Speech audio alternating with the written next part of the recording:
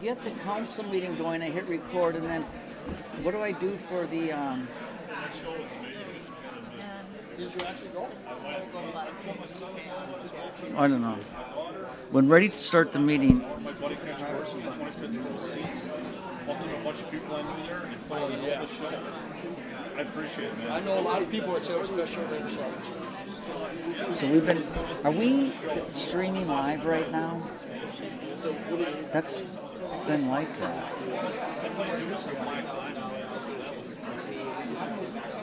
We're too worked up Okay. for most of our stuff. All right, you guys ready?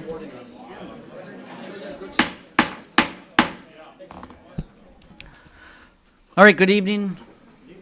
Good evening. And welcome to City Hall. I'm going to call to order the meeting of the Common Council for Tuesday, August 16th. If you'd please press your aye and confirm buttons.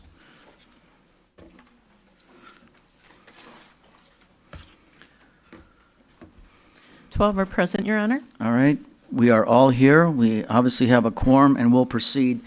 If you would now all please rise for the Pledge of Allegiance and then remain standing for the invocation. I pledge allegiance to the flag of the United States of America and to the republic for which it stands, one nation, under God, indivisible, with liberty and justice for all. Heavenly Father, as we set forth tonight to work as a council to build a better Green Bay, let us be mindful of the many men and women who work to make our community and country a great place to live. Soon we will be celebrating Labor Day, not a day to picnic, but a day to make us mindful of the rightful aspirations of workers and to focus our concerns to those who are out of work. Guide us in the work we do, that we may do it not for self alone, but for the common good of all. We ask your guidance as we make decisions to help all people here in our community that they find meaningful work and experience the joys of a workplace that offers both self-fulfillment and continued advancement to the greater good of our community. Bless all those who labor, especially those who work to protect our community and our nation. We ask for your continued blessing on our military men and women, especially those serving on the USS Green Bay. In your name, amen.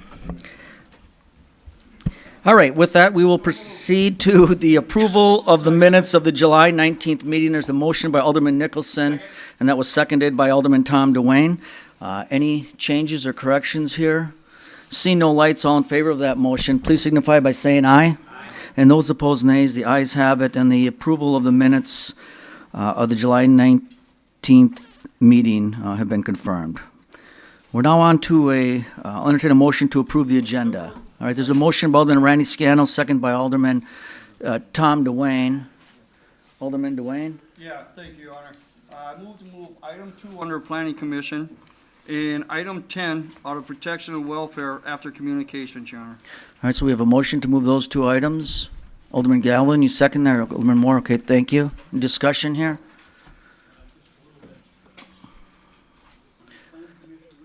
Number 2.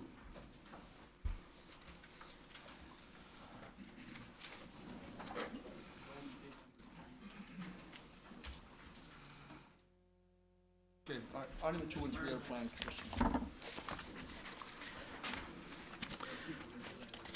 All right, so we have a motion by Alderman DeWayne to move items 2 and 3 of the Plan Commission, item 10 of Protection and Welfare, and that's seconded by Alderman Joe Moore. Any other discussion? All in favor of that motion, please signify by saying aye. Aye. And those opposed, nay. I'll entertain now a motion to adopt the agenda as amended. All right, there's a motion by Alderman Mark Stoyer, seconded by Alderman Joe Moore. All in favor of that motion, please signify. Yep. Okay, so we're pulling certain numbers out of the planning commission, so are we approving the rest of that? Nope, we'll do that when it comes up. Nope, it's just those specific items. So we had a motion to adopt it as amended by Alderman Stoyer and seconded by Alderman Joe Moore. All in favor of that motion, please signify by saying aye. And those opposed, nays. Ayes have it. The agenda has been approved as amended. Report by the mayor. All right, just a couple things. Again, I want to welcome everyone here. We have a full agenda this evening, and we'll take it in the order that was just approved by the City Council. Under my report, I really have four things that I do want to mention. One is September 2nd. I mean, we all look forward to Packer weekends. This is the Badger LSU game, and I really want this community to get engaged in that. We have so many people coming from Baton Rouge and the LSU fans, and I want to just announce to the council, as well as anyone listening, is that there'll be a pep rally parade that will start at 5 o'clock on Washington Street. With the Badger Band. It's going to go across the bridge, and then an event at Titletown with fireworks, and it's going to be quite an evening. And I think it's a great partnership that we have with the downtown businesses in the city. On September 5th, then, of course, is the Labor Day picnic, and you're all invited to that. I see many of you out there very often at Bay Beach. And then two things on September 10th. One is, of course, the Stadium Run for Veterans, and that is something put on by Jim Belangi over at East High School. The funding this year, the profits of that run will go to the Veterans Court, something that I know many of you on the council have supported, and those of you who serve on the county board has supported that as well. That's September 10th. And also on September 10th is the Suicide Walk, which there's posters up in City Hall, and I put some things in your mailbox. They've moved that from De Pere to downtown Green Bay, and that's a good walk. It's kind of emotional, but it's just awesome that we're doing that as a city. So those are four events I just wanted to share with you and ask for your participation if you're available. That would conclude my report. We're on to announcements. We're on to announcements. We'll begin with Alderperson Barb Dorf. Hi, and I have an announcement on behalf of Big Brothers Big Sisters. So I'm a member of the board of directors for Big Brothers Big Sisters, and I'm reaching out to the citizens of Green Bay to consider supporting our mentoring mission by volunteering to mentor a child at one of our Green Bay area public schools through our site-based program.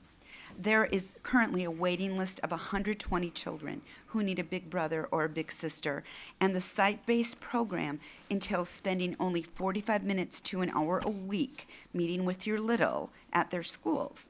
You can do it during or before or after school. The Big Brother Big Sister mentoring program is a vital link to help youth envision and achieve positive life trajectories.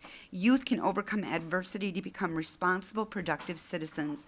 They become our future community volunteers, future leaders, employers, and the next generation of mentors, a healthy fabric within our community. So for more information, please visit www.bbsnew.org. That's www.bbsnew.org. Thank you. All right, thank you. Yeah, I want to echo that.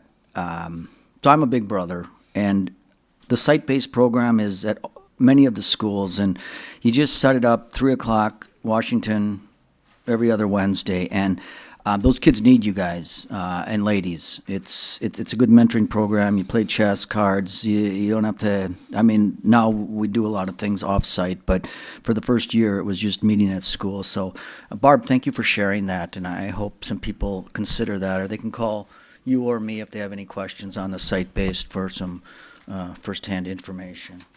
Alderman Tom Dwayne, announcements. Thank you, Honor.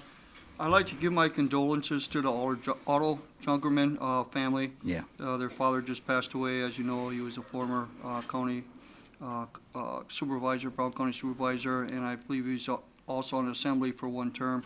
And if you ever talk to him, you know he really liked his politics and quite a guy. So my condolences to the Junkerman family. Thank you, Your Honor. And I think they're going to have some kind of life celebration at Titletown, but that's going to be announced later. Announced on a later date, yes. Thanks for mentioning that. He's a good man. Alderman Stoyer? Thank you, Your Honor.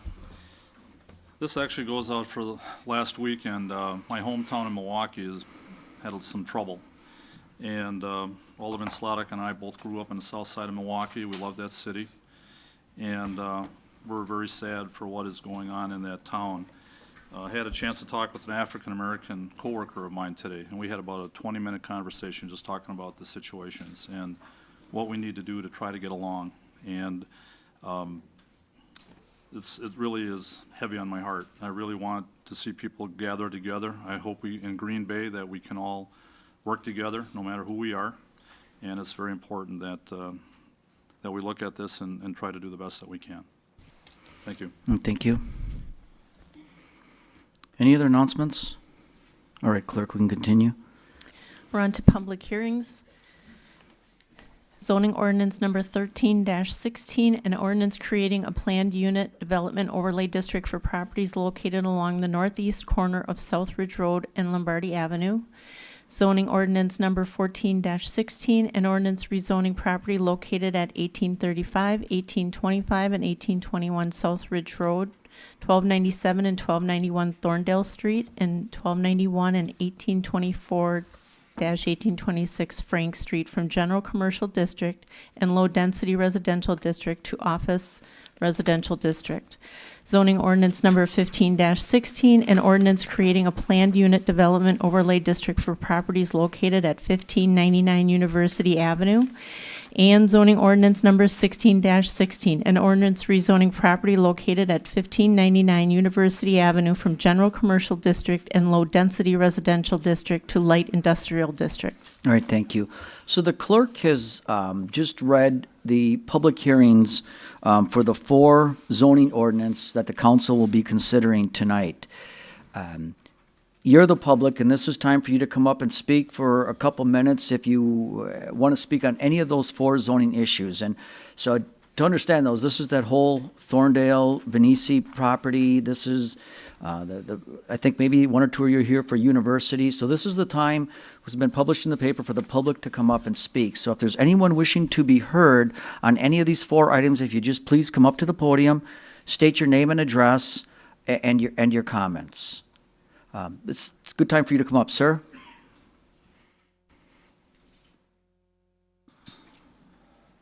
Welcome. Thank you for letting me speak. I'm Steve Schomer. I live on 1194 Thorndale Street in Green Bay, Wisconsin. And I am very much against the driveway on Thorndale Street. We live in a quiet district in our neighborhood.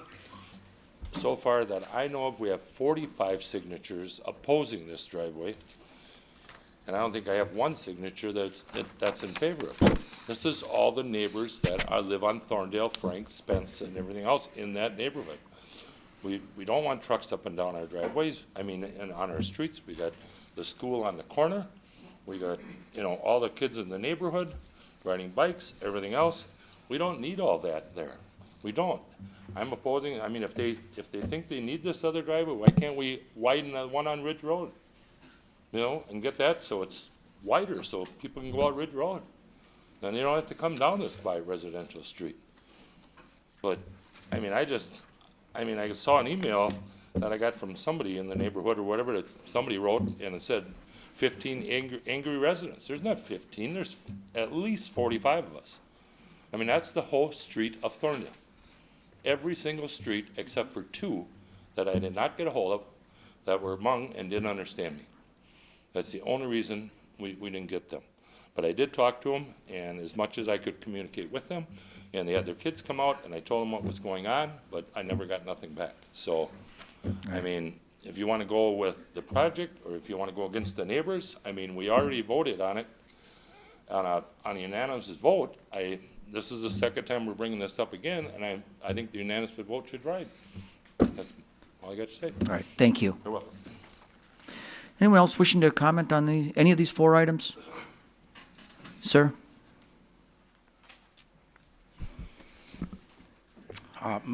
My name is John Cordry.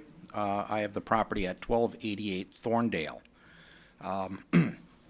It's been a long road as far as all the meetings. I've went to all of them, and we, as a neighborhood, Thorndale, Frank, we were low density, and now we're pulled into a high density business district. It was a really nice, quiet neighborhood. And now, of course, there's going to be a 4-story building where the Venesi Plaza or Venesi buildings were. I'm right at where the driveway or the access on or for the project where they want to go out. So that the driveway or the access, entrance or exit, will be pointing right at my house, okay? Whether they go left or right, after sunset, we're gonna be getting lights in the window, and somebody said, this is gonna be, building our property value. Well, I can be honest with all of you, our property values aren't gonna go up with a driveway there. That's for starters. Number two, Thorndale is a residential street, okay, very quiet. By putting this driveway in, we're gonna have a Packer game every single day of the year as far as traffic is concerned, okay? I think one of their engineers said 15 cars a day. Well, that's nowhere near what it will be.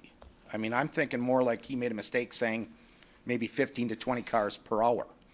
But Thorndale wasn't designed to be a business right away for cars.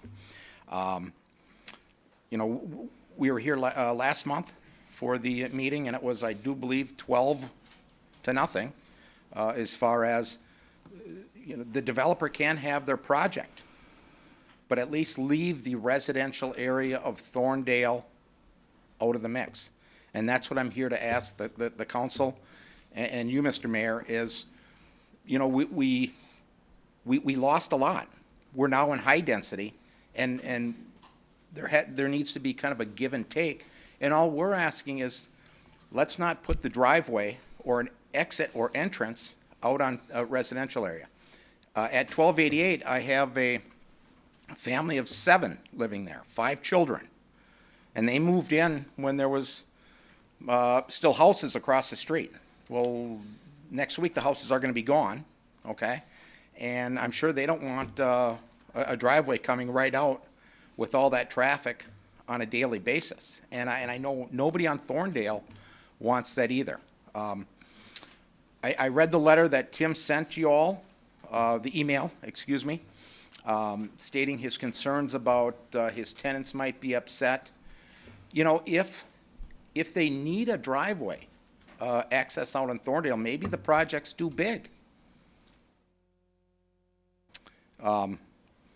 The project should be scaled down a bit if you need an extra roadway. All we want is they can have their building, they can have their 4-story building, which is, it's a huge building, but just give us the residential street. Just give us the residential area. I also counted, and this was one of Tim's complaints, I also counted the cars leaving this past game.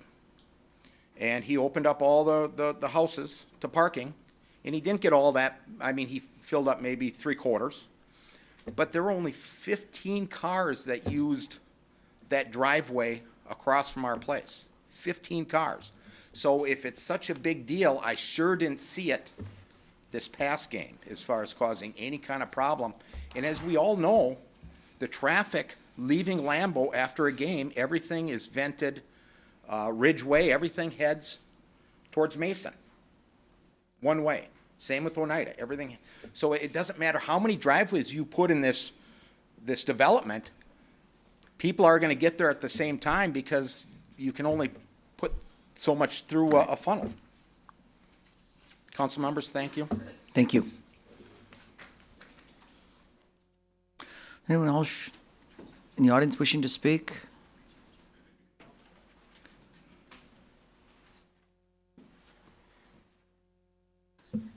Hi, my name is Carrie Bardwell, and I live at 1215 Thorndale Street, which is actually further down the road than up towards Ridge. I'm not quite down towards Oneida, but in reality, I have 2 small children who are wanting to ride their bikes to school every day. Over summer, they've been riding at Colburn Park. On Sunday, we couldn't even go around our block because somebody was shooting a commercial. I'm not quite sure what it was for. This really does impact my children who now, not only on Packer game days do I not know who's in our neighborhood, I don't know on any given day with all the conditional use permits on who's in our neighborhood. to me, it's really getting concerning. So, I mean, driveway, no driveway, I'm still getting concerned about our neighborhood in general. This just adds to it when we're talking about the everyday things that my kids need to do just to be kids. We moved here 15 years ago into a neighborhood.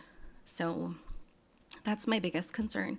We have friends on Frank, we have friends on Shadow, we have friends on Liberty, we have friends on Langlade, we have friends all over this neighborhood that I don't even know that it's safe to let my kids just ride their bike because of the traffic. The other thing that I don't know that people consider is people use Thorndale Street whenever there's anything going on Lombardy. And thank you to whoever approved the stop sign on Spence and Thorndale. I wish I had thought of it a few years ago. I'm sure you were involved in that, Chris. But that really has been a nice way to slow down that traffic. If you're familiar with the area, when you go down Thorndale coming from Ridge, you can go pretty fast, and I'm guilty of it too. And you really have to remember to slow down. And I think people do forget that this is a neighborhood where children are out. So just please consider that as you're considering, you know, what is happening. I don't support the driveway because of my kids and my family. So thank you for your time. Thank you. You bet. Thank you. Anyone else want to speak on, this is the public hearing? Go ahead. Hi, my name is Cheryl Wolf. I live at 1203 Liberty, so I'm a few blocks away from the development. But the reason I've come to these meetings and have spoken out is because I use this neighborhood. I too, like Carrie, have 2 kids. We bike, we take our dog for a walk. We use the neighborhood because we are in between Ridge and Oneida. I don't want my kids crossing either street, so we walk through the neighborhood. My concern is the increased traffic on Thorndale. It has already been an issue because we had to have our alderman request a stop sign on Thorndale. So prior to any talk of this development, Thorndale was an issue. The traffic study that was done said that there was, I think, a 2% or 2 extra cars or something like that, that it was a very small percentage of cars that would be added to the traffic that's currently on Thorndale with this development. But in my opinion, I don't think that that's allowing for human nature. Say you're coming to work and you're running late, you're coming west on Lombardy and you hit that red light on Oneida and Lombardy. Are you gonna sit there and wait for that red light to turn green, or are you gonna take a quick right on Oneida, left on Thorndale, and get into work? You know, traffic studies are great, but I don't think this traffic study is taking into consideration human nature. We all want to get there as quick as possible, and Thorndale is going to be a quick way to get to this building if the driveway on Thorndale is allowed. I've been to the Planning Commission meetings, and during the Planning Commission meetings, the city staff had recommended no driveway on Thorndale. And I'm not in this neighborhood where I'm going to be in the shadow of the building, but eventually this is going to affect me. I've seen my neighbors get up and speak. They've given a lot of concessions. We're taking, with this building, a whole block of houses are being taken down.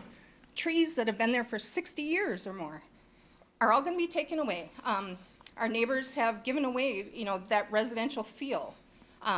The green space that was proposed went from 30% to 20%. That's even less that the neighbors are giving away. All the neighbors asked was no driveway in Thorndale, and I'm just echoing that.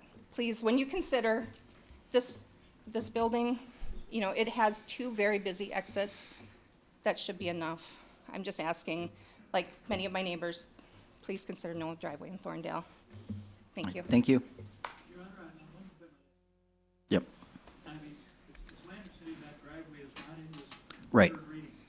So, unless somebody would make an amendment Right. to add it or something, I don't know that we need to take testimony because we're to the third reading and it's not included in the third reading. Maybe. I heard the petitioner was going to ask for the driveway. Well, why don't we do that? Okay. That All right, look, I've been asking for the floor to be open, and maybe he's changed his mind, but you're right, It's not a matter for him to change his mind. to make the request, though. We pushed this to the third Right. reading without the driveway. Right. It's not in there. If Right. we pass it as is, Right, it's not in there. Yep, you're right. okay. Thank you. As you know, my name is Tim Keen. I'm the owner and operator of Margarita's Restaurant, so I recognize a lot of your faces from coming in there.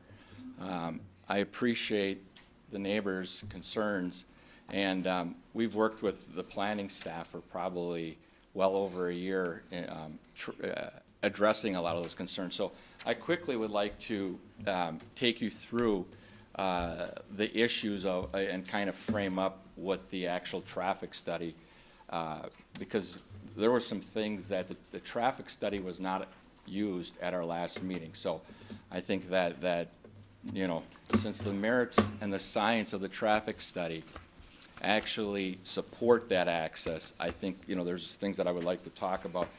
If you would go through my packet, I'm just starting off in page number 2.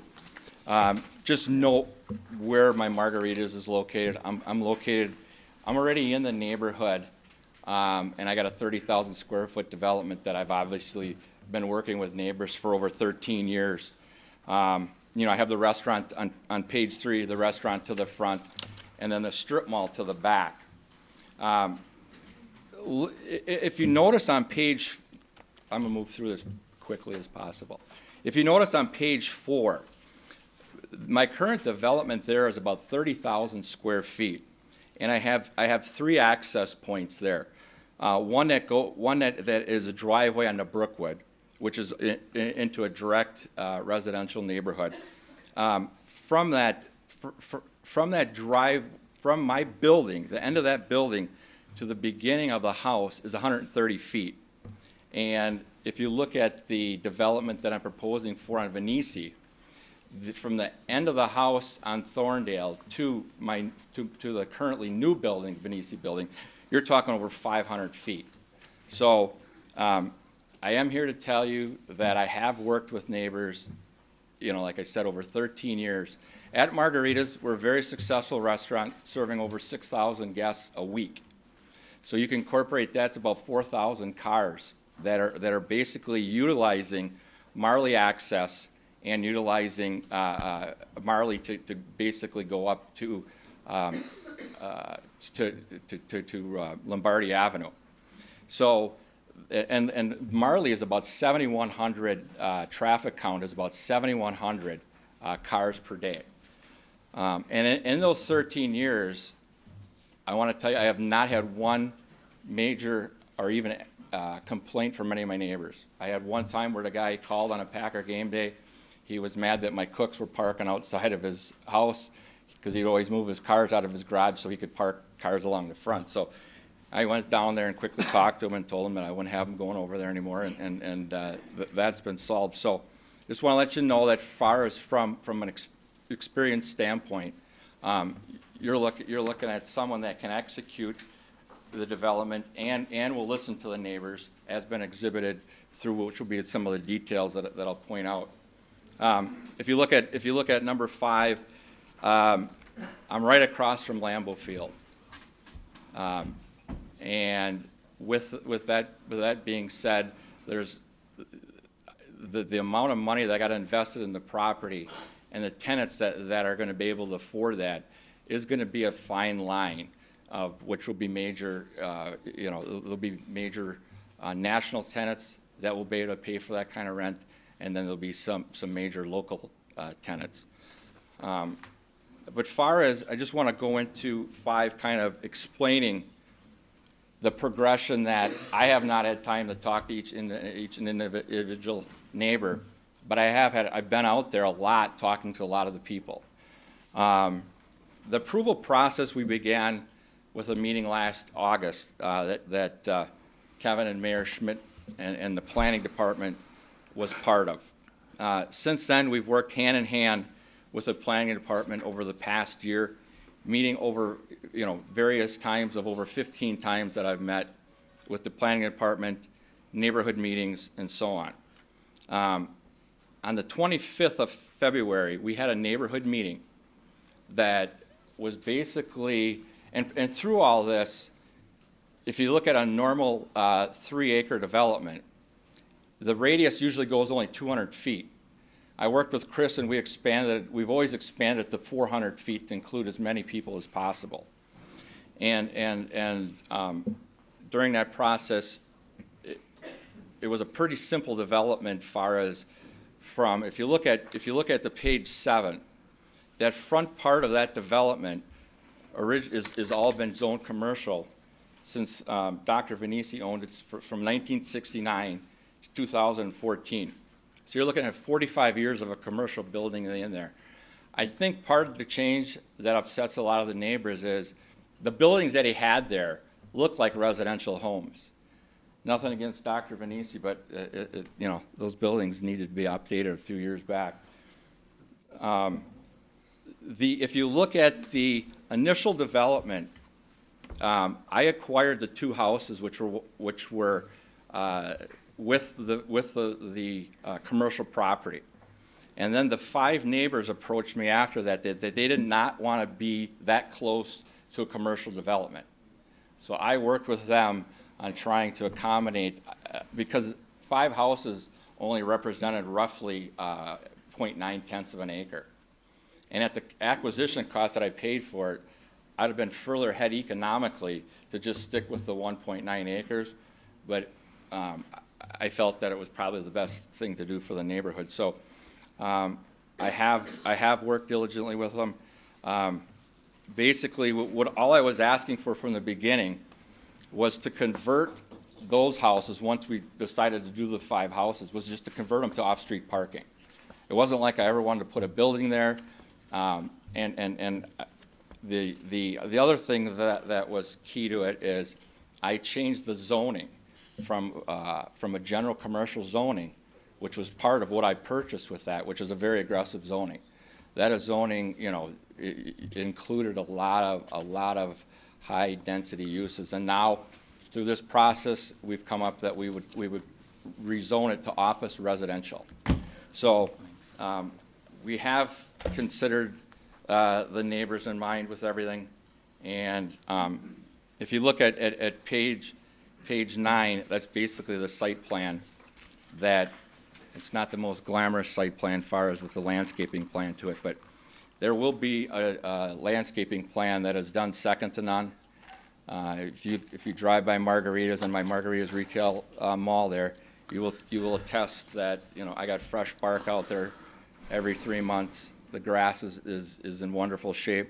Everything is maintained to the 110th degree.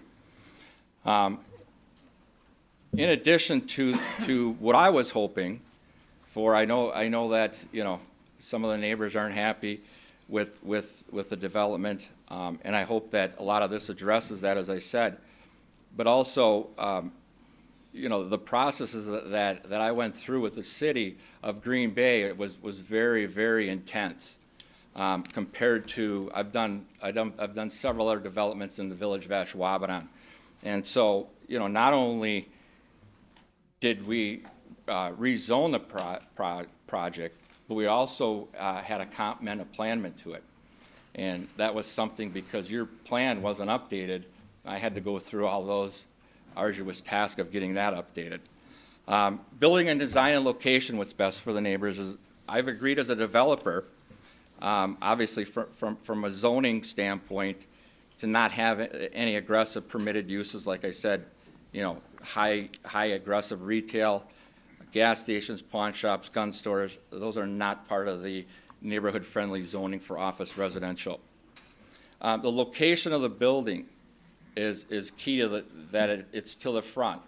Therefore, it's a connection or connectivity to the Packard Titletown district, which, you know, is the Titletown district is going to change the neighborhood because of their goals and objectives is to create the Lambeau Field area a more 365-day-a-year use from a 10-day, from basically game day use. So that is the focus of that Titletown district, is to keep bringing more and more people to the area.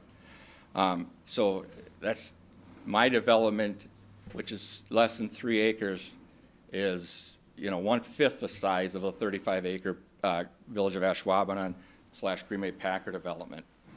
On the February 25th meeting, Mayor Schmidt was kind enough to attend that. We had 88 neighbors that attended. And of that 88 neighbors, there was about 15 to 20 that were not in support of it, and there was 80% that were in support of it. And those people, they're just not, they are not coming out to spend their time supporting a project. I think sometimes, but they did support it. I do have letters and all that stuff if you want to see that. Here's the rendering that I have on the page. I'm not sure if everybody's seen kind of what the project looks like. But here's the point that I really want to get into is the traffic study. The traffic study on the July 11th Plan Commission meeting was the only piece of our Vanessi project that was missing. Far as everything, meaning everything else was accepted, with an exception of that. 3 access points is going to be better safety. Ridge, you got people that are going to navigate out on the Ridge Road. They're going to go left to go north on 41. The other big advantage is that I did get Brown County to grant me access onto Lombardi, which is absolutely going to take all the pressure off the neighborhood. On the July 11th Plan Commission, ruled in favor of the project with an exception of the Thorndale access point because Dave Hansen, your in-house traffic expert, had not rendered an opinion for that meeting. The Plan Commission, they ruled to kick it back to the City Council to vote on. They did not. It is not. They did not totally vote against it. They wanted that information. They did not have it. Therefore, they agreed to kick it forward to City Council. Then, based on that July 11th meeting, Dave Hansen rules and agrees with the traffic study, which includes the 3 access points. This was an agreement with the RE National Smith experts, which are PEs, who are traffic experts that wrote it. So your own house guys agrees with the $30,000 traffic study that I spent on behalf of the neighborhood. And if that traffic study would have came back that it would have impacted the neighborhood, I would not be up here asking for that access. Our traffic study on Thorndale, one of the key arguments to that is that it's going to be used as a cut-through. And the traffic study concludes it's not going to be used as a cut-through because we have the access points on Ridge and Lombardi. So that is a misnomer and will not happen. The other thing that I think is very imperative for everybody to listen to is my development is on the corner of 2 of the busiest intersections. You're talking Ridge Road and Lombardi. And then you're talking Oneida Street and Lombardi. Okay? The school that Ms. Wolf is referencing down by St. Mark's is about 200 feet away from the busiest intersection in the city. So I find it hard to believe that their neighborhood, with what the Packers are doing, isn't going to be impacted some way or another. But the traffic study is saying that my building will not impact it.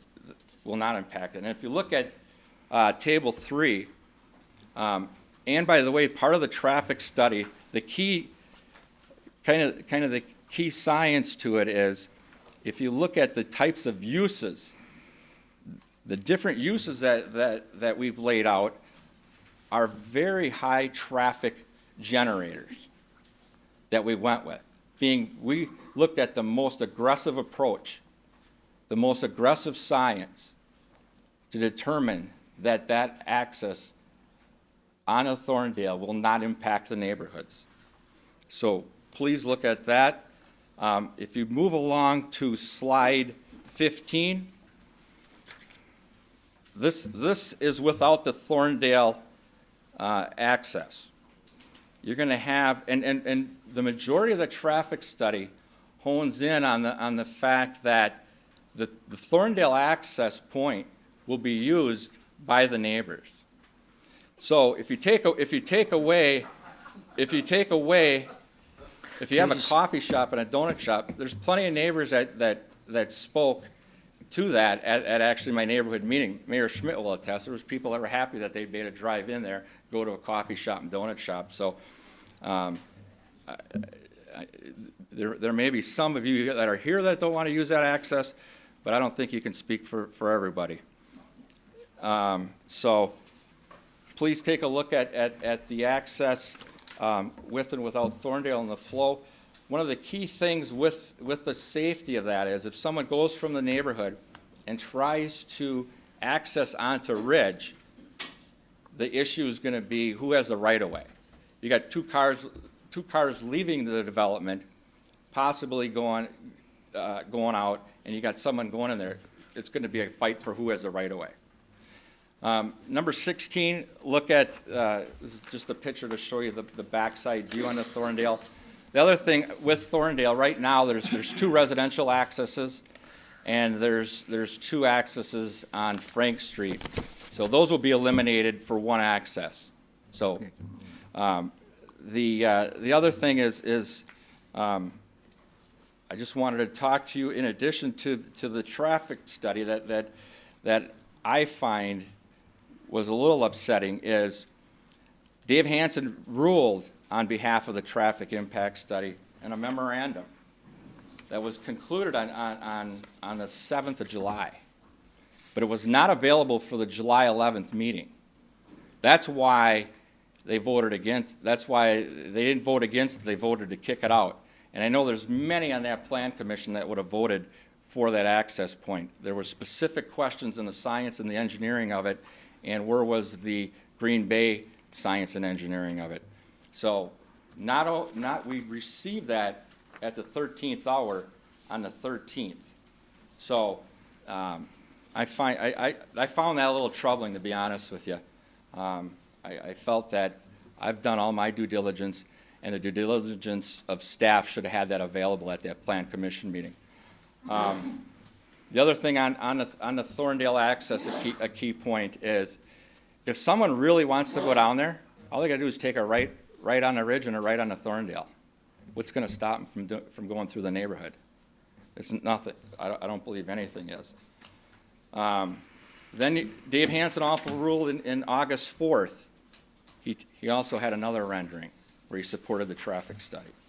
So the traffic study concludes that at peak hours, you'll be looking at an incremental possible 5 cars that would use the Thorndale access, less than 2%. So, yeah. What is your hardship then? What's that? I mean, you want the drive. Yes, sir. If you say only about 5 cars are going to use it, so that's,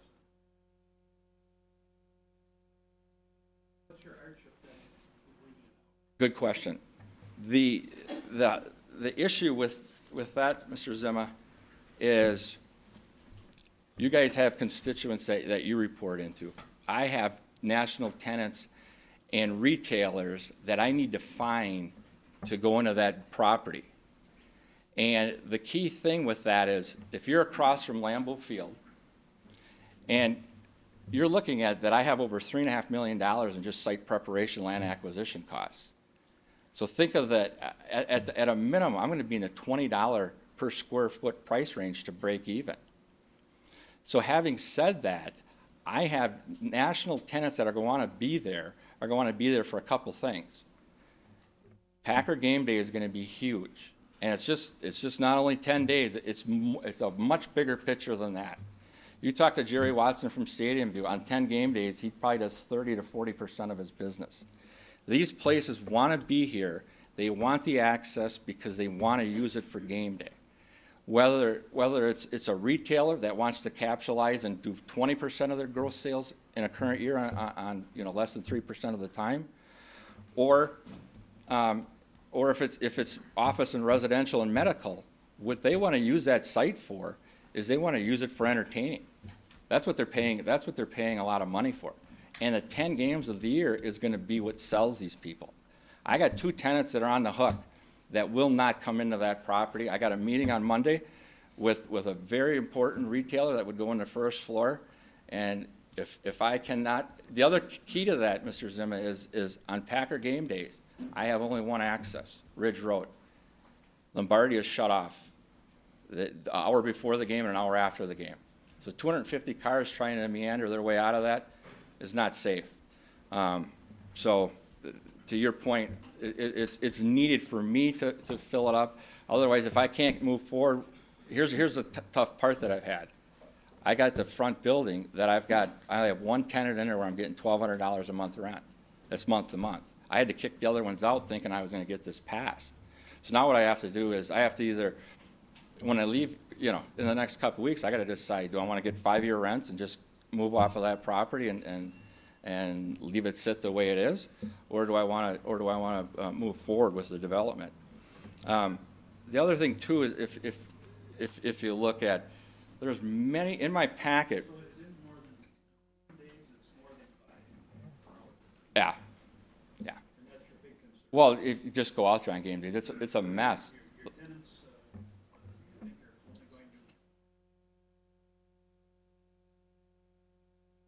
Yeah, they need that game day. Well, if it's tenants, they're going to be obviously entertaining, and that's a huge thing. It's a huge, it's like someone like American Family spent $4 million on the gate.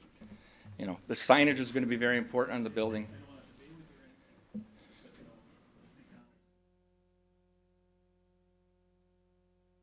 You have a site that overlooks the stadium, and the rest of it's residential there. Oh, I don't know about that. I hope you're right. But, with a monopoly like McDonald's, if you use that reference, they always have, the reason they're successful and have a monopoly is they have probably the proper access as well, too. So, but anyways, the other thing, and I'll wrap this up, the other thing, if you look at the businesses in large parking lots that are entering residentials, I have those here. So, it was the planning department's mantra from the beginning that they do not allow commercial driveways in a residential neighborhood. This says a totally different thing. Here's a letter to the editor that was in support, overwhelming support of the neighborhood. Lives right down the street. So, to me, it comes down to a couple of things.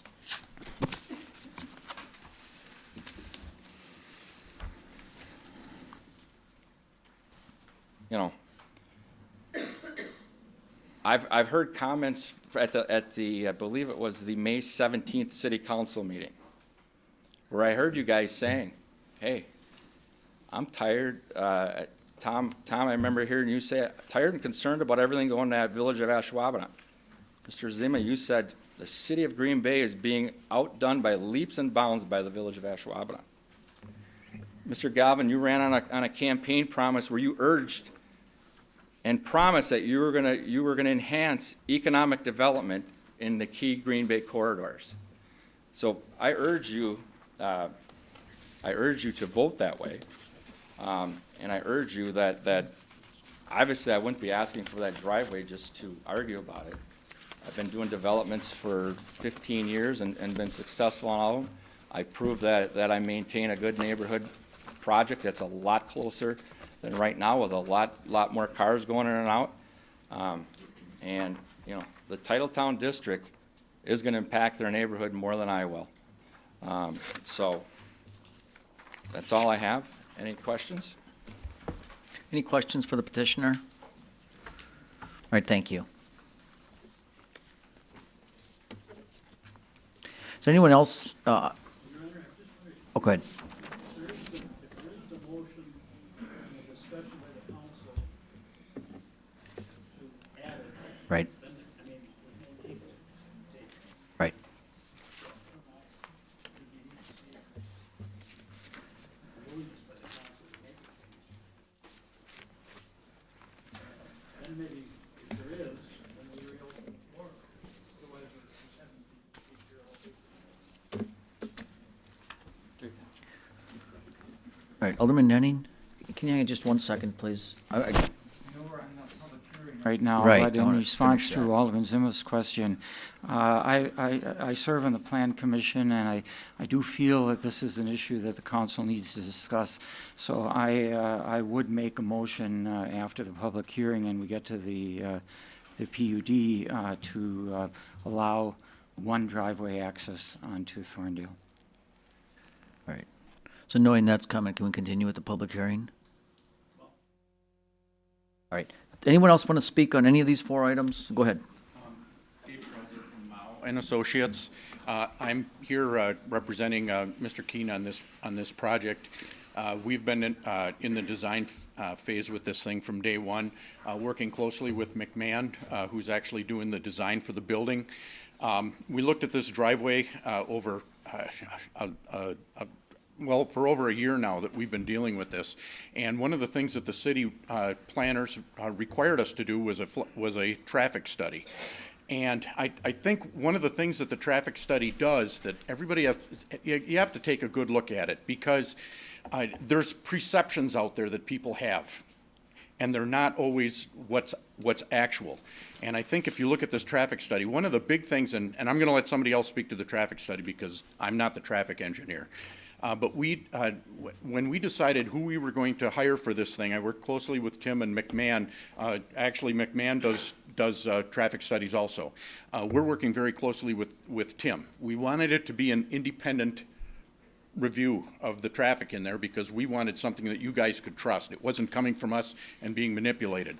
The reason why that R.A. Smith was picked to do this was because they had done the entire Lambeau Field one, and they actually had a lot of the information. But up to date, Tim has spent pretty darn close to 30 grand on this traffic study, which was required by the city. When we met with the city and Brown County out on site, Brown County said there's absolutely no need for a site of 3 acres to have to do a traffic study in this area. The city disagreed with that and wanted it on their portion of the street, so we did. And obviously, you know what this thing is costing them. And now we're just throwing the traffic study out. It's like, why were we made to spend this type of money on this project when we're not going to use it anyway? And I guess that's the one thing that has me kind of in a fog with this, because it just seems ridiculous. If we're not going to use the traffic study, then what was the reason for it? But when you look at the perception of this, it is going to be so easy, and I believe one of the young ladies was up here, and she was talking about, in fact, I think she lived on Liberty, but if somebody gets stopped at Oneida Street and wants to turn on Oneida to go up Thorndale, they're going to do that whether that driveway is there or not. And I think that's one of the big things to look at. If somebody decides they need to use Thorndale to get down to Oneida for some reason, they're going out to Ridge, they're turning on Thorndale, and they're going right down there. So you're going to get some of that same traffic regardless if that driveway is there or not. And I think that probably the number one issue that we have to look at here is Packer game days. And when it comes to traffic for Packer game days, there was even a comment, I think, at maybe the Planning Commission or before that maybe that has to be included in the traffic study.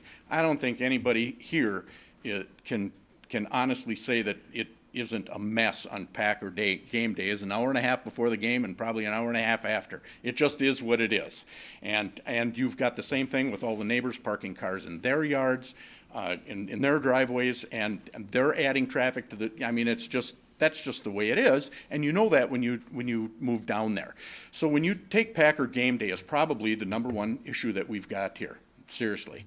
And I guess, seriously, at the very least, what we would ask is, we're willing to put a gate up there and just have this thing open during Packer game days if we have to. I mean, that I think should be the minimum, if nothing else, for a safety factor, because when they shut off Lombardi Avenue, and there's been some discussions that if there's an emergency, they'll move vehicles or move this, but when rescue squads are summoned to a problem, they measure things in seconds, not in 15, 20 minutes or half hour, and you know what Packer game day is like, and then trying to get somebody in there to actually move something somewhere. So I think you've got to think a little bit outside the box on this, that at least on Packer game days, I think that driveway is extremely important. I'll tell you, I spent this morning going through and looking at a number of businesses that you have around, and all within the city of Green Bay, where you're dumping a heck of a lot more traffic onto residential streets than what we're asking to do. During the week is not going to be an issue. They're talking maybe five cars or less an hour is what they're looking at could possibly be going out that driveway. You figure we got a right in, right out off of Lombardi. I think that's the key figure here that you've got to keep in mind, because that's where most of the traffic's going, and the traffic study obviously shows that. Then there's quite a bit that's using Ridge. Ridge is a very busy street, but getting that other driveway, even for people up onto Ridge Road, that gets you further away from that intersection at Lombardi, or for the people that want to head north on Ridge and head down towards Mason Street. But I'll tell you, I look at some of these here on some of these sites, and and I've got a list here. I just would like to go through a couple of them. NWTC, you look at, they've got a parking lot on 3 parking lots on the west side of that school that probably have a few thousand cars, and they've got 3 driveways coming out onto Country Club Road, which is all residential up and down Country Club. That's one. LaForce Hardware. Some of these were pretty unique, and if you get a chance tomorrow, bring some of these up on the Brown County website. They're kind of interesting, and I didn't even know this till I started looking at them, and I did this today. LaForce Hardware has 6 accesses to Mason Street. They also have 1 access that slides all around back behind some other businesses and comes out on Oneida, and then they have 2 accesses out the back out of a fairly large parking lot back into a completely residential area that go out the back. There's the mini mall. In fact, I think just so that you all know where it is, you remember where 31 Flavors was on Mason Street? And there's that mini mall that's back in there, and there's probably 8 or 9 different businesses back in there in that mini mall, and with that big parking lot. And they've got accesses out. They have 1 access out to Mason. I think they've got 2 out to excuse me, I have it written down here, out to Gross Street. But then there's a little street out the back of that whole mini mall that goes into a court that swings around, and it's all residential, and that goes out there. And I would venture a guess here that most of you probably didn't even know that those streets that there was access onto those streets, yet alone I'll bet you that you haven't heard any complaints with that access going out there. I think when you look at this, and believe me, I completely understand the neighborhood's perception of this. I honestly and truly do. But I think when you look at the actual facts, they're unfounded. And I guess what I would ask is that, at the very least, see if you can find a way to get us that access for Packer game days. I think that's actually to the point of a safety issue, and I think it's for viable businesses to function in this city, you have to provide fair access. So, thank you. Thank you. Questions?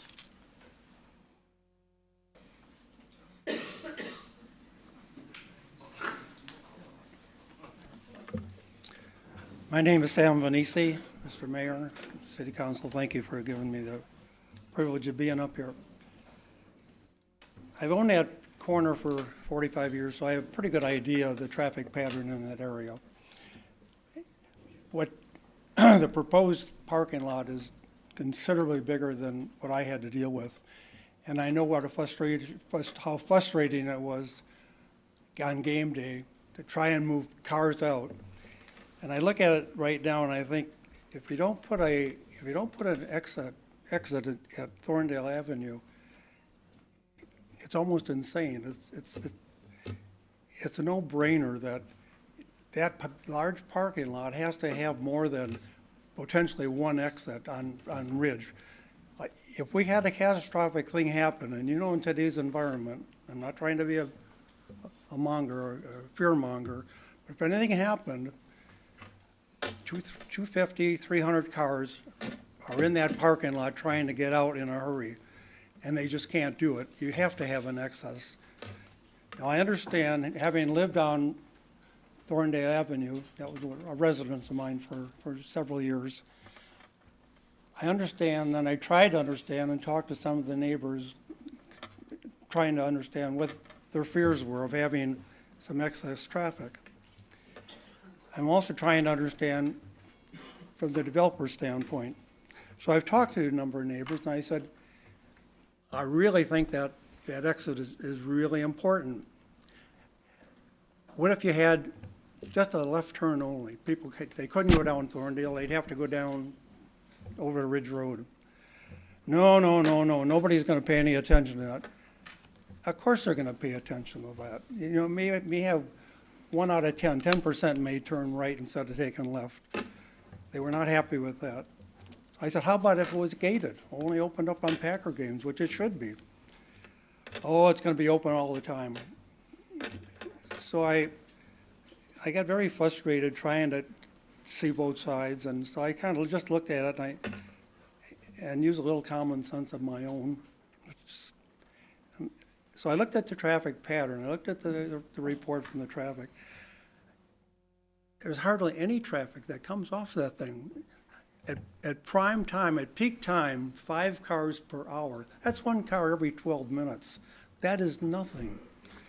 I know that the big fear that the neighbors have are the children.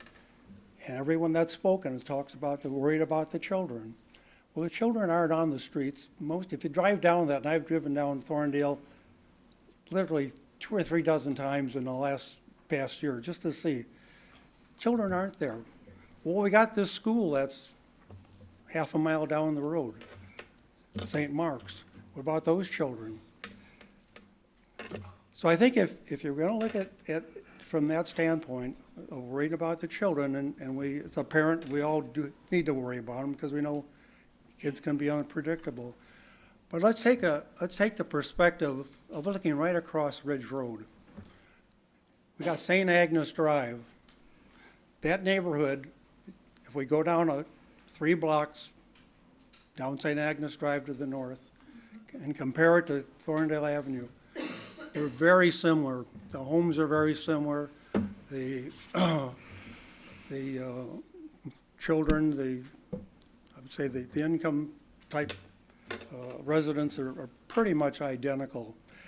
You also have a school, Pilgrim's Lutheran School, which is on one side of the road that's just down a slight ways down, with the parking lot on the other side of the road. So those kids that go to that school, Pilgrim, have to cross the street, which can be a little bit scary.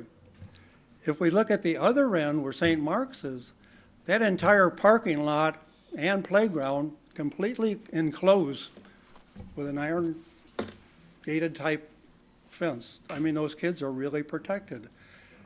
And you don't see kids playing out in the street. So I don't think, I mean, as much as we want to protect the children, I don't think that's an issue here. I really don't. There's just as many kids playing on St. Agnes as there are playing on Thorndale. There's a whole lot more traffic coming down St. Agnes than there is on Thorndale.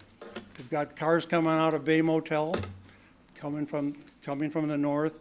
You got Lindell Funeral Home coming from the left.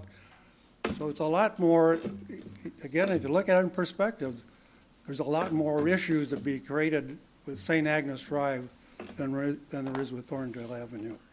So I really don't see this as a big issue, and again, I'm not trying to play down that children are not important, they are, but I don't think that they're going to have any more of a problem here than on any other street in the city. So I'd urge the council to vote for the exit and put this thing to bed, and let's move on. Thank you. Dr. Venetian has a question. Surely. Good. Thank you, Mr. for coming in. We were talking about Packer game day, so like 10 Well, even 10 Sundays and maybe throw another few events in there, so maybe say 15 days out of the year. Well, I'm not saying this would happen, but if a driveway was put in on Thorndale where it could only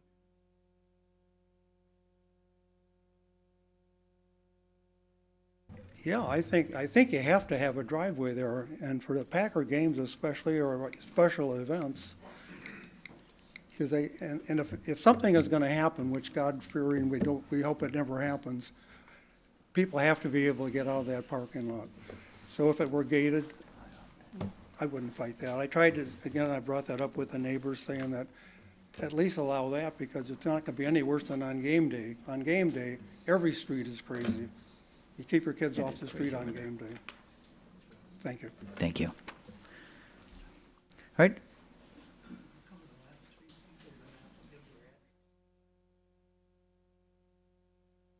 Hi. Hi, my name is Melanie Schomer, and I live at 1194 Thorndale Yeah, Street. I'm just going to ask the audience to be quiet. We've been respectful, and we're coming to an end here, so go ahead, ma'am. All right, I guess there's a couple of points that I would like you all to think about. The reason that we're asking for no driveway on Thorndale Street, I happen to live down closer to the Oneida Street entrance, which is by St. Mark's Lutheran School. Those kids' parents are parking up and down Thorndale Street between Oneida and Spence. Those kids are running across the street.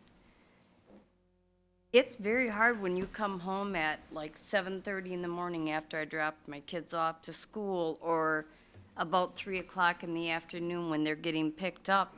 It's very dangerous. You have to go about 5 miles an hour because there's buses parked along Oneida and along Thorndale, and then the kids that are getting picked up are just running out across streets. And we've already seen quite a change in the traffic. My husband and I happen to sit out on our porch a good majority of the day because we're disabled. We have seen a noticeable change with work trucks coming in at 3:30 in the morning with the demolishing of the trees, and I'm sure it's only gonna get busier next week when they start to demolish the homes. I think Mr. Keene's project is a wonderful project, but he didn't reach out to any of the neighbors beyond the 200 or the 400 feet. So we came into this late after things were already going. Maybe I wouldn't be so upset had we been in from the beginning, had he listened to us, because we live on this street every day.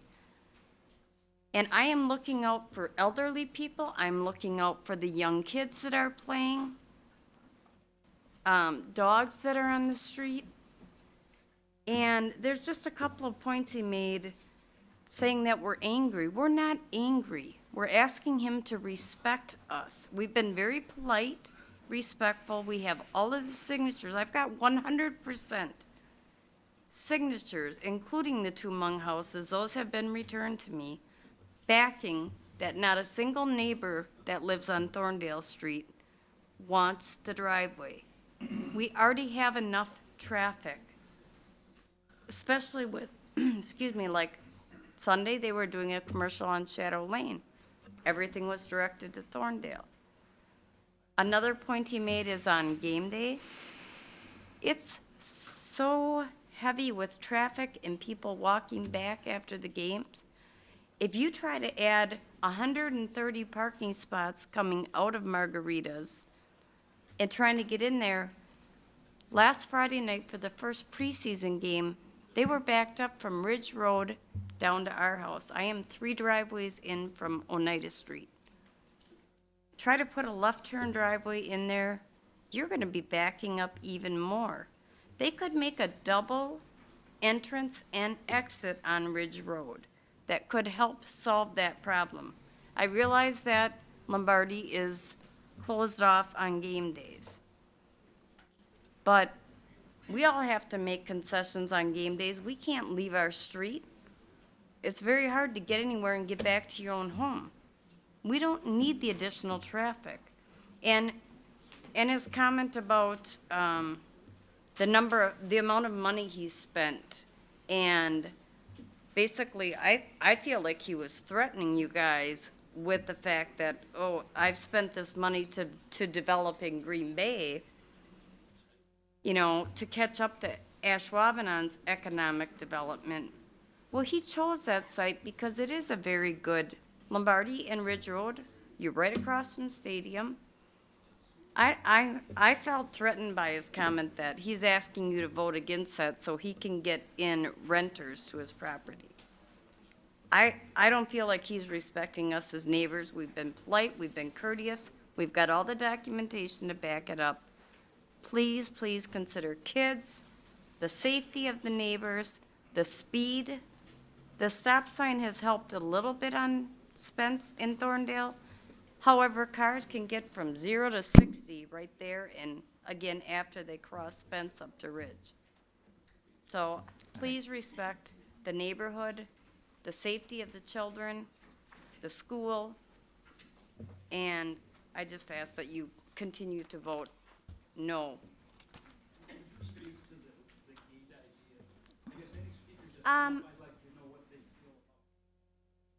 Okay, well, yeah, I do believe that those days that that gate is opened, it's only gonna back traffic up more, and that's what I was trying to say when I said that, like on game day, I used last Friday night as an example.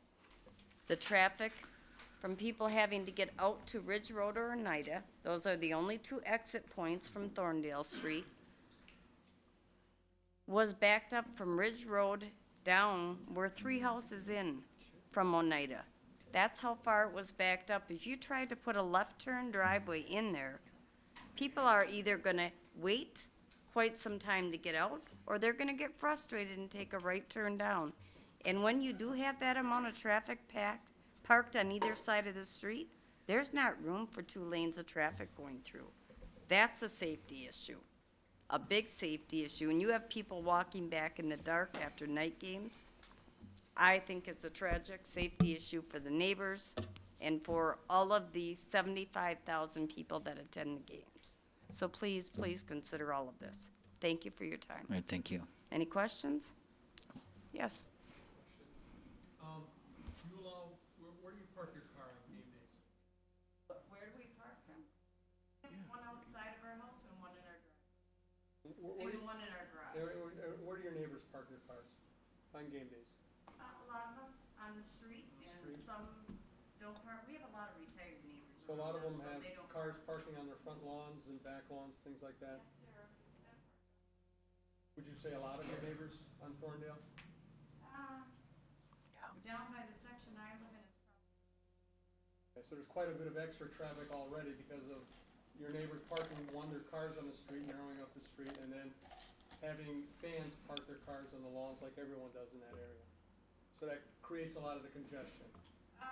yes and no. And the reason, our section of the street is probably the deadest. People tend to come down to Spence, and then they'll either turn right to go to Shadow. And the people that come down Oneida Street automatically turn to the right and go towards Gross Avenue. We're actually a pretty light section. I thought you said it backs up pretty bad on game day.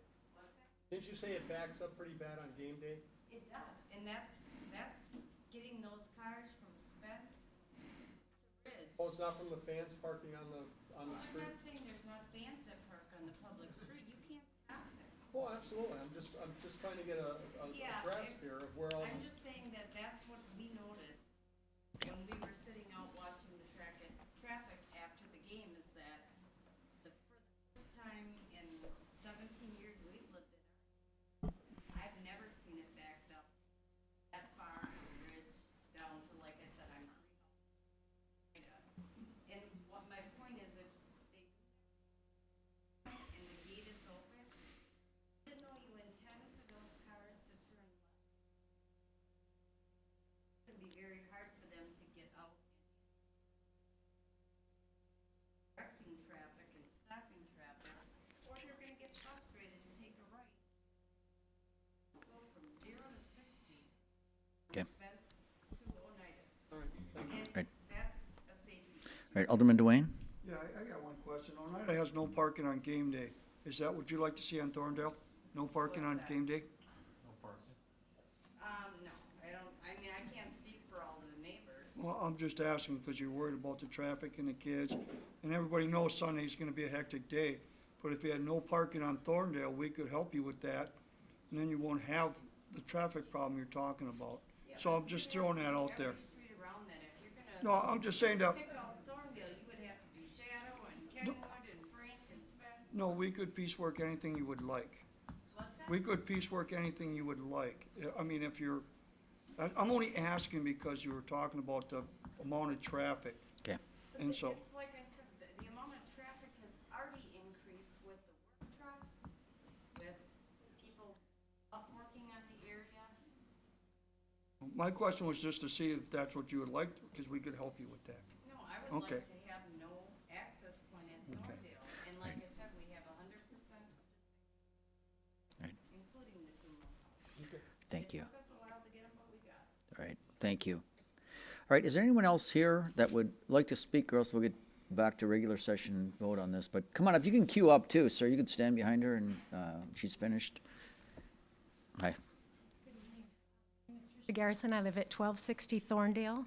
I live about 4 houses down from where this proposed development would be. I want to thank you for the opportunity to speak tonight. We very much appreciate this process, that the neighbors are given a chance to voice our opinions, and we very much appreciate that. I guess what I would like to say is that Green Bay is in a unique situation in that we've got this wonderful family community reputation across the United States. We're the smallest team that's got an NFL, a small city that's got an NFL team right plunk in the middle of a residential neighborhood. The house where I live was built by my family in the 1950s. We were one of the first homes in the area. It's exciting. We're all in support of it.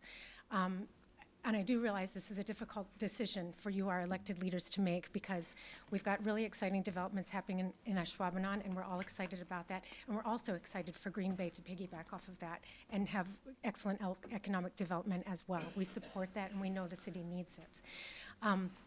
What we're asking is that the integrity and the safety of our neighborhood be respected. We do have children. We have a school at the end of our road.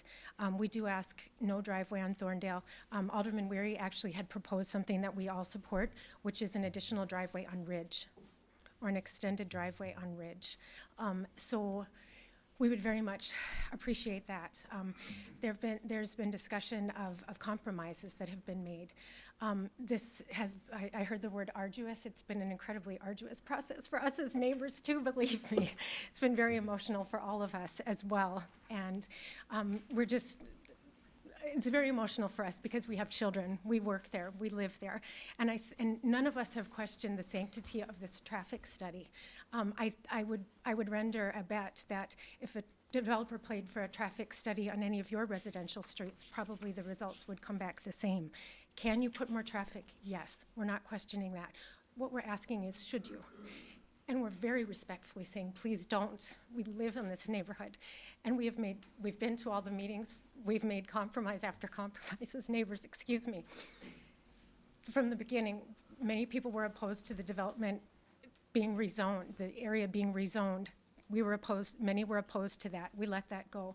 First, it was proposed to us as a 2-story building. Then many people didn't want it to go to a 4-story, but it did. We let that go. Then we said, could we just have some nice green space around it? The Plan Commission, your paid staff that are the professionals that look out for the best interests of the city and where we put things in our city, your professional Plan Commission and staff have said, please, no commercial driveway on this residential street. The green space was also a compromise. It went from 30 down to 20%. And my neighbor, Cheryl Wolf, had asked at the Plan Commission, have any compromises been made to the plan that the developer has forwarded? And the answer was no. There have been no changes from the beginning. In fact, it's been further in a disadvantage to the neighbors. That has been the change from 30 to 20% green space. So no compromises have been made in honor of the neighbors' wishes. As Melanie stated, we have 100% of the signatures on Thorndale Street, in addition to many others on Kenwood, Liberty, Shadow, many neighbors surrounding, and as many as we could get. If this process would go longer, we would get more signatures. We're all working, we have families. So I guess one of the things I really want to leave you with is that a lot of people didn't want, I appreciate all the neighbors who turned out tonight. A lot of them didn't want to come because they said, Trish, there's a lot of distrust and mistrust in our elected officials, and they're going to do what they want to do, and our voices don't matter. And I said, that's not true. I said, I'm going to have faith in our leaders in this community to do what is right.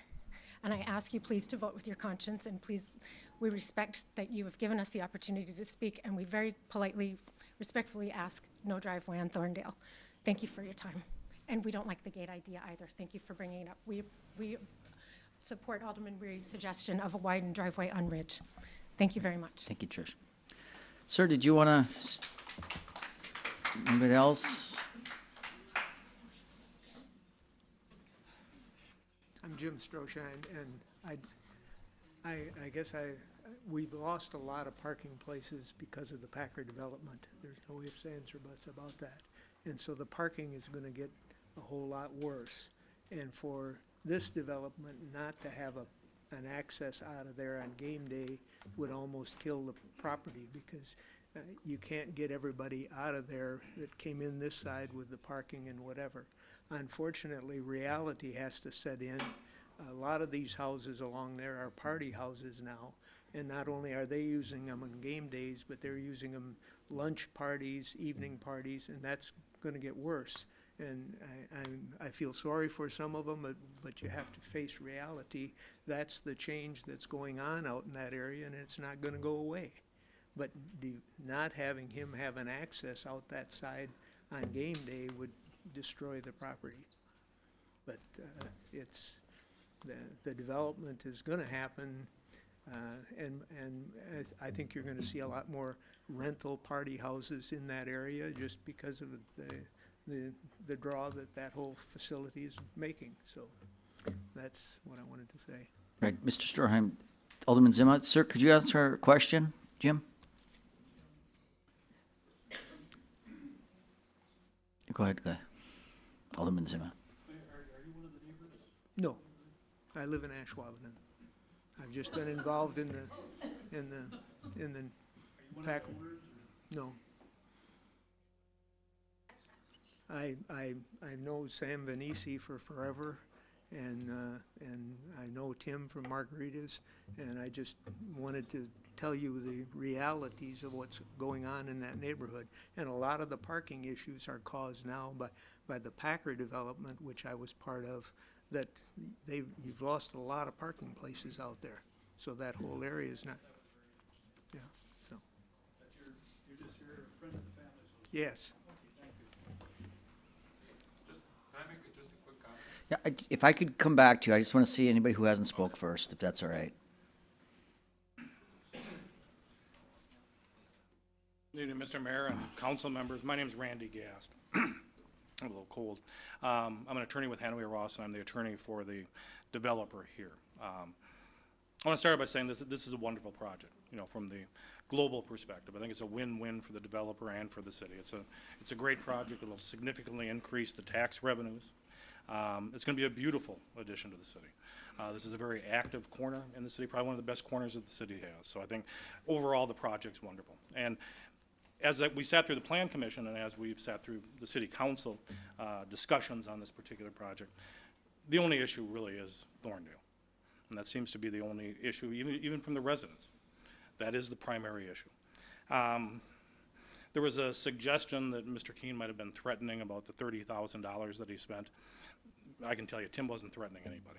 I mean, his only point was that the county didn't ask for the traffic study. Said, you don't need it, it's not big enough. City wanted it. City said you need to get one.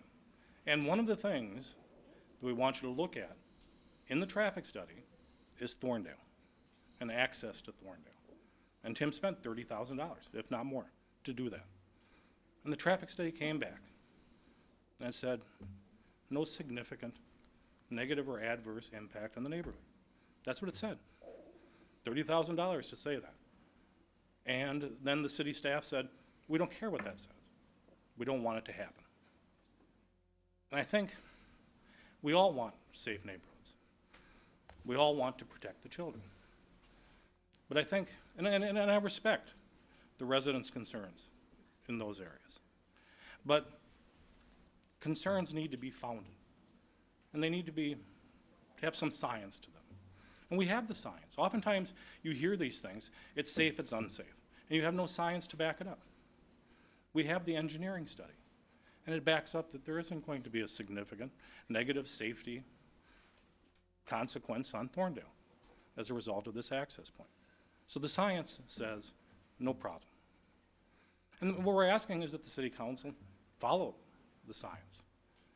You know, we've heard a lot of people come out and complain about the Thorndale access, and that many people haven't come in support of it. Well, as you all know, people don't come out in support of various things, but if you want to change the status quo, people come out and voice negative opinions.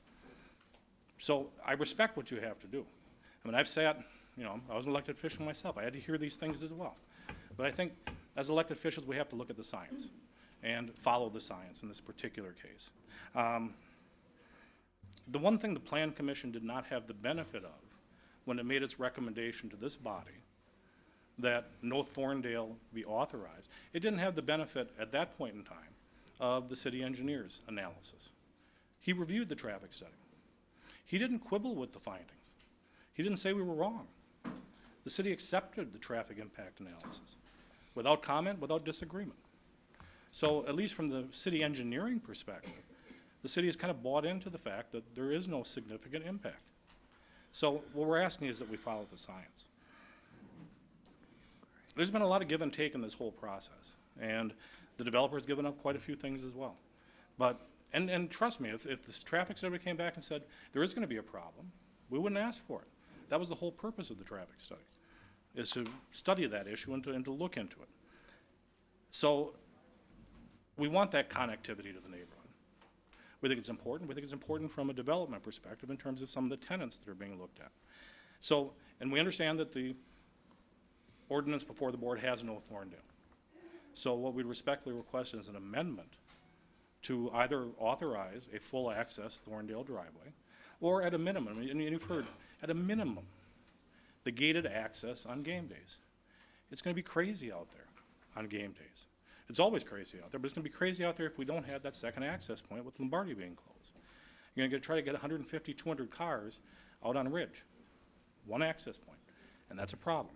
So at a minimum, we'd request an amendment to the PUD to allow gated game day use only. So we're just asking that we follow the science in this particular case, and the science says there's not going to be the significant negative, adverse safety problems. It's not going to be there.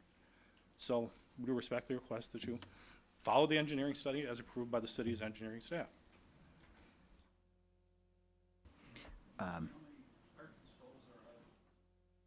I think, is it 200? About 230, sir. Alderman Weary?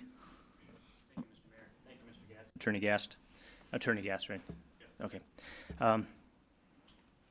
Right now, correct me if I'm wrong, there's no cars spilling into the neighborhood from the Thorndale entrance and exit, because there isn't one. Because there isn't one. Okay. And based on the science, on the study, there would be approximately 100 or more cars all day spilling into the neighborhood, roughly. Is that no increased risk at all? All right, I'm just curious. Is there's going to be 100 or no? That was my question. Thanks. Well, correct that. We also have, since the traffic study has been discussed at length, we do have the traffic engineer here if anybody on the council has any questions. We don't think we need to do a full-blown presentation because we know that you've heard quite a bit already and you have a full agenda this evening. But he is here should any of the council members have any questions in terms of what went into the traffic study or what the results of the traffic study were, or traffic counts or volumes. But he's here to answer any questions that the... I didn't really want zero additional cars. I'm not sure if the 100's accurate or not, but... I'm just using your numbers. I mean, you used I could have the traffic engineer give you a much better answer than I can. 80 to 100 cars. That is increased risk. I don't like calling it negligible. All right, did you have a question? All right, Alderman Stoyer, thanks, Chris. Thanks, Alderman. Thank you, Attorney Gast, for coming in. Do you feel that if that driveway is not there on Thorndale, that the project would fail in essence? I mean, could it still go forward if there was no driveway there, in your estimation? In my personal estimation? Yeah.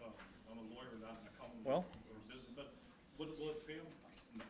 I don't think it will fall flat on its face. I think it might be more problematic to get, quality tenants in there. There might be some tenant issues, but, I suspect Tim will be able to get tenants in there, but they might not pay the kind of rent and get the rate of return. This is a very expensive property. There might be some financial issues, but if I see it not happening at all, I don't suspect. Thank you. Any other questions?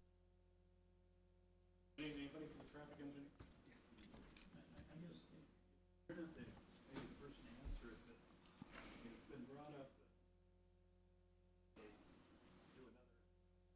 On Ridge Road.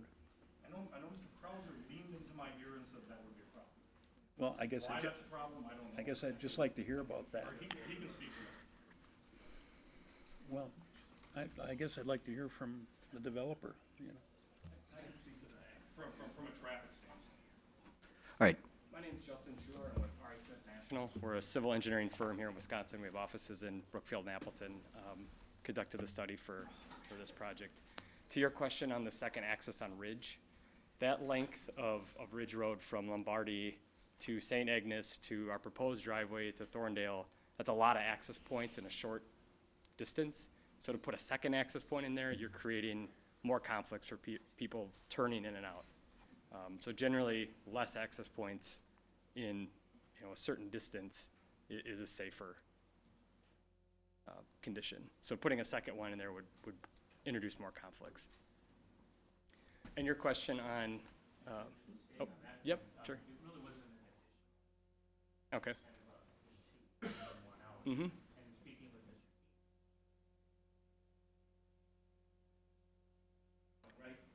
Sure. Mm-hmm. Yeah. Yeah, I think the standard driveway widths are in the 35-foot range. So usually, 12, 14 feet for an inbound, and you can paint it out and get 2 lanes, correct? So you could have somebody kind of. Sure. Yep. And kind of to your point on the volumes, the traffic study was showing minimal volume on Thorndale Street, that 5 to 10 vehicles per hour.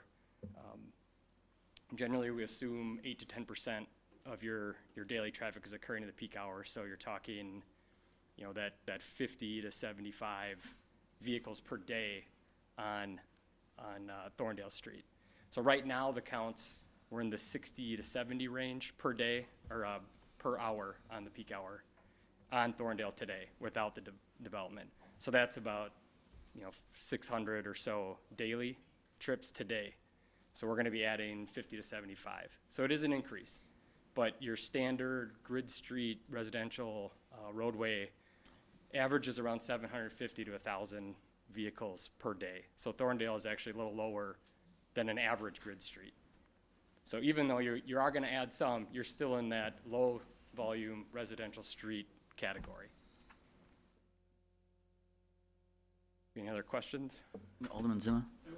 Question. They were talking about perhaps a gate and to use it on just peak days when the Packers play or a special event.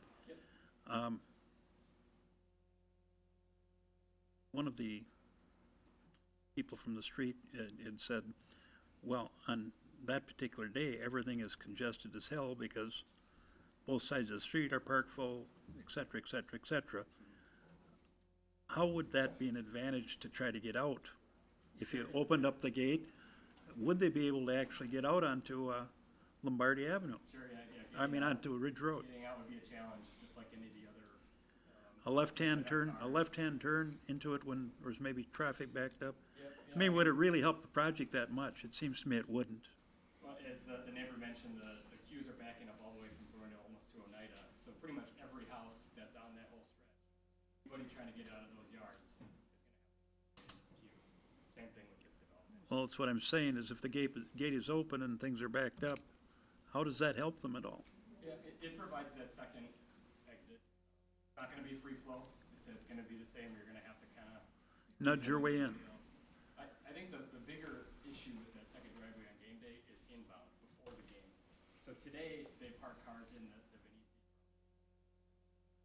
Have maybe 50 or less cars in there, and before the game, people come down Lombardi, they turn left, they go north on Ridge, and then they're trying to get in the driveway right there. 6 cars back up, and they're in the facility. So now we're gonna have 150, 200 cars that are all trying to get into one driveway on Ridge. They're coming from the north, turning left in, coming from the south, turning right in, and they're all gonna have to wait until you pay your money and get in. That second driveway provides another location to just kind of ease some of that congestion on Ridge. So you don't have people coming south, trying to make a left in, waiting, am I supposed to go, is the person turning right supposed to go? Gives them that second option for coming inbound. Is this parking, is this for business customers only? I wouldn't be able to speak to who's gonna park there, I'm assuming it's open to the public, but we'll have to ask Jim Well, that. I mean, the way I understood it is that,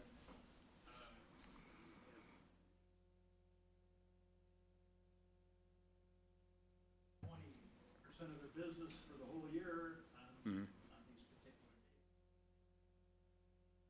So is it customer parking or is it they're just parking? I wouldn't be able to answer the exact breakdown of who's parking in there. I don't know if Tim, you know. I'm assuming it'd probably be a mix, you know. I mean, there's nobody I know that lets their parking. Yeah. I mean, they're definitely gonna be. But as I understood it earlier, is that I can help you out on that. Tim answer that. Yeah, what we do like we do at Margaritas, we sell the parking with the rent. So if there's a tenant on ground floor, a lot of times they pre-buy 20 spots, we mark them off, and that's where they park every game. Far as the retail traffic, that's all walk-in. There's a ton of walk-in traffic, and part of what I said with it being very important for Packer game day is if it's an office, that's what they're gonna wanna do. They're gonna wanna buy the parking so they can park up in there, entertain their guests, and be able to access out in a safe and efficient manner, so.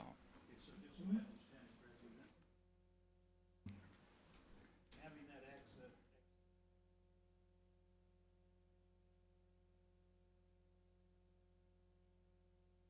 Retail businesses that walking traffic. Well, sure it would, why? Isn't that what you said, though? Well, what I'm saying is that you're gonna have a lot of walk-up traffic. Where that comes, it's gonna come from the front of the stadium. It's gonna come from the backside. So, it's a combination of, you know, pay for parking, just like the neighbors are doing. You know, they're all, The impression that you said that the customers that would want to be using these buying.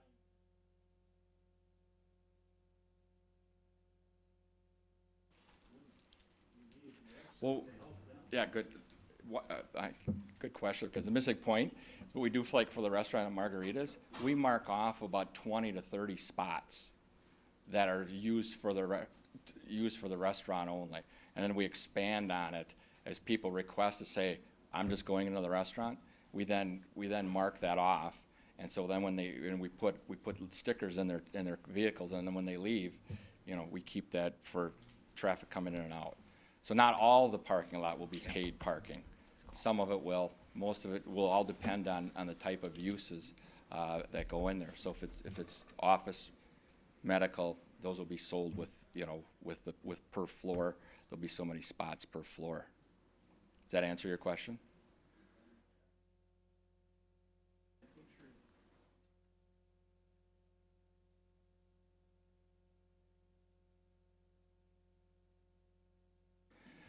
Well, to that point, I sell off tents for the front of my building right now. As Chris would know, that I have tent guys that are selling, and they pay me a nice sum of money just to get the walk-through traffic there. Significant money for that. So I don't know what kind of rate they're getting selling shirts and that out there, but they're sure paying me a lot, so they gotta be selling a ton of shirts, otherwise they wouldn't do it, right?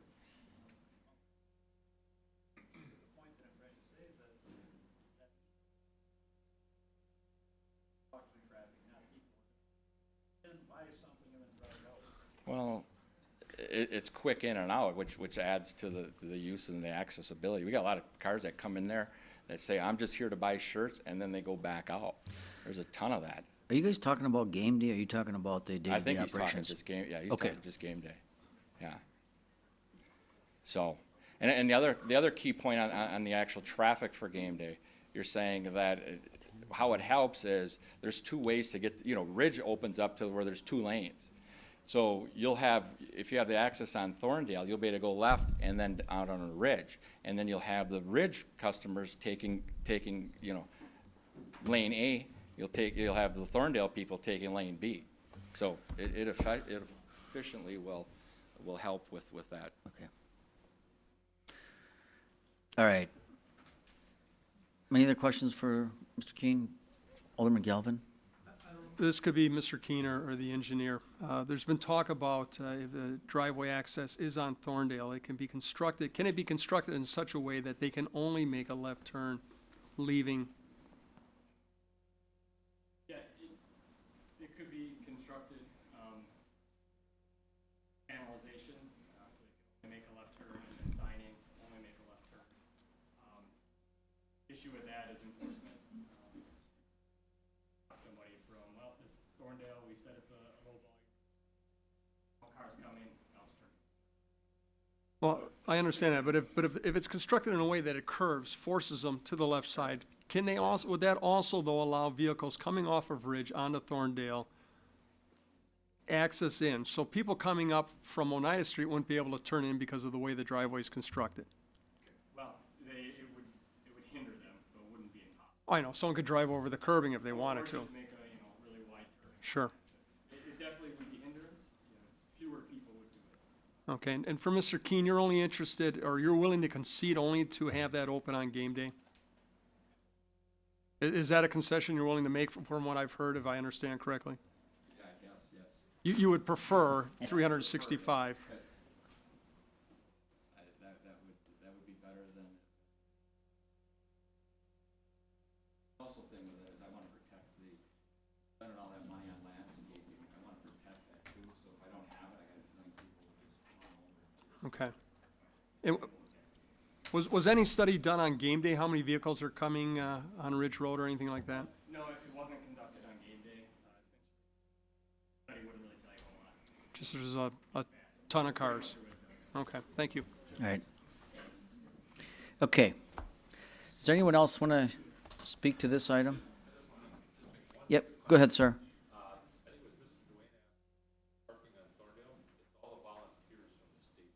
Okay. Right. Thank you.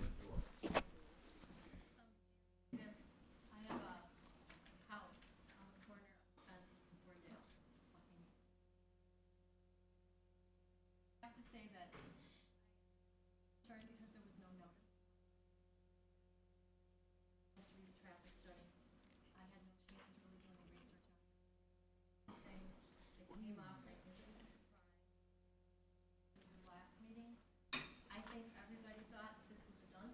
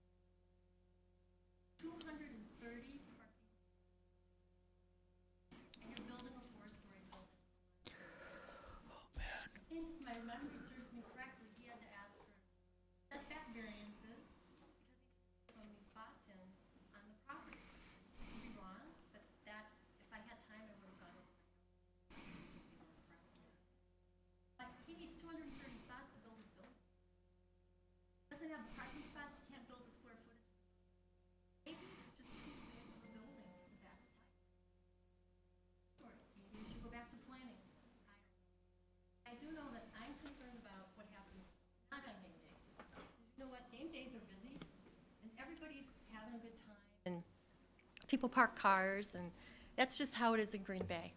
But not on game days if there's a bar on the top floor. I don't know what's going in that building. And I guess it's none of my business. It's a private person that's building a building. But if a bar goes in there and 250 people showed up to go to the bar, and it's a rooftop bar that overlooks Lambeau Field, and all of a sudden on Friday and Saturday night it's a really popular bar, and people leave and they go through the neighborhood, that's a problem. So I think you have to look at what happens not just on game days, and what happens all year long. There's 230 cars that are going to come out of there, and I'm against them going into the residential neighborhood. And I think that you as a council, I went to the steering committee meeting today for the stadium district, and I think you as a council have to come up with some plans with your planning people to decide what's going to happen on that side of Lombardi, all the way from Fisk, or all the way from Ridge down to Ashland. So what I heard today was that these neighborhoods are going to stay residential, and there's going to be a buffer, and maybe they'll build some nice condos, and maybe they'll do this and maybe do that right on Lombardi. And there'll be a buffer area over, and that the neighborhoods are going to stay the same. Well, if the neighborhoods are going to stay the same, that's one thing. But if all of a sudden I'm going to be able to take my property and now make it into a party house, and I can rent it out and do whatever I want with it because kitty corner for me is a bar, that's another option. So I think you have to decide as a council what the long-range plan is going to be for our city and for our area. And I am going to object right now to the exit going off on Thorndale. It's just a lot of cars, and you don't know what's going to happen on days other than game day. Thank And I you. don't think anybody's looked into that. And we've owned the house for 45 years, so. How do I feel about what? If they use it, it would be fine. But if it's up all the time and 250 cars come out of, 230 cars, excuse me, come out onto Thorndale, it could be an issue. I mean, maybe they put the gate, I don't know. I don't know what the resolution is of it. I'd hate to see the project fail. I mean, Green Bay needs projects like this to do well. And Mr. Keene's a very nice man, but when I went to the meeting, we had this discussion, and I said, this is going to be an issue, and he told me it wouldn't be, and it is. No notice was given. I'm sure there would have been more people here from the neighborhoods. So Go ahead. the people live there. Public hearing notice. There's a public hearing notice, but not that it was going to be, not that it was going to be amended. Maybe amendments are okay at the public hearings by the petitioner, I don't know. But I know that I didn't have a chance to look at the study that was done, and not that it would make a difference, but it's a lot of cars in the neighborhood. Right now, it's all residential homes and 2 small office buildings, 50 cars. So we're going from 50 to 250. The gate might work if they use it, if they use the gate. Right. It's all about implementation at that point, I think, so. Right, thank you. Thank you for your time. Is there anyone else? All right, let's, Mr. Mayor, I will be brief. I heard a couple of the people talking, Sam Venisi, scaring people. I went to one of the planning meetings where they scared people by, if an emergency happens, all these cars are going to be a problem. Actually, it's the opposite. You have access to Lombardi now. And after the game, before the game ends, they pull the big semis off Lombardi so they can start to move traffic, okay? Right. So that's not an issue. Ridge Road, again, flows north. Oneida flows north. You can't put any more traffic on those 2 roads and expect to, I mean, you can't have a way to sneak traffic in to speed up the cars. That's just the way it is. My concern is not on game day, okay? Game day is important because you have 50,000 cars in a packed area. My concern is that they're putting our neighborhood in a game day situation 365 days a year, okay? We are a residential neighborhood.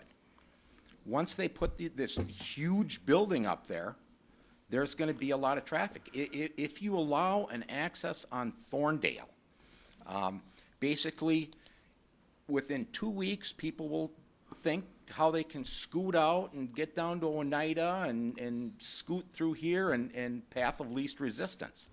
And all I ask is, you know, it is a good project, but when you pull in Thorndale to a business scenario, you're imposing that business on a residential neighborhood, and that's all we ask. You know, we ask that let Thorndale have no access and let Tim have his project. Thank you. All right, thank you. I can assure you this group doesn't scare too easy. Is there anyone else, or else we're going to take this back to regular session? Anyone else want to speak on this? Anyone else? All right, there's a motion by Alderman Tom Dewane, second by Alderman Tom Slotnick, to return to regular order. All in favor of that motion, please signify by saying aye. Aye. And those opposed, nay. So we've heard the public hearings. It is standard for us to take these items up so that people can move on. So I would entertain a motion. Can I just make a comment? Yeah, hang on. Alderman Moore. Thanks, Your Honor. And just for public record here, and this is on a different item, but zoning ordinance number 15-16 and 16-16. Right. Development on University Avenue in Elizabeth. I had some calls from some constituents over the last few weeks wanting to make sure that that parking lot was going to be paved and that it wouldn't just be a crushed stone, and I did verify that. So just wanted to make sure that was clear. Is that the understanding, Kevin? Yes. Okay. Thank you. I have a question for you council people. There are some people here receiving awards, and they've been here for a couple hours. Do you want to huh? Will this be quick, or are we going to debate this for some time? Because I do want to honor the people who are here.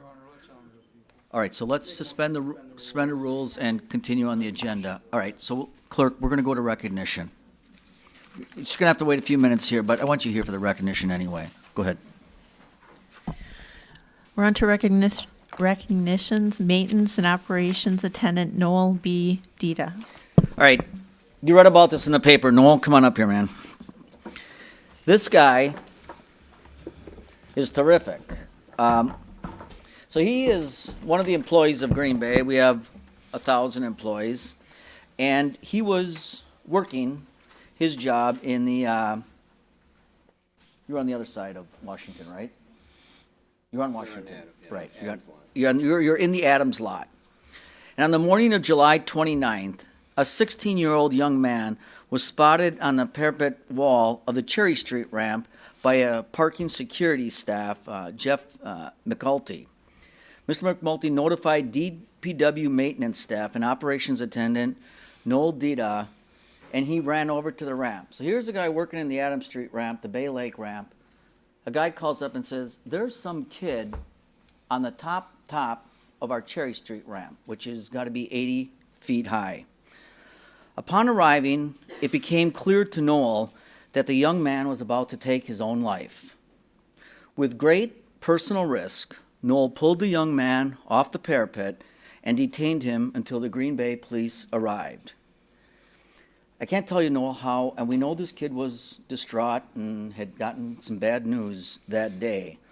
But you, to run across the street, run up late, and then really danger your own life by grabbing the kid, we're just very, very proud to have a dedicated staff person like you, Noel, and we want to recognize you for your heroic life-saving actions. So we have for you a plaque that says the Green Bay Life-Saving Award, and that's to Noel Dita, Maintenance Operation, presented on behalf of the City of Green Bay in appreciation for your unusual heroism and extraordinary resourcefulness and skill in saving the life of a young man who was prepared to jump off the top of the Cherry Street parking ramp on July 30th, 2016. You're awesome. Oh, great. You're great what you did. That was terrific. You're a good man. You did not have to do it.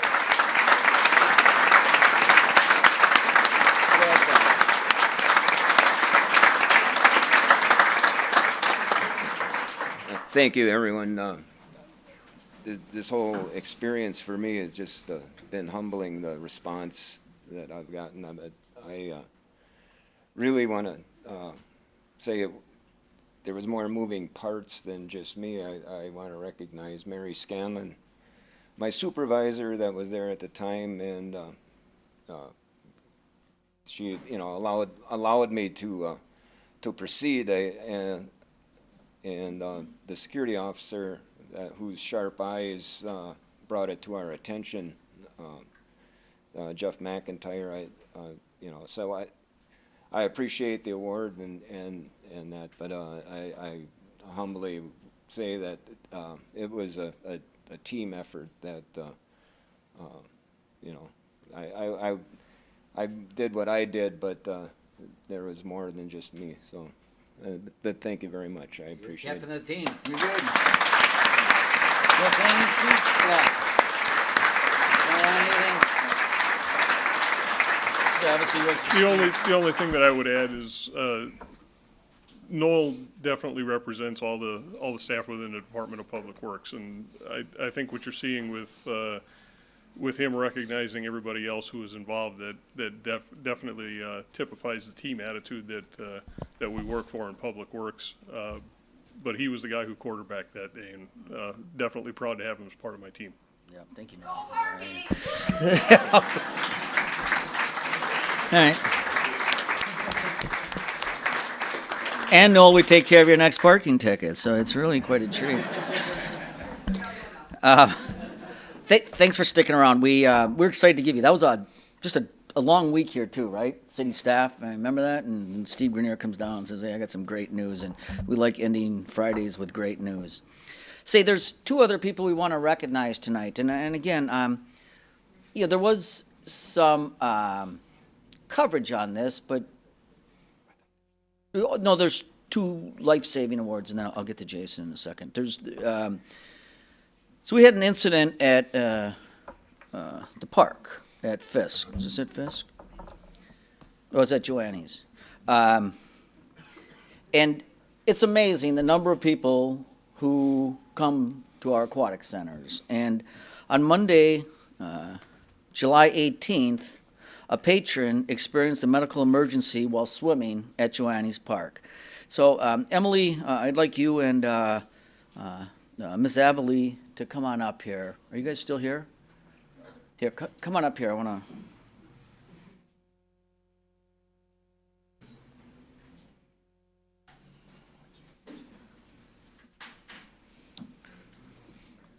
So on Monday, July 18th, a month ago, a patron experienced a medical emergency while swimming in the aquatic center. As the woman swam to the side of the pool in the diving well, she lost consciousness. Lifeguard Emily Gibson immediately noticed the emergency and responded accordingly. I want to say, as the mayor, my kids were all lifeguards. They blow the whistle 3 times. Everybody stands up. I mean, they know what they're doing as lifeguards. Lifeguard, what is your first name? Enrique Avila responded to the emergency as Emily entered the water. Enrique, Emily, and two pool patrons removed the victim from the pool. The victim was not breathing and did not have a pulse. Enrique immediately jumped into action and began giving rescue breaths and subsequently assisting with CPR. Because of the staff's extensive training and knowledge, our lifeguards were able to respond immediately and appropriately in accordance to the facility's emergency action plan. The quick thinking and response from the staff helped save the life of that lady. We're so proud to recognize the actions of Emily and Eureka, as well as the entire staff at Joanne's Aquatic Center. And these are certificates presented to you, Enrique Avila, for his life-saving actions on July 18th at Joanne's Aquatic Center, providing assistance to a patron who experienced a medical emergency while swimming. And it holds true for you too, Emily Gibson, for her life-saving actions on July 18th at Joanne's Aquatic Center, providing assistance to a patron who experienced a medical emergency while swimming. And this is presented to you on behalf of the City Council and myself as mayor. Congratulations. Thank you.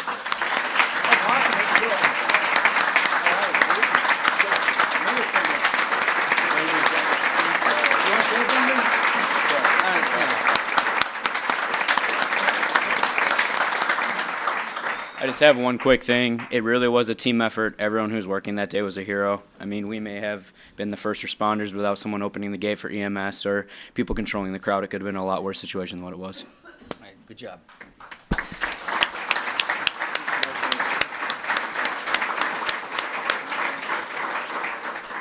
All right, Jason, why don't you come up here? It's kind of anticlimactic. You're getting, he got some degree, but didn't save a life along the way, but we love you. We congratulate, this is something for the council to hear publicly, and I insisted that you be here. So we spend time on training employees, and the council's been very good about putting money into training and getting our people the best they can be in their field. And we congratulate Jason Arnoldi. He is the Special Facilities Manager on earning the Concession Management Certification, and he manages Bay Beach. Now nationwide, get this, just over 1,000 people have received this certification. You know, it's a pretty big nation. The program offers targeted, concession-specific training that helps provide the tools and skills needed to manage programs effectively and profitably. Bay Beach is expanding, and concessions account for about 40% of our revenue.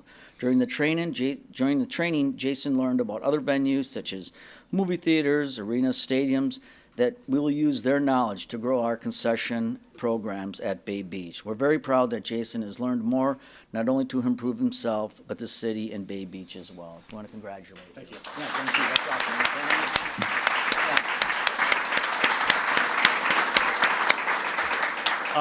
You know, Bay Beach is just really important for me, and anything I can learn going along the way that will make that a better place for everyone is really important. And I just appreciate Donnie's support in letting me attend this, and the council for supporting Bay Beach, especially over the past 5-6 years here. We just look forward to growing it and make it even better. So, thank you.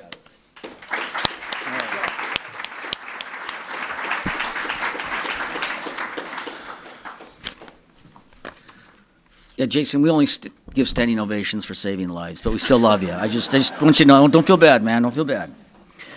All right. We are going to go back to where we were. And that is, we heard the public hearings. And again, thank you guys for coming. And you're willing and welcome to stick around, but I don't see that happening. But see you later. Right. All right, so we just heard the public hearings on items 24, 25, 26, 27. So I would entertain a motion to suspend the rules to adopt any or all of those. All right, so we have a motion by Alderman Scannell, seconded by Alderman Stoyer, to suspend the rules for that purpose. All in favor of suspension, please signify by saying aye. And those opposed, nay. So now the council is discussing the adoption of the 4 zoning requests. So I'll begin with any discussion. The rules are suspended, so a motion to adopt would be a proper motion. Your Honor, I don't think there's any debate about 14-16, 15-16, or 16-16, so maybe we want to adopt those first. So the rules are suspended. There's a motion and a second to adopt items. When it comes under the ordinance's third reading, Alderman Nenning, those would be items 24, 26, and 27. Yeah. Well, yeah, I guess I'd like to make a motion on 24. I don't know if you want to take care of the other 3 first, because there really isn't any controversy on those, if there are people here waiting for those. Yeah, could we adopt 25, 26, and 27? I move to do that. Would you like, okay. And then we'll return to 24. Isn't 24 an issue? I think he's reading it wrong. Yes, so do I. Okay, so the rules are suspended. That's what I thought. I think 25 is Thorndale.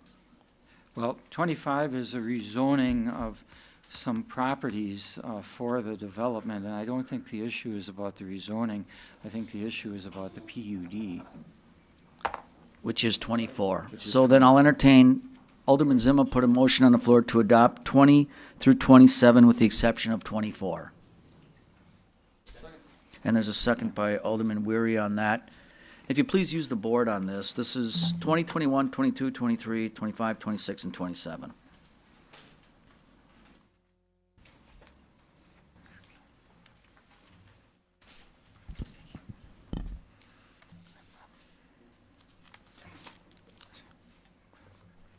Okay, so those pass unanimously, all the ordinance with the exception of item 24.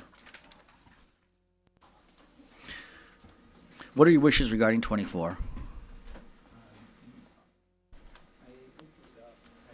Okay, so we have a motion by Alderman Zima, second by Alderman Weary to adopt item 24. Alderman Nenny. Thank you, Your Honor. Well, I think we've all pretty much heard the arguments on this one way or the other. As a member of the Plan Commission, I want to just clarify what we're doing here. When the PUD was brought before the Plan Commission, we had heard that there was a study done by R.A. Smith National, traffic impact analysis that was requested by the city. But at the Plan Commission meeting, none of us had seen the TIA, none of us on the Plan Commission, but we were told about it. The traffic engineer wasn't there to answer questions. And so at that point, it was suggested, no one wanted to hold up the project.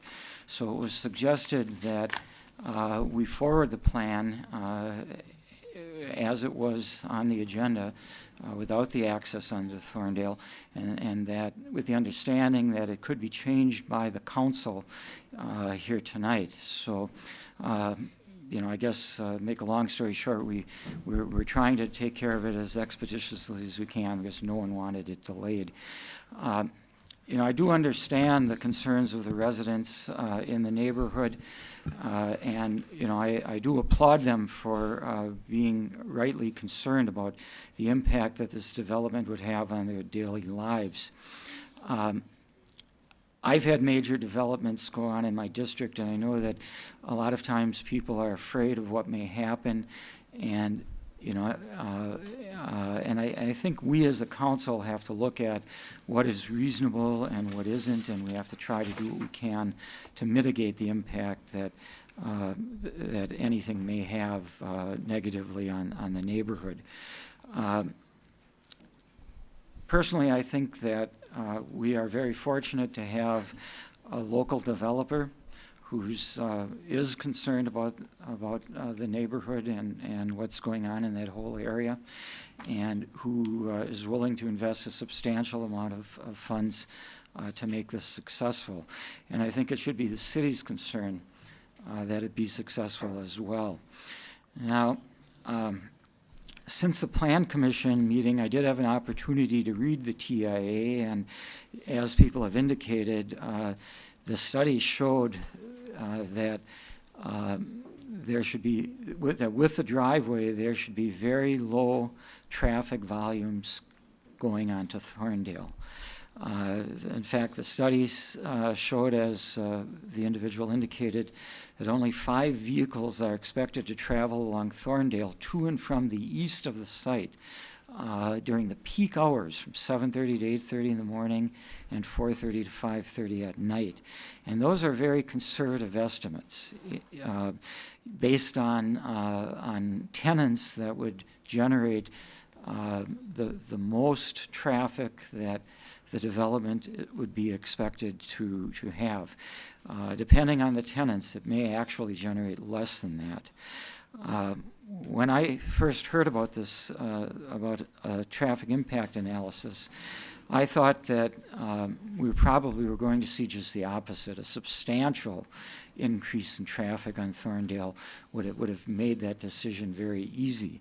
But on the contrary, the study showed just the opposite. It showed very minimal impact. Now, I know in this area that you always have to consider game day traffic versus non-game day traffic. And last Friday, I took the opportunity of walking down Thorndale both before and after the game. And what has been said here is exactly what happens between the cars that are parked on the street trying to get out in both directions, and as well as people that are parked on lawns or driveways trying to get out. It's a very, very congested area. Now, without the driveway on Thorndale, everybody will go out onto Ridge, and it'll very likely cause backup on Thorndale no matter what, because there will be more and more cars coming out onto Ridge, and so that people coming out on Thorndale may have to wait longer. So, you know, I really think in looking at it, the game day traffic, you know, is a factor, but there's going to be traffic congestion there in game day no matter what we do in this respect. So, you know, I guess in looking at this, if there was a substantial impact of increased traffic on the residents, I would strongly oppose it. I believe in keeping our neighborhoods strong and safe.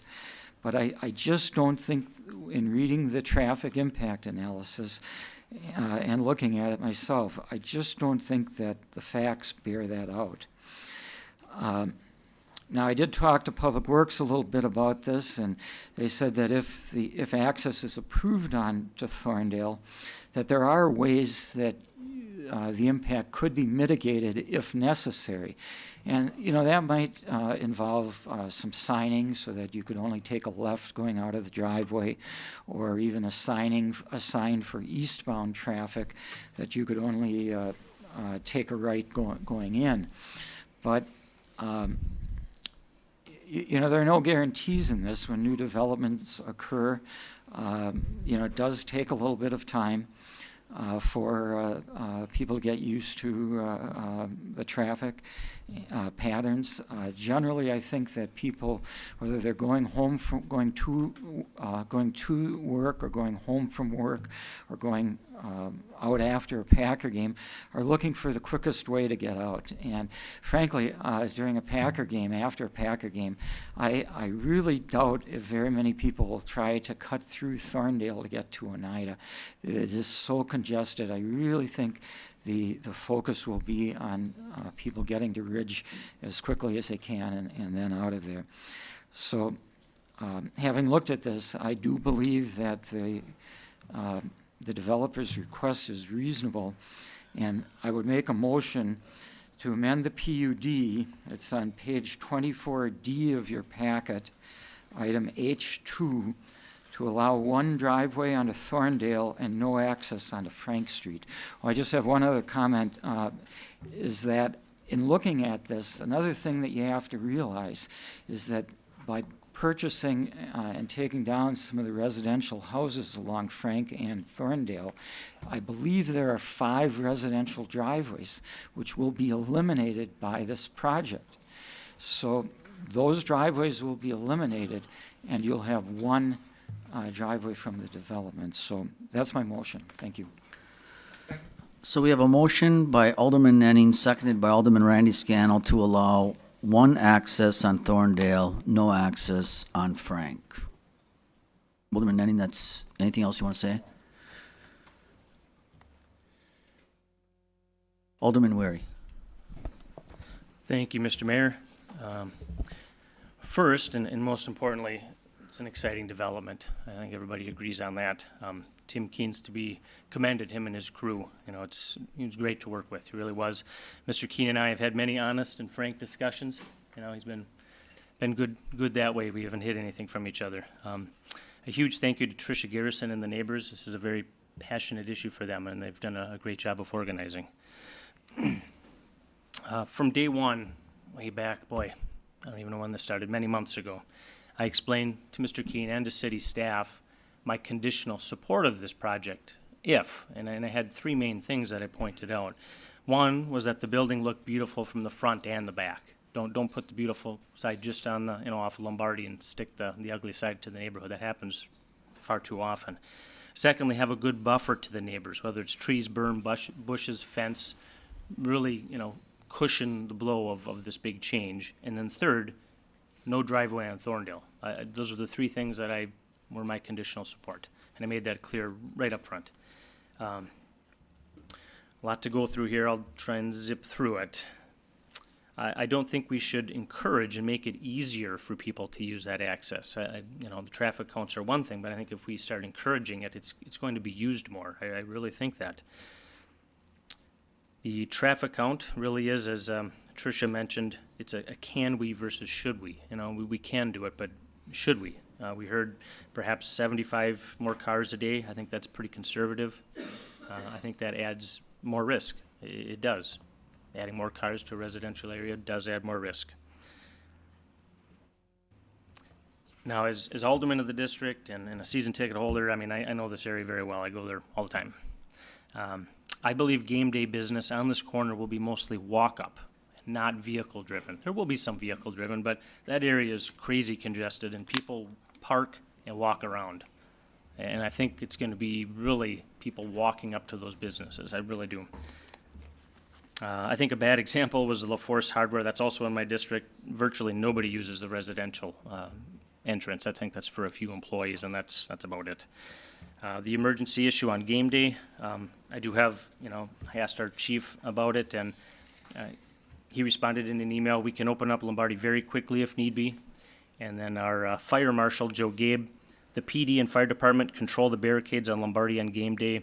The fire department regularly passes through the barricades to transport medical patients, so they didn't see an issue on game day with the safety. Now, the gate to Thorndale, I don't think that's going to help because you're going to be dumping cars into a major congested area.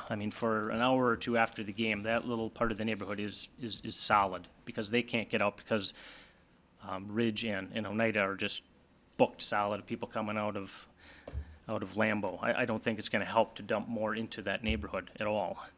I think it opens the door for easier permanent approval later, and it opens up the door for abuse. Oops, it was open again, sorry, we'll get it closed. Oh, it was open again, sorry, we'll get it closed. Sorry about that. I think that's important to note. Last but not least, I think the neighborhood and the city have given much, in agreeing to remove the residential houses and to allowing the commercial to grow and to be rezoned and to lower the green space from 30 to 20% and the setbacks.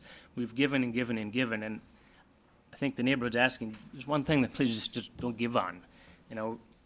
Yes, developers' needs and wants are important, very important. We don't want to shut the door on anyone, as the quotes all testified to.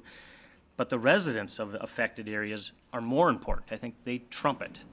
And so the neighborhood and aldermen are very opposed to a Thorndale access. Thanks. All right, thank you. Alderman Scannell. Thank you, Your Honor. I'd like to ask, I'm assuming it's Director Grenier, who requested that the traffic study be done? Why did we do that? We did. Traffic engineer required it. But the county doesn't require it. Why did we require it? I can't begin to hazard a guess as to why county did. What I can tell you is we have a professional traffic operations engineer on staff. County does not. County's responsibility or their jurisdiction is traffic entering and leaving a county trunk highway, which has much higher traffic counts. We're worried more about those the traffic that could potentially be entering or leaving a residential street, which is under our jurisdiction. So that's why we required it. Then I would just like to add, I do think it's important, I commend the neighbors for getting together, and I can appreciate how they take a negative view. There have been other constituents who have come forward, neighbors who have come together, and we've made decisions that didn't quite go their way. But it is not lightly done ever, and their opinions do matter, even if I disagree and vote against them. In this case, I do feel the science trumps the fears that just have no basis in fact. We can come up with all kinds of supposes but I believe it's best to base our decisions on the science. I'm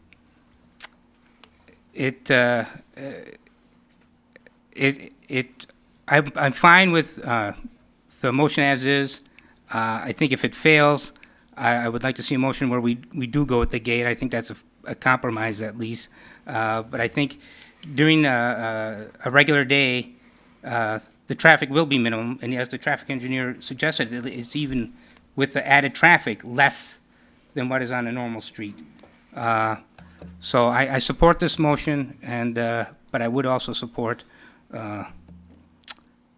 a compromise of a gated Thorndale.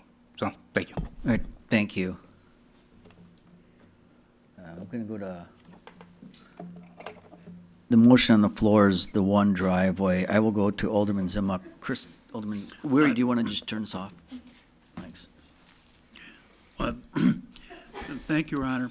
I'm listening and thinking about this very, very thoroughly here while we ask some questions. But it just strikes me, if any elementary logic is to take place at all, you have to say, if there's a minimum impact on the neighborhoods, then it's also a minimum benefit to the developer. So why should it be considered? We say neighborhoods and neighborhood associations are important, yet, as one of my colleagues just here said, well, sometimes we know better than them. So 100% of the people don't want it. And I don't know that it's so much about the children. I think it's about, what does your street become? Does it become a busy street? The kids probably aren't going to get run over, whether there's 100 cars or 500 cars, because people are cautious. But it changes this texture of your neighborhood. If there's a lot of traffic on it, it doesn't become a street people want to live on.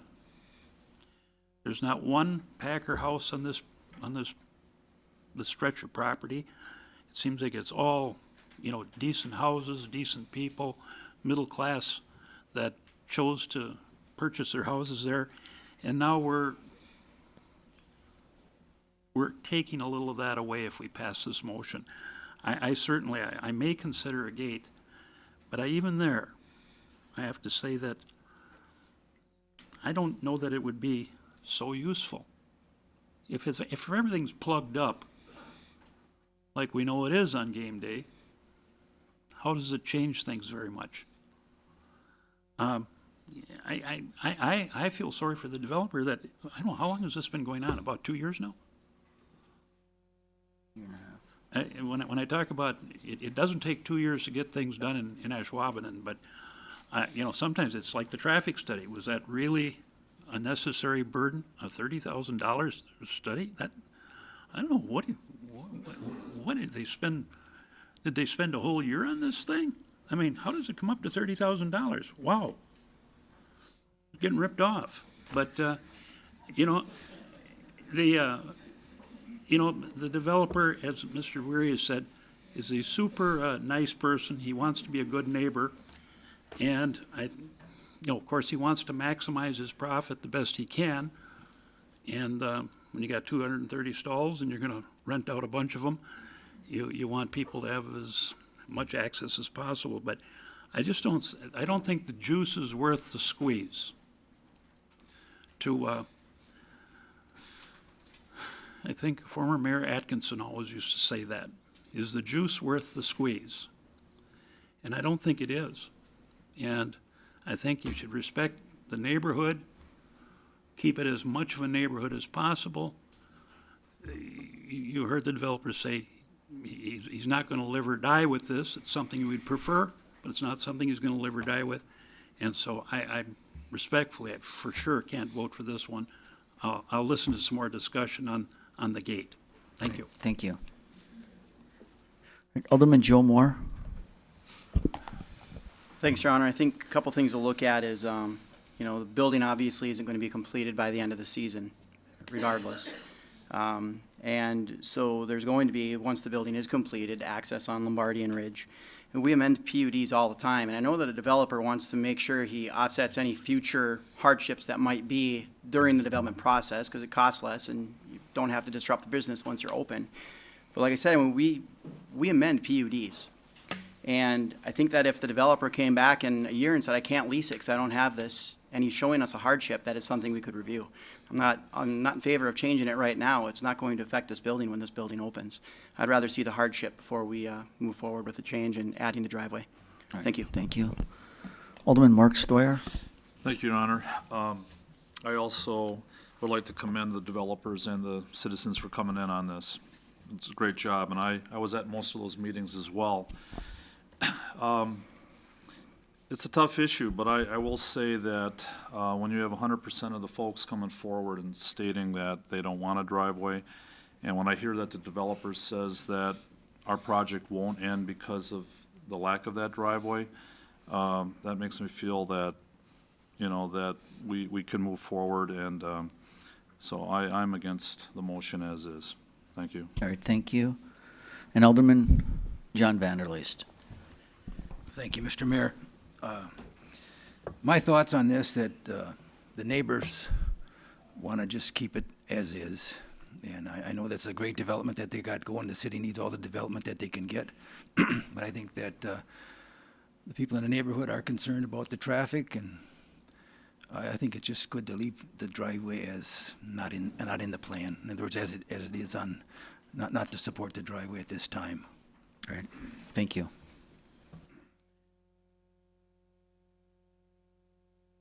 And Alderman Tom DeWayne. Yeah, thank you, Your Honor. I just want to verify some things that were said by the different parties. Is, you know, they said that the study, traffic study, wasn't seen, which was true. It wasn't seen by the planning committee. But there's one thing that was done since day one, and after I talked to Mr. Keene today, I listened to what he had to say, and I'm very much for this project, 100%, and do anything to get it done. But I want to point out, I talked to Mr. Newmeyer today. He says from day one, he made a point every single time to tell him he was not in favor of this project with any exit on Thorndale from day one, and they never wavered.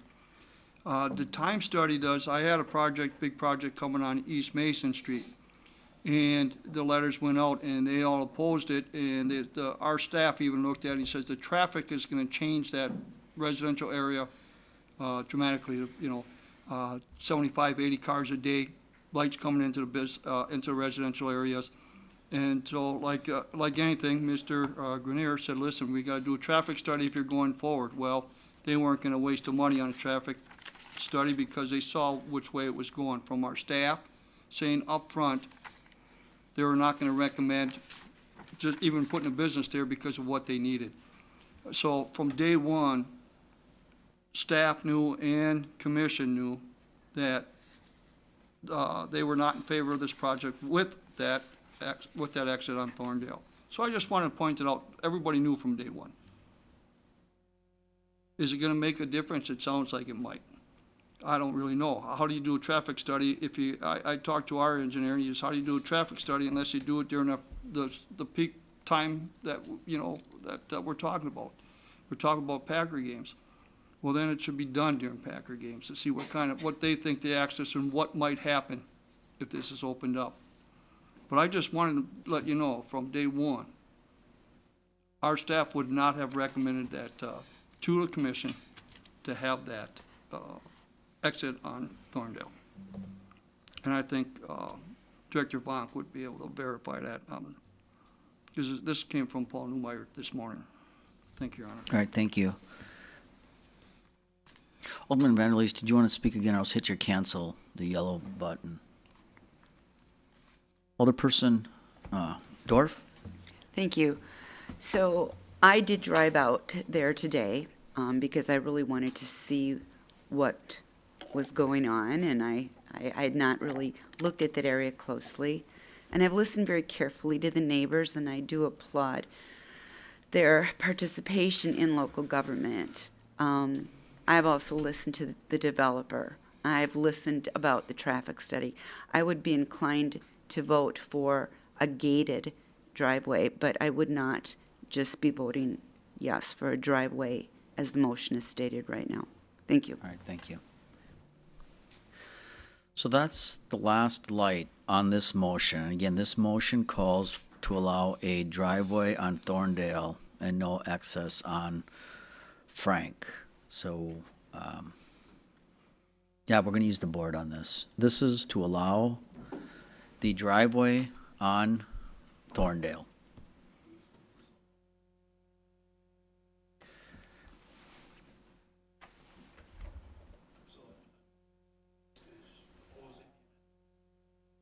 Correct.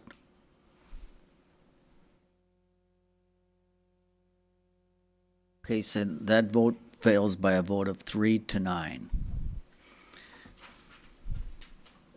Let me clear the board.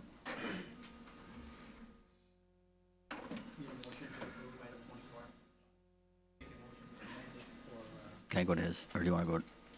All right, Alderman Scannell. Yes, sir. I'd like to make a motion that we add language that there'd be a gated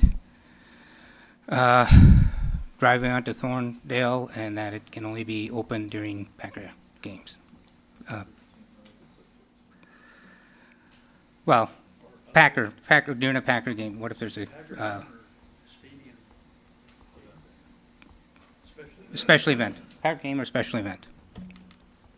Yeah. All right, so we have a motion on the floor now by Alderman Randy Scannell, seconded by Alderperson Barb Dorf, as follows: to amend item 24 to allow a gate access on Thorndale for Packer games and stadium special events. That's what we're discussing now, is that amendment. Did you want to follow up on that? Just a little bit, yes. I don't think it follows that just because the study says there's a minimum impact on Thorndale, that then that is minimum impact on the development. I think we've heard from the developer that it would be it would be a significant development for his. That's why he's coming forward with this. If it'd be a minimal impact on him, I don't think he'd bother. I think the developer is coming forward honestly and believing that this would definitely make a difference for him. If it didn't, he wouldn't do it. So I think this compromise hopefully helps the neighbors and the developer work this out. So, thank you. All right, thank you. Alderman Bill Galvin. Thank you, Your Honor. I worked traffic at Ridge and Lombardi and at the access road there for, I can't count how many years. I saw how the traffic flows there. The traffic on Thorndale is thick already because the neighbors are renting out spots for their vehicles to be parked there. They've got their own personal vehicles parked on the street. It's very restricted. As I've learned from working traffic, anything on any kind of a side or access road gets out when the main road finally clears. And that's going to take time, whether there's a driveway on Thorndale or not. I don't think it's going to impact the traffic on Thorndale one bit. It's, those people are going to try and go to Ridge Road. I don't see them trying to go down to Oneida Street. There's just not going to be room. So I'm in favor of a driveway with access on game day on Thorndale. All right, thank you. Alderman Chris Weary. Thank you, Mr. Mayor. I really think it's just kind of a feel-good gesture, unfortunately. I think mostly on game days, it'll be a walk-up business, not vehicle. And I think the exit after games is not going to help with emptying the lot. So I just think the opportunity for this becoming permanent down the line and being abused is too grave to ignore. So I'm opposed. All right, thank you. Alderman Galvin, do you want to hit your cancel button, or did you want to speak again? Anyone else wishing to speak on this motion? Alderman Mark Stoyer. Thank you, Your Honor. I appreciate Alder Galvin's comments because he did watch traffic there for many, many years. And also Alderman Weary's comments as well. But I'm not so sure that would work. I like Alder Moore's comments as far as looking at a PUD maybe in the future, that there may be some adjustments. But at this time, I would be against it. Thank you. Alderman Guy Zima? Thank you, Your Honor. Well, as Mr. Gelfand said, he said he doesn't think there's going to be any help there until the traffic clears. I think that's just common sense for everybody. You know what happens, and as traffic clears, it becomes easier to get out, whether you're going out on Ridge or Lombardi, because after the game, that opens up, doesn't it? For exiting. So they do have two exits really after the game. As far as, I remember Mr. Weary was selling booyah on game day at that very site. And he was for, I think, Colburn Pool. But, and I decided, well, I'm going to go up and make a contribution, buy some booyah. Well, they had one parking stall there that they guarded with their life to, you know, try to help anybody who might want to come there and buy the booyah. I don't know that it, so I did get to park there for a second and buy my booyah and leave, but I just don't, you know, why put the expense to the developer? The wisdom, I think, of Mr. Stoyer is that, hey, if there's a real hardship later, maybe you can consider giving it a try. I just don't see the benefit, the cost benefit relationship here. So I think he probably wanted the whole thing. He's at the very least that, but I just don't think it's necessary, so I'll be opposed to it also. Thank you. All right, thank you.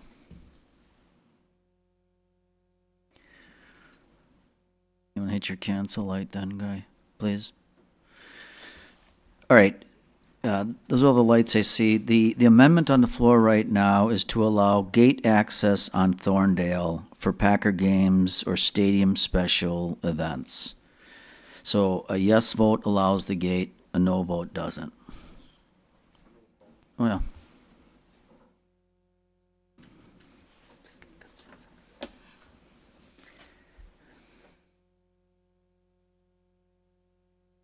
Okay, so that's 4 yeses and 8 nos.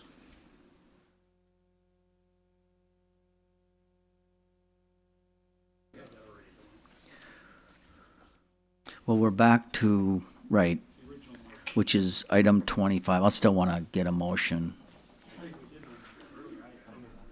All right, we'll take it again. So we have a motion by Alderman Wary, seconded by Alderman Scannell, to adopt 25 as stated on the zoning, I'm sorry, 24. If you'd use the board on this, this is, you gotta clear that board, Chris. So this would be approving this with no access onto Thorndale.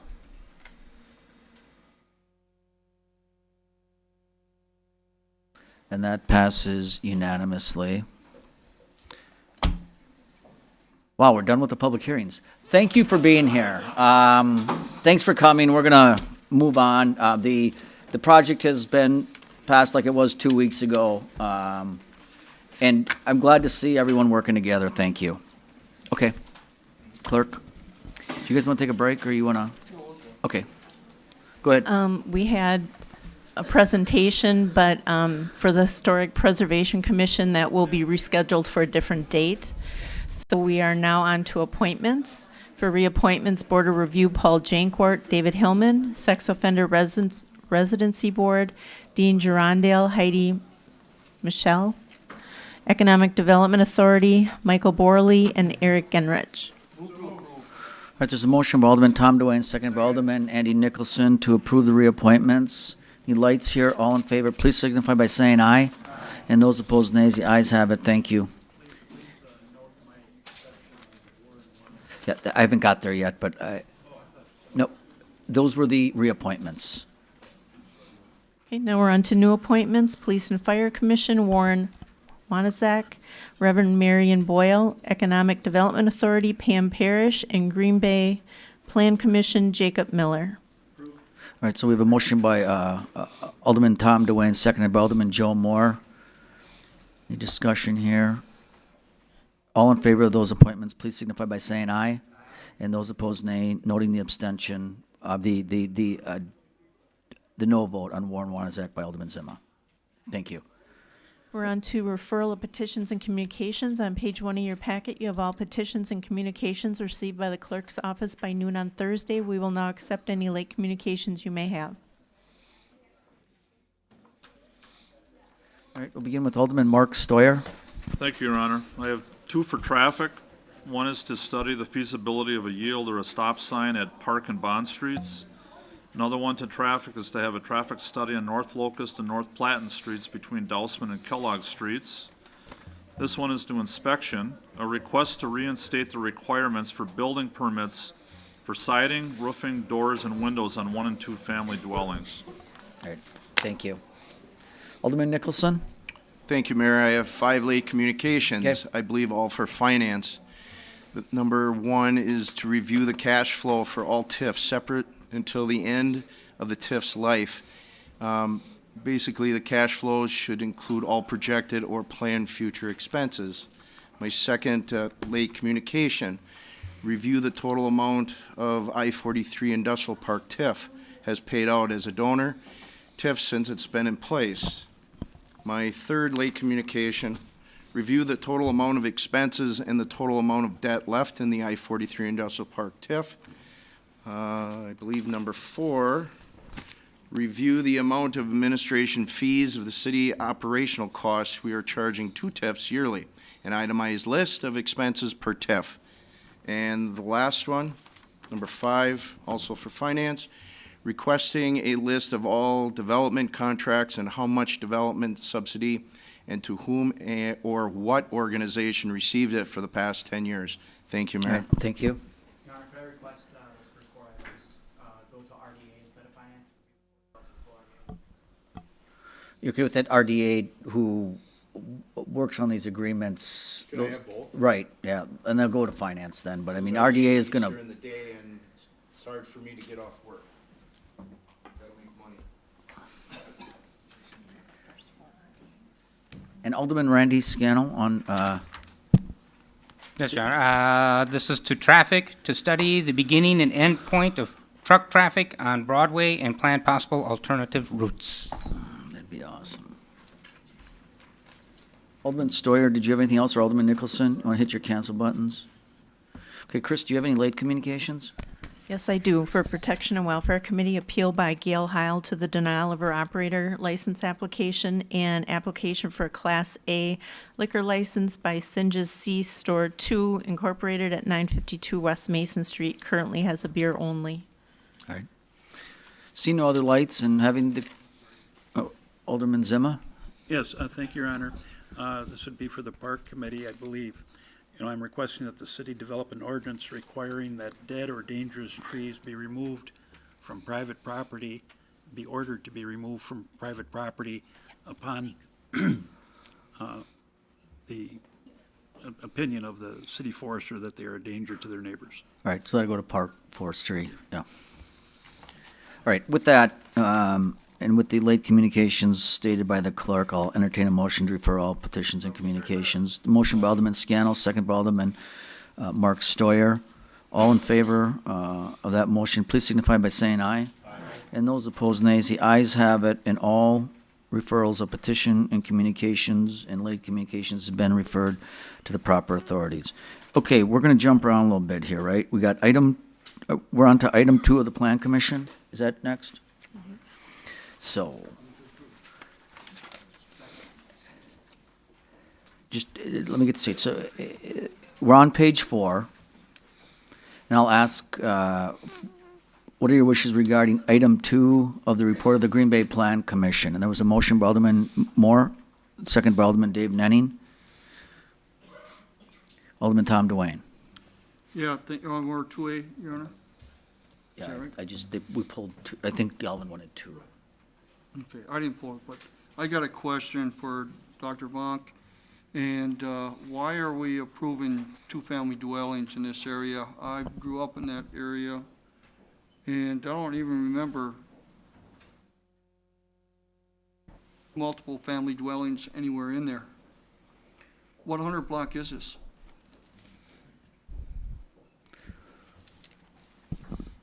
This is right to the east of Baird Street, so Walnut and Baird, right to the east there. That is. I know where it is. Yeah, Yep. okay. Yep. Those are, I thought we were getting away from that. Are these gonna be single family? They will be owner-occupied attached homes. We don't really have a word for them, where they call them twindos, so they will be occupied by single families. They just have a shared party wall. So separate ownership, zero lot line. At some point, can they rent these out? I mean, it becomes a duplex style. I mean, 'cause that's happening now, and we're trying to get away from that. Sure. The applicant is here. These will be for owner occupancy. This is through Habitat for Humanity project, so they have some rules in terms of, the owners who will be occupying these homes in the future. And I can't speak for the applicant, but I believe she is here that they have some restrictions on renting them out, that they do have to be owner occupied. You got three of them. You're telling me one owner, that sounds like me, someone owns these properties, gonna turn them into rent. So right here, there's 3 two-family dwellings, so there will be 6 individual owners. So it's basically taking two single-family houses and just mushing them together, so there's a shared common wall. Each individual house has an individual owner occupant. It's just a zero lot line between 3 of them. Well, can I, Your Honor, if they're here, I'd like to ask a question. That's fine. We've seen these things at RDA, but sure, let's suspend the rules. I mean, I'll entertain a motion now to suspend the rules, to open the floor to hear from interested parties by Mark Stoyer, second by Alderman Randy Scannell. All in favor of that motion, please signify by saying aye. And those opposed, nays. We are discussing item 2, which is for conditional use permit for 3 two-family dwellings located on East Walnut and Baird, with the following conditions. And, Cora? So I just gotta ask you a question. Certainly. Because when you say they're gonna be in single family, they're gonna be bunched together. I mean, how many families are going into here? Are you gonna have 2, 3 different families from the same family? No, they're owner occupied. There will be a total of 6 families. There's 3 units, 2 families per unit. Here's a rendition of. So are rentals, it's the same. No, they're not rentals. They're owner occupied. They will have a mortgage through Habitat for Humanity, going through the same recommendations and same vetting process that all our families have to do. They will be paying their taxes on a yearly basis in the escrows. What we will provide for these families is an interest-free mortgage. They will have a mortgage on each one of those. There will be 6 mortgages on those houses. Each home is valued at approximately $120,000 right now at cost per side, with 1 unit being $240,000. You answered my question. Each side will be owned by a family. Yes. Thank you. That makes me feel better. All right. Okay, yes, hang on, Cora. Alderman Stoyer? Yes, I just wanted to know how big each of those units are. So it's 1,700 square feet per side. We're actually upping these. We're working with the redevelopment authority and also some of the home fundings. They were allowed to upgrade these to a level where they'll have double concrete walls between them, 0 lot lines. They'll all be done with landscaping. They'll all be done with raised portions and additional windows. A little bit of a step up for Habitat's average home, but we feel it's worth it as the entryway into downtown Green Bay. And it's on East Walnut and Baird. What corner are we looking at? On this corner, northwest. Northwest corner? I'll show you. All right. Okay, thank you. All right, thank you, Cora. Anyone else? So I'll entertain a motion to return to regular order. All right, motion to return by Alderman Scannell, second by Alderman Weary. All in favor of that motion, please signify by saying aye. And those opposed, nay. We have a motion and a second to approve item 2 under the report of the Plan Commission. Any other discussion on that? Alderman Dwayne, did you want to say anything else? No, I just. Okay, then I just. didn't get a big picture. I got the perfect picture. All right, so if you hit the cancel, and Alderman Joe Moore, did you want to say something?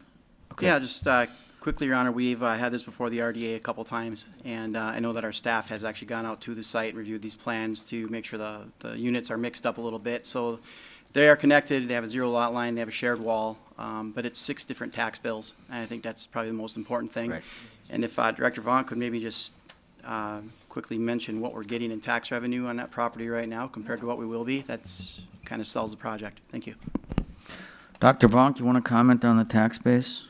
We own the property, so that would be 0. Way to go.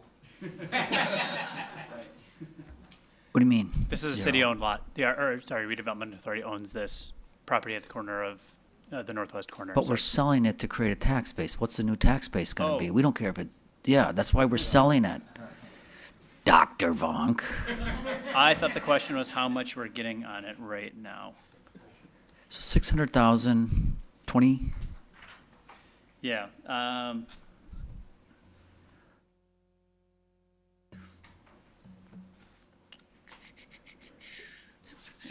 I didn't mean to cause a stir, Your Honor. I just want to make sure it wasn't a. Well, it's going from we loan a lot right now that's Right. creating 0 tax base. We're So- going to build a value of maybe 500,000, so we'll get 10 grand a year? It'll be Right. it'll be about $12,500. Okay. All right. Yes. All right. So we have a motion by Alderman Vanderleest and second by Alderman Randy Scannell to approve, which is item 2, both A and B under the report of the Plan Commission. All in favor of that motion, please signify by saying aye. And those opposed, nays. Ayes have it, and that item has been approved. We're now on to item 10 under the report of the Protection and Welfare Committee. Item. Oh, yeah, it was.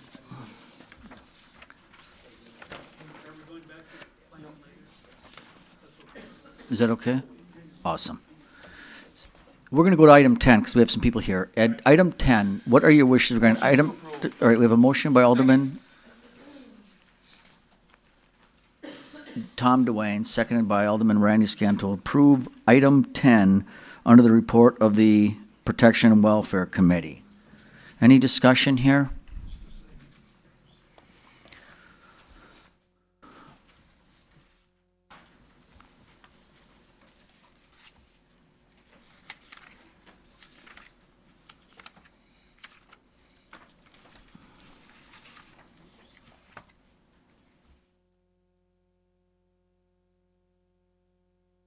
Alderman Zima. Yep, well, thank you. Are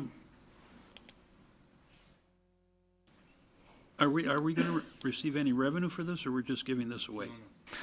It's stated in here, it's $10,000 a license that we will sell, and we have the licenses to sell. It also comes with a few contingencies. They'll be used in the Titletown district, and they are not allowed to poach any of our businesses that, because they have these licenses now. So it was a good partnership. We'd met with the village a number of times, But so. do we get an ongoing flow from that then? All right.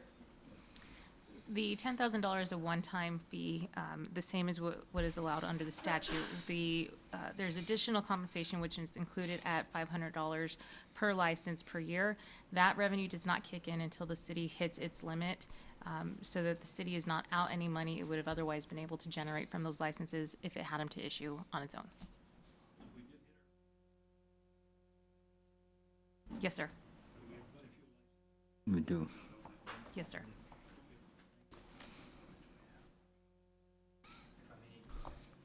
Oh, Alderman Scannell? I also believe if they don't use them, we can get them back, correct? Yes, sir. And if they become available, we have first options on them. To get them, yep. So, with that, a motion to approve by Alderman Randy Scannell, seconded by Alderman Bill Galvin. All in favor of that motion, please signify by saying aye.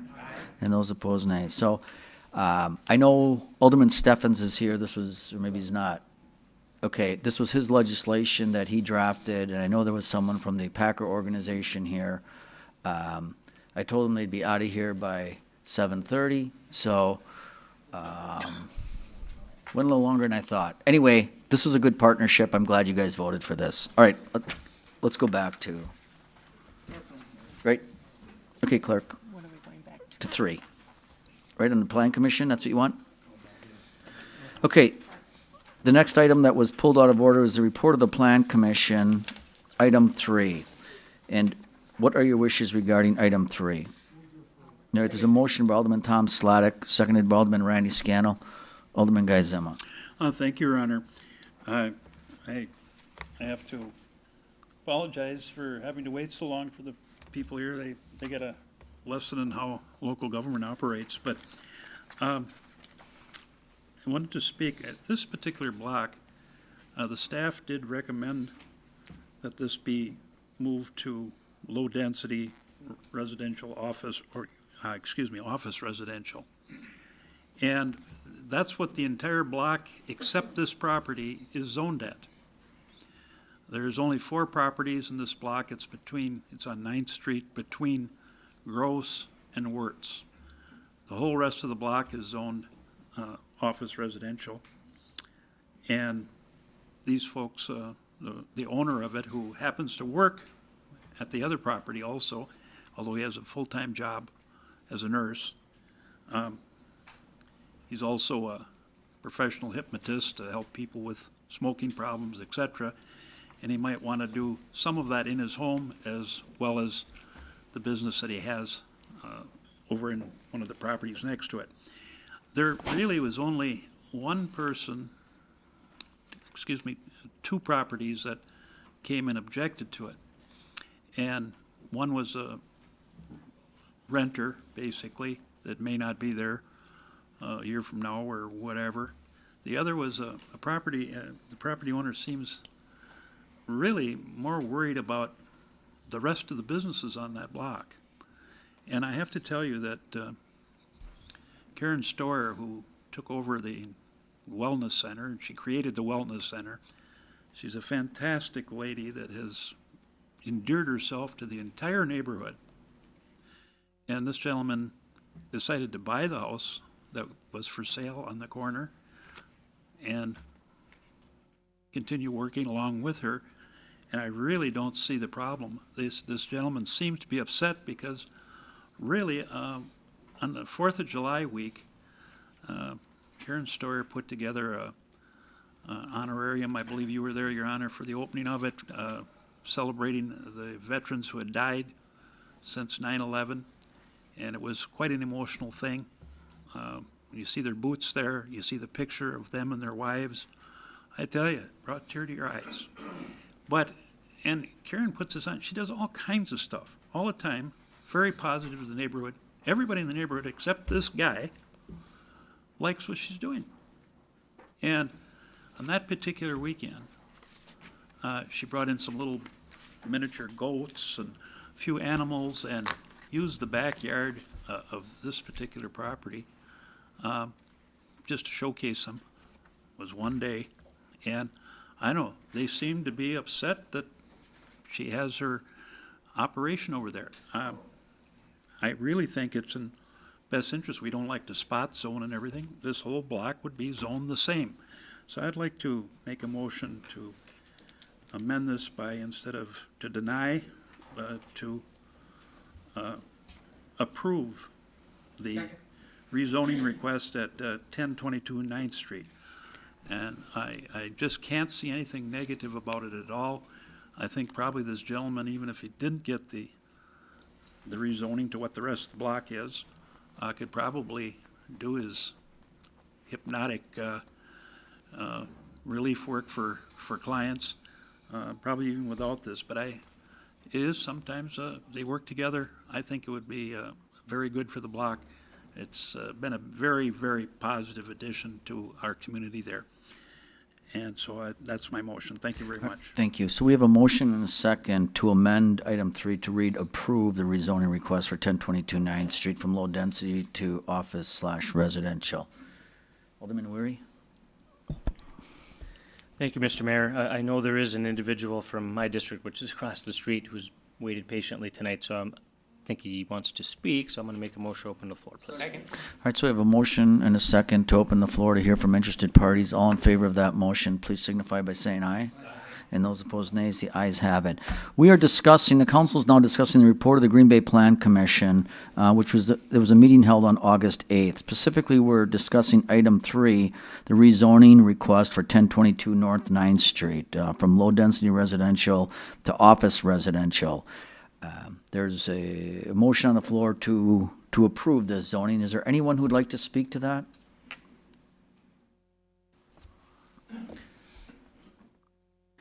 If you please state your name and address for the clerk and. My name Welcome. is Jeff Patton, and I live at 1019 9th Street. I've been there for 27 years. I'm that guy, Mr. Zimmer. I don't have a problem with what the Wellness Center is doing. I think the Wellness Center is doing fantastic. My concern in the 27 years that I've been there is that the properties that have been across the street that have been built businesses, they are changing all the time.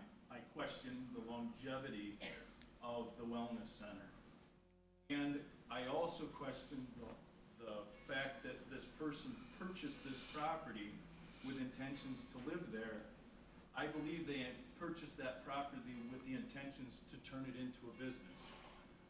I believe that if you were going to purchase a business property, there's one available on the corner across on Groves.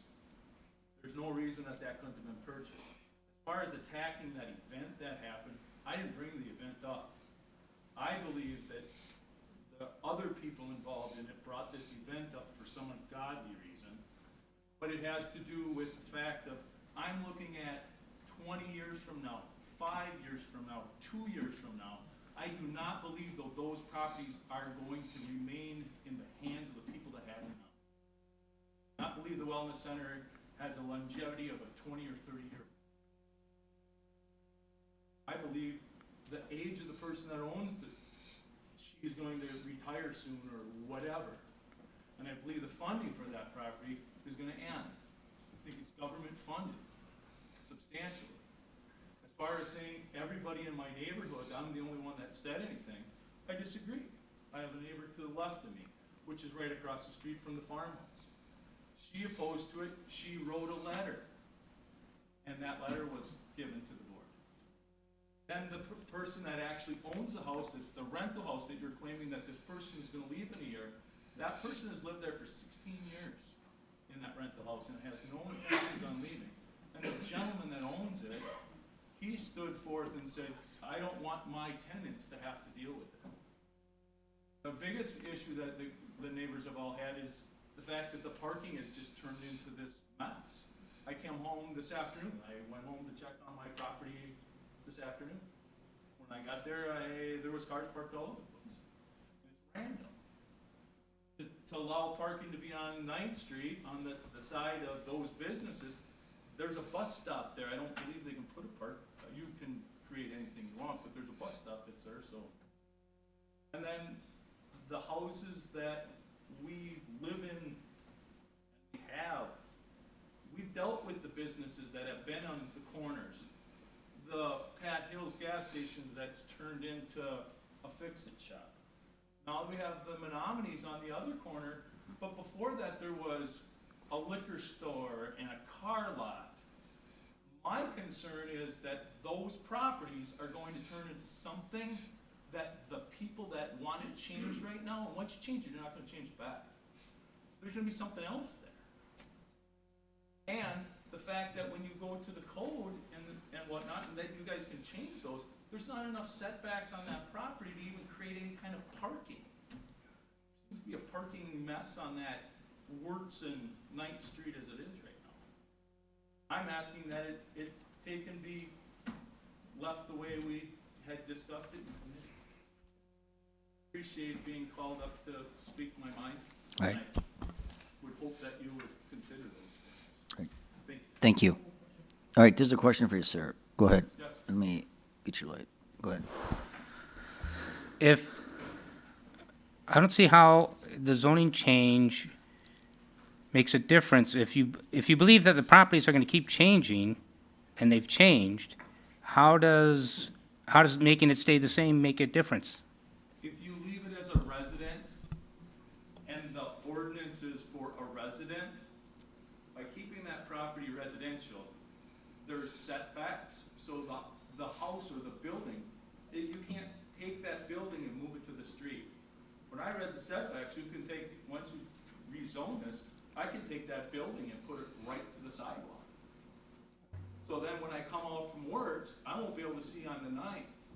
We had problems with 9th Street, there was problems getting kids across the street, and they had, everything was in the newspaper and on the news that Pat Hill was going out there and stopping traffic so people could get across the street.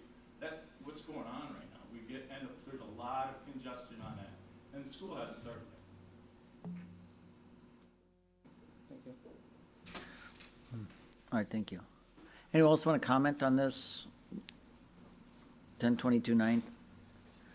Come on up, if you just come up to the podium.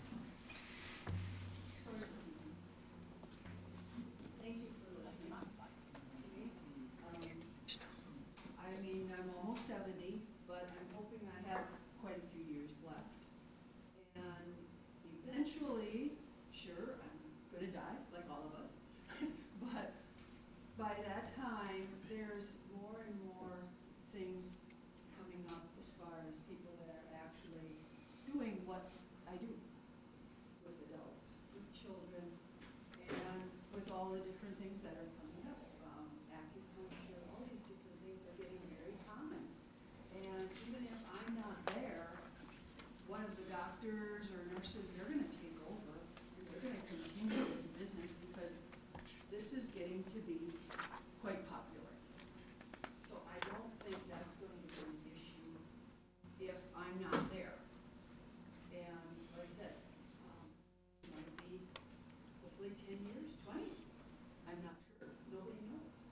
But the biggest thing I think that I feel bad about is that this young man sort of got pushed into having this event with me because I said, can I use your area for the animals? Because I didn't have space for them. And there was a nice big shade tree, and I could have the petting zoo in that area. And it just seems that threw up the red flags to those two neighbors. They didn't like those animals there, and they thought he had something to do with it. And I feel bad now because he didn't have anything to do with it. I just asked him if they could use that area. And that's where I think it was an injustice done to him. You know, trying to get his place rezoned for himself because I caused it. And I had no intention of causing this at all. I just was asking to have his area. So that's where I'm standing with this and feeling bad because I brought those animals and I put them over there. And that's what they all talked about. Was having animals for my special event. Thank you. I want to get this straight. So this is the property to, Next to the farmhouse, and on the corner. so does he have any desire to do any construction or making any enhancements? Okay. I agree with you. I mean, I think she's awesome, but I want to, I don't, that petting zoo thing, I was there and, yeah, Your Honor, if there's some worry about the setback or Right. something, I think they would be happy to say that they won't change any setbacks. okay. And I think that keeps the integrity of that block, and I think that's maybe what he's asking for. It sounds like that's his big concern. So I'm, you're usually Mr. Compromise on this stuff, but I think that would be, if we could keep, I tell you, I'm flabbergasted by this gentleman. He's the main one who just keeps complaining endlessly to a property that nobody else is complaining about. I've represented that area for a long time. I would hear it. All I hear is how much people like Karen and what she's doing. This is another fine gentleman here who's gonna live there. And he might take in some, cigarette smokers that, wanna try hypnotism or something like that. But, it's not exactly like it can be changed to a gas station or a bar or something else. It's office, residential, which the whole block is. Right. Except this one property. This, we talk against spot zoning, and here we have it. The whole block would be the same. And if someone wants to make an amendment, there's no problem. Plus that, they're afraid that they're gonna start building out to the street, which I just don't see that happening, but that maybe that's a legitimate concern or worry of someone. I'd certainly, amend that to, say that the setbacks have to be respected. I'll second that. I guess we're not back to regular. I'm sorry. Oh, sorry, yeah. Any questions for petitioner? Thanks, Karen. Any, She's not the petitioner. No, but I caused the problem, so I Okay. wanted to make. all right, does anyone else want to speak on this 1022-9? Thank you.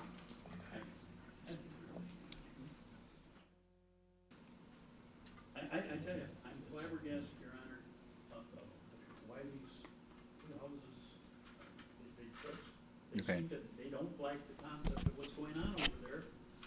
And everybody else in the neighborhood, I tell you, when I feel down in the dumps, I stop there to say hello because you always feel good the second you walk in and you talk to kids. All right.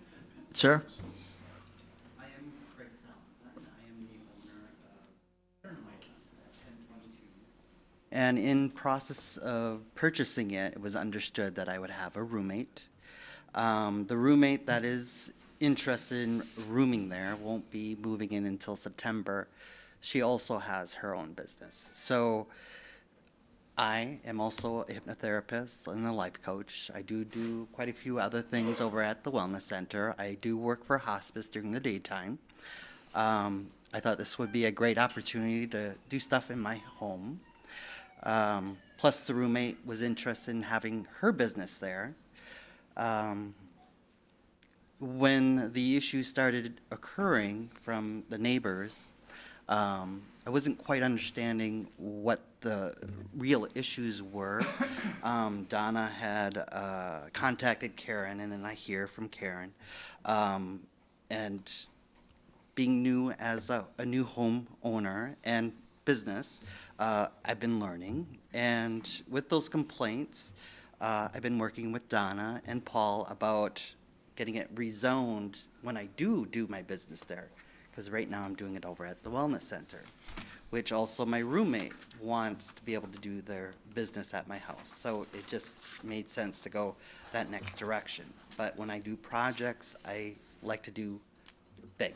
So I went quite further than probably my neighbors would want me to maybe do retail at my house, which finding out last week, which was good to hear what the real complaints were, I decided not to do any retail and just do the office residential where I can do my own business, so can my roommate, and then that's that.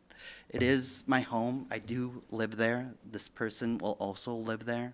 It'll still be a house. I'm gonna make it look nice. I purchased it in May 2nd, so give me an opportunity to make it look nice, maybe next year, so, And will you abide by the existing setbacks so that, I mean, I think your neighbor's concerned about, an entranceway or something that's gonna block his or her view, but you're gonna just keep the integrity of your home with? Yep, nothing's gonna change, no big signs or anything like that. I'll have my driveway where I'll park. The roommate can either park in my driveway or park on the street. I can't stop them. So, yeah. Any other questions? Alderman Weary? Yep. Mr. Talent, I did have one question for you. I think it'll be an easy one based on your comments. I think one of the big issues at Plan Commission was the retail potential in the future. You'd be willing to sign off on that no retail business? Okay. And it happened when Donna came to my house because she wanted to make sure I lived there. She took her tour and asked me questions, I gave her how. And then I asked her, well, what about network marketers, distributors of like LeBron and doTERRA, and she told me that you're gonna have to speak to Paul about that. So when I was working with Paul, so if I do in the future have a retail,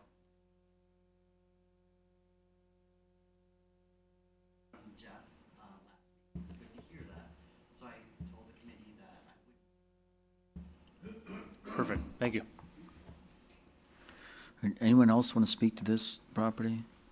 Entertain a motion to return to regular order by Alderman Tom Dwayne, seconded by Alderman Slotnick, Stoyer, I mean. All in favor of returning to regular order, please signify by saying aye. Aye. And those opposed, nay. Alderman Weary, you had the floor. Do you have anything else you want to add? Okay, so the motion on the floor is an amendment, and it's to approve the rezoning request for 1022 9th Street from low density to office residential. Alderman Tom Dwayne? Yeah, thank you, Your Honor. All right, go ahead. Can I ask him a question before he does that? Because it direct, I think it has something to do with Okay. that. May I ask Yep. Alderman Zemo through you, Your Honor, is there other retail stores on that block? Yes. Then why would we put that in there, in case something would want to happen in the future? I don't like that. When we have a block full of businesses that have certain priorities and tell one person, you can't do that in the future. You want to sell some kind of wrap around your body stuff that's going to cure your whatever you got and stuff like that. It sounds like what he's into. Besides, you got the wellness. I didn't hear that. But No, okay. no, it's medicine. Okay, all right. No, you see this all advertised all the time. So I'm making a comment. Why would we stop something like that and put that in there when often people do this out of their home? So I'm for your first motion, but I wouldn't be for the added amendment. So, I mean, because I don't think we should. Oh, setbacks is fine. I'm good with that. I'm talking about Alderman Weary had asked if he would put that in there, he wouldn't sell retail. I don't think that should be in there. All right, Thank you, Your Honor. you're done? Okay. I got just a couple lights here. Okay. Alderman Zima, it is your motion to approve. Yeah, it was to approve with the condition that the setbacks of the buildings not be changed.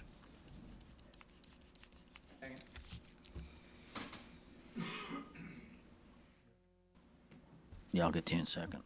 All right, so that's the motion on the floor, you guys, is to approve this rezoning 1022 9th with conditions that setbacks not change. All right, anything else? Well, I wanted to say the only retail he was talking about was, my wife goes to somebody that, they say, well, they recommend some vitamins or something like that. It's not like it's Walmart or something like that, but I think that was all his intentions was, but he's even willing to forego that if necessary.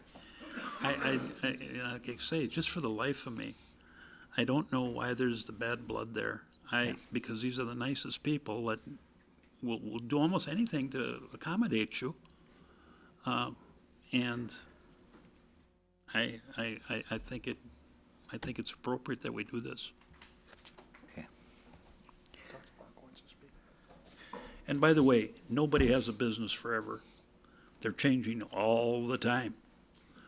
But these businesses can only change to what's in office residential, not anything else. I mean, any fear of having a liquor store or a gas station move in there or something is out of the question. But I do think she's going to live for another 30 years. I mean, she's in that business, so I would, yes. Oh, Dr. Vaughn? Sure. Just 2 points. One, the condition about the setbacks is probably not germane for this because it's a zoning issue, so we can't condition the zoning. It's got to be a straight up or straight down on the zoning. So if you rezone, it comes with all the things, including the setbacks. According to the ordinance as written, if that property gets rezoned to OR and remains primarily a residential use, the setbacks will remain the same, 15 feet front yard. If it moves to a more office type of use, those setbacks could be reduced to 0. With that, again, with the rezoning, we can't condition that part of it. It's either all of the things that come with the zone or none of the things that come with the zone. With that, just in terms of the comment, I think Alderman Zimmer brings up a good point. The uses that are in the OR, any retail uses would actually require a conditional use permit, so they would have to come back here for that if they wanted to change something to retail. But just in terms of the motion of conditioning this on the setbacks, and I guess I can defer to the attorney on this one. The zoning, it's got to be a straight up or straight down. We can't be conditioning it.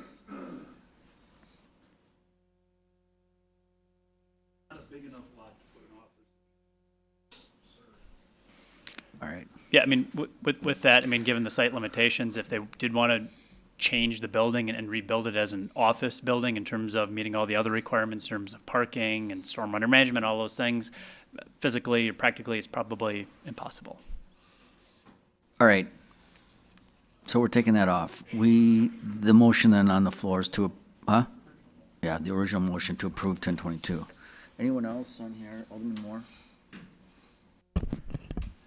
Thanks, Your Honor. The CUP gets me a little bit more comfortable with it just because the CUP isn't going to transfer with new ownership. My worry is that we end up getting something, the same situation with University Avenue where you have all of these residential properties that businesses are run out of. And, you know, that might have been popular 20 years ago, and here we are with a new development plan trying to get rid of all these properties now. And for instance, one was just converted in, a house was given commercial zoning. They ran a business out of it. They put a huge plate glass window in the front. They gutted out the entire bottom to make it a store, so it's not livable anymore.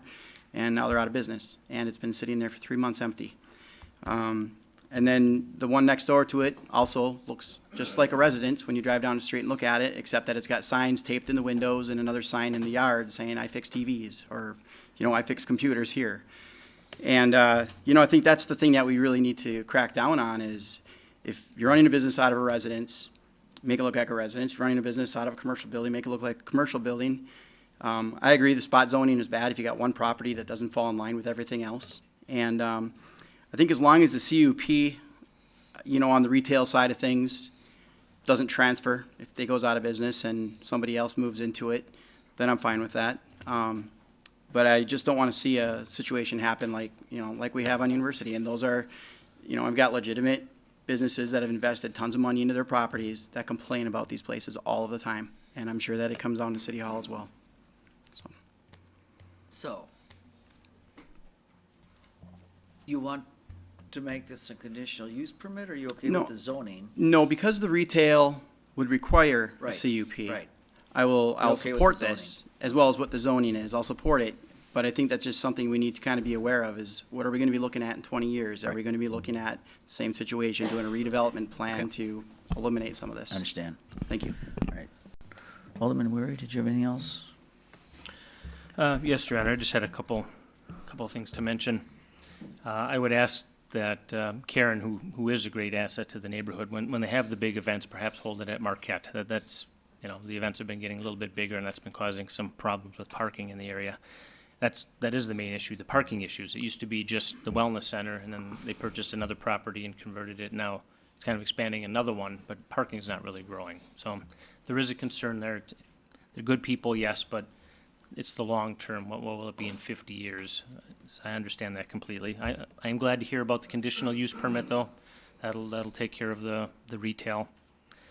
I still have concerns about long term, but I know they're good people, so I'm still thinking about this. Thanks. All right, thank you. All right, those are the lights I have. We'll use the board on this. The amendment is to approve the rezoning. If you approve the rezoning, vote yes. If you don't, vote no.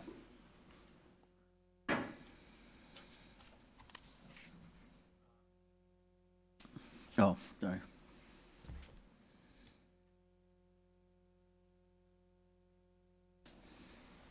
And that's 11, and then just, I'm going to do it on a voice, just a motion to approve is amended. All in favor of that motion, please signify by saying aye. And those opposed, nays. I said item 3 is done. All right, clerk, let's go to the beginning. Report of the Park Committee. And what are your wishes? There's a motion by Alderman Nicholson, seconded by Alderperson Dorf to approve the report of the Park Committee. That was for the meeting held on Wednesday, August 10th. Are there any items in this report you wish to handle separately? Hearing none, all in favor of that report, please signify by saying aye. And those opposed, nays. The ayes have it, and the report of the Park Committee has been approved. Report of the Economic Development Authority. All right, we have a motion by Alderman Nicholson, second by Alderman Randy Scannell, to approve the report of the Green Bay Economic Development Authority for the meeting held on Wednesday, August 10th. Are there any items in this report you wish to handle separately? 2. Number 2 and 4. Hearing none others, all in favor of the remainder of that report, please signify by saying aye. And those opposed, nays. The ayes have it. Items 1, 3, and 5 have been approved. What are your wishes regarding item 2? The motion to approve by Alderman Randy Scannell, second by Alderman Joe Moore. Alderman Tom Dwayne. Yeah, thank you, Your Honor. About a year and a half, 2 years ago, when we had Chief Molitor, I made this communication, and I was told it'd take about a year, and it's been about 2 years, and this was with Director Grenier. He'd be able to do this. Whatever happened to the first communication on finding a new building for the city of for the Green Bay Police Department? This was done during one of our meetings and personal and finance meetings. And I've even requested updates on it in the past. This was supposed to be done already. This motion is to a specific location. Is it location? Because it doesn't say that. It just says regarding the new police department operations building. Yeah. I mean, is the other part done? Well, we're working on the needs 'cause assessment. I had asked if this already be completed by now. Well, we're working on it. We're spending money on the needs assessment and interviewing. I'm just wondering why we're having more and more communications on it, not I don't hearing know about- nothing from the first ones. Okay. Are these two different things? All right. Alderman Moore? Thanks, Your Honor. The communication here was to include the location at the intersection of Quincy and University Avenue near the transit station, to include that property in our search for the new building. That's what was being referred to staff. So this is to a specific location. This isn't the broad search from the original motion. This would be University Avenue and Quincy. Right next to the transit station where there's a bar, there was a flag store at one time. Those are all city-owned properties. Just to clarify, that's. I think it would be appropriate to update the council or Alderman Dwayne on the progress regarding the new station. I mean, they've been coming up here, they've been meeting with people, not now, but I think at a time. How about we do that? Well, yeah, I mean, Okay. We're getting late, but this, I've asked for this for a couple of times, and I respect Director Grenier, so I just let it go and all that. And this is the second time I've seen these communications where, obviously, we need a new police department. Right. I mean, we need a new one, complete. We don't need to add on to what we got and all Right. this other, and have more hassles, but I just would have, because of the respect, I guess I just waited, never received anything. Seems like we got a new direction from another alderman when we haven't gotten to the first one. Thank you, Your Honor. All right. We will update you. You're right, there's sites out there, but we have to know what we're gonna need in the next 20, 30 years, and that's what we're doing right now, interviewing the chief and, okay. All right, so there's a motion second to approve item 2. All in favor, please signify by saying aye. Aye. And those opposed, nay. And what are your wishes regarding item 4? What's that? Oh, yeah, it is. Alderman Zima. Well, when I saw this in the paper about something, they were talking about $42 million for a police station, I said, what, are some people starting to use the evidence that they pick up from people on the street? I want to remind the council here, and Tom and Andy know well what I'm talking about, is that we've got our entire, it's a beautiful building, the public safety building where the sheriff is operated, the old S&L building. That 8.5 acres was purchased with the building on it, remodeled. It's a wonderfully functional building. It was under $5 million, not $42 million. Where do people come up with these numbers? And Mr. Moore, I think if in your endeavors there, if you think there's a site or something, let's get people into reality. I will never vote for $42 million for a police station. We built a huge one out there for about $5 million. That's just a comment here. Thank you.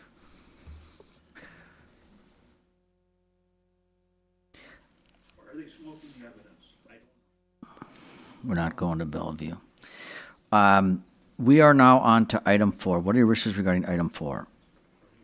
There's a motion to approve by Alderman Randy Scannell and seconded by Alderman Tom Slotnick. Alderman Zima? I was, I didn't ask for that, but it was Mr. Weary. What? Mr. Weary asked for this item. Mr. Weary, why are you pointing that way? Mr. Weary. Mr. Weary. Alderman Weary. Thank you, Mr. Mayor. I had a question for Director Vonk. I believe the plan options expired, correct? I think I read that in the minutes. The original planning option. Okay. The original planning option expired May 31st of 2016. The reason it was not renewed before this is we failed to have a quorum to meet prior to August.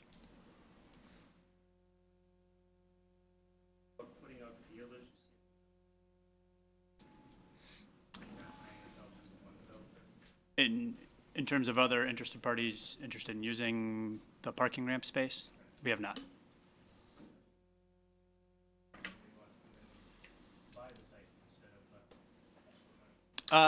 Yeah, I guess at this time, I would not, given that we have a project up for discussion tonight and then developers who's put in some due diligence to this. You know, they were the ones who expressed interest in this property. I mean, it's been out there, I mean, since we built the ramp and nobody's come forward with, I guess, an interest in using it. And because, you know, that developer has submitted something and they have something on the redevelopment authority for you to consider here tonight, you know, at this time, I would want to vet that proposal first. If that proposal does not move forward, then, you know, I think we can go out and see what else is out there. Since that project has been made public, I mean, there's been no other parties who have come forward interested in that property. All right, thank you.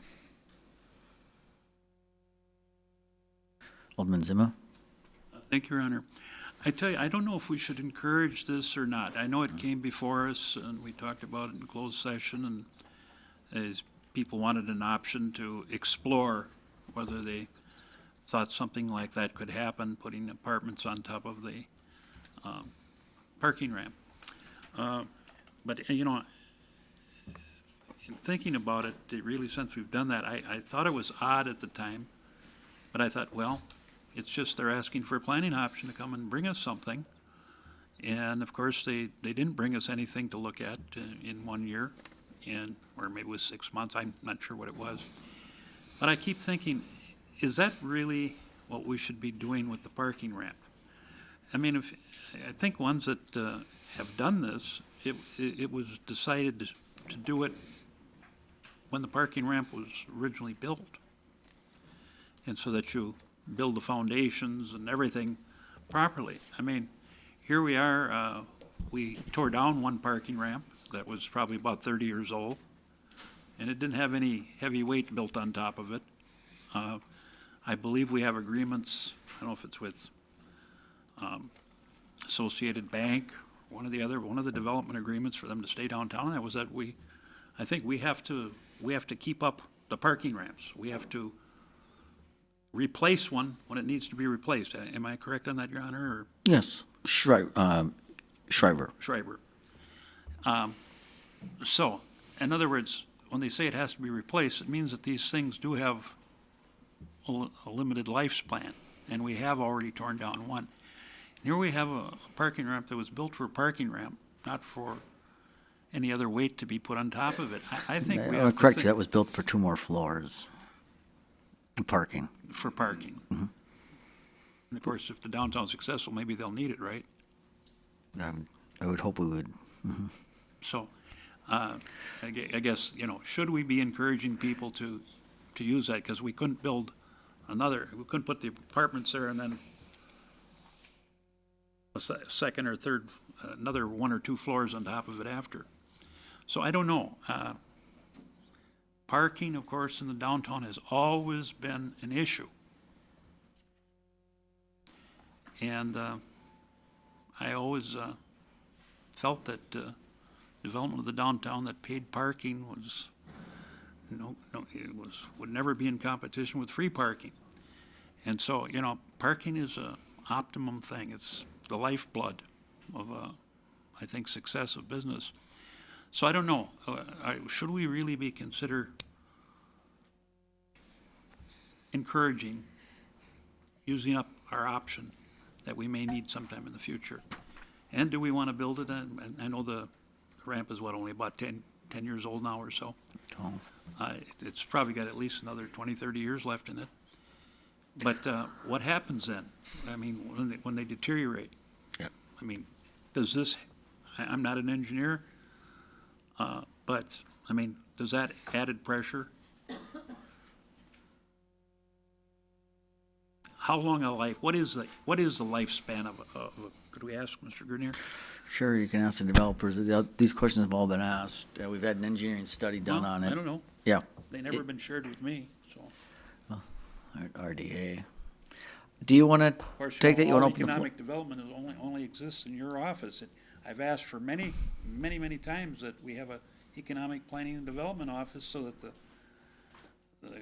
council can be involved in the nitty-gritty and the planning of things that are going on. But we're always left out in the cold. And All right, then, who wants you to know, speak to and then this? things Do you want to come at the open the last floor to minute hear for us from to interested approve all parties? of This has been more public than any. Director Grenier, you want to talk about the integrity of the ramp and how it's,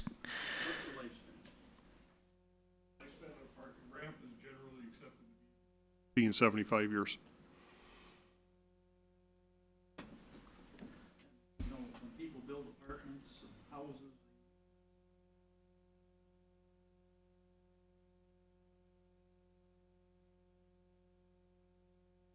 I think the developer understands what the existing lifespan is and is willing to proceed with the project knowing the existing lifespan of the building.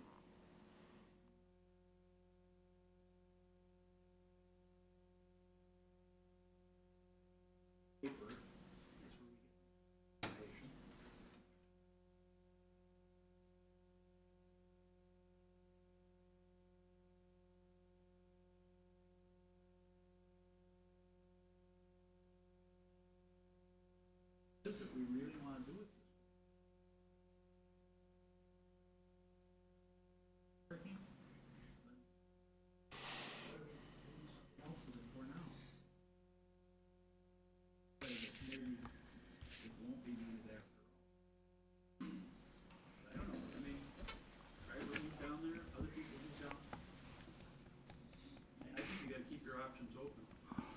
yeah, you've missed a lot of meetings.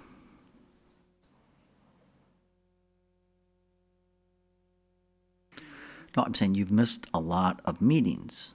I thought you didn't read the press gazette. I mean, the information, this has all been discussed time and time again, so the developers are here. Everybody know about it?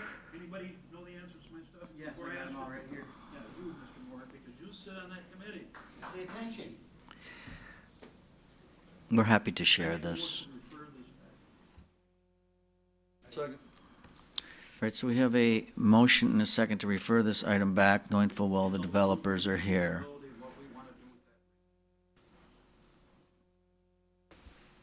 Okay. Alderman Dwayne, you want to speak on this? Yeah, I just got informational. Mostly is, one, the project's gonna be done mainly through City of Green Bay. 80% of it, from what I understand, is gonna cost the city. But number two is, more importantly, is my son who worked on that, worked for the parking utility for for 2 or 3 years now. He now is living in La Crosse, got a job in his field, but I don't know how many times he would talk to me about some of the stuff that was said and done up at that parking lot, Cherry Street parking lot we're talking about. How many people go up there and come back and say, why didn't you tell me that there was no more parking spots? This was on a regular basis, and Your Honor, you came down and wanted to fire everybody. You were pretty upset when you couldn't find a parking spot up in Cherry Lot. And I gotta tell you, if you talk to, I wish she was still here, I know it's late, she wasn't gonna stay that long, but the Mary who's the head of that, often, she'll tell you. That's one of the complaints of there's just not enough space on many days.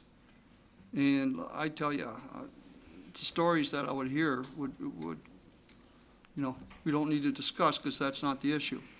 But oftentimes, people are coming down out of that lot, say, why didn't you tell me there's no more parking? Well, they can't count how many cars go up there. It's impossible. How many parking spots are left?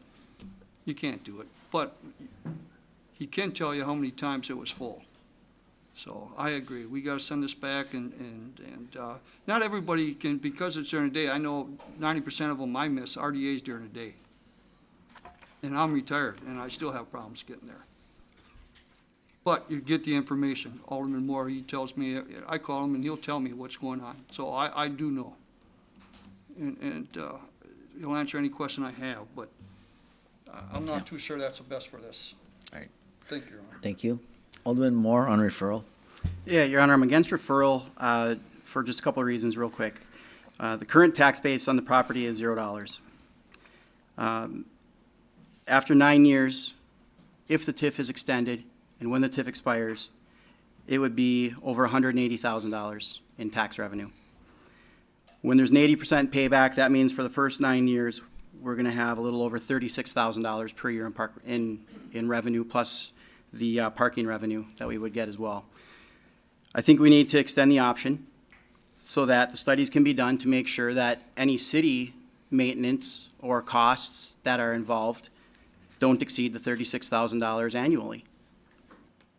And as long as those costs don't exceed $36,000 annually for this first 9 years, then this is just dollars in our pocket, as well as bringing more residents and bringing more, you know, how many contractors are going to be down there working every day on this thing? There's a lot of benefit to this. Just to extend the option, we're not rubber stamping something tonight and just saying it's done. There's a lot of work that still needs to be done. We need to extend the planning option. You know, the developers put a lot of money into this, did the studies to make sure that this would work here. You know, definitely against referral on this. I think we need to move forward and do something good. Thank you, Alderman. Alderman Randy Scannell. Thank you, Your Honor. I also am against referral.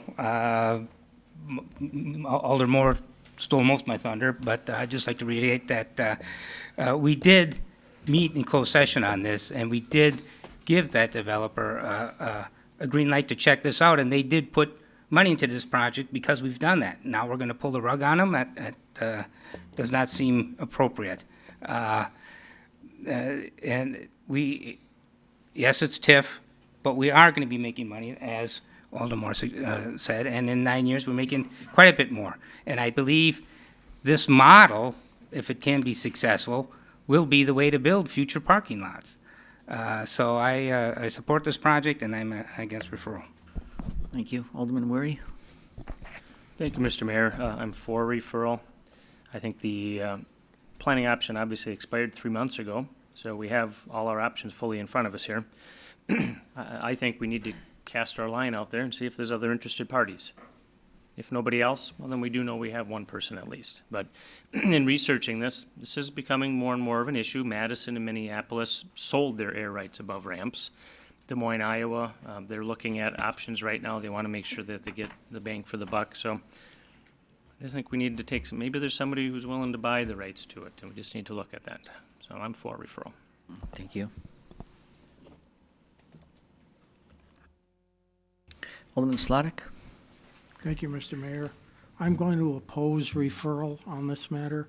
I don't want to stop the progress on this project. I think it's a good project. I think it's an inventive project, and we did give this person a chance to do their due diligence on it, and I'm confident they're going to continue that. Now, having said that, 2 more reports into this packet, we're going to be asked to approve a term sheet. And I do have some questions about the term sheet, so when we get to that, I think we want to get into that in great detail. But at this stage in the agenda, I'm going to oppose referral. Okay, thank you. Thank you. Alderman Zima, did you have anything else? Yes, thank you, Your Honor. Well, you know,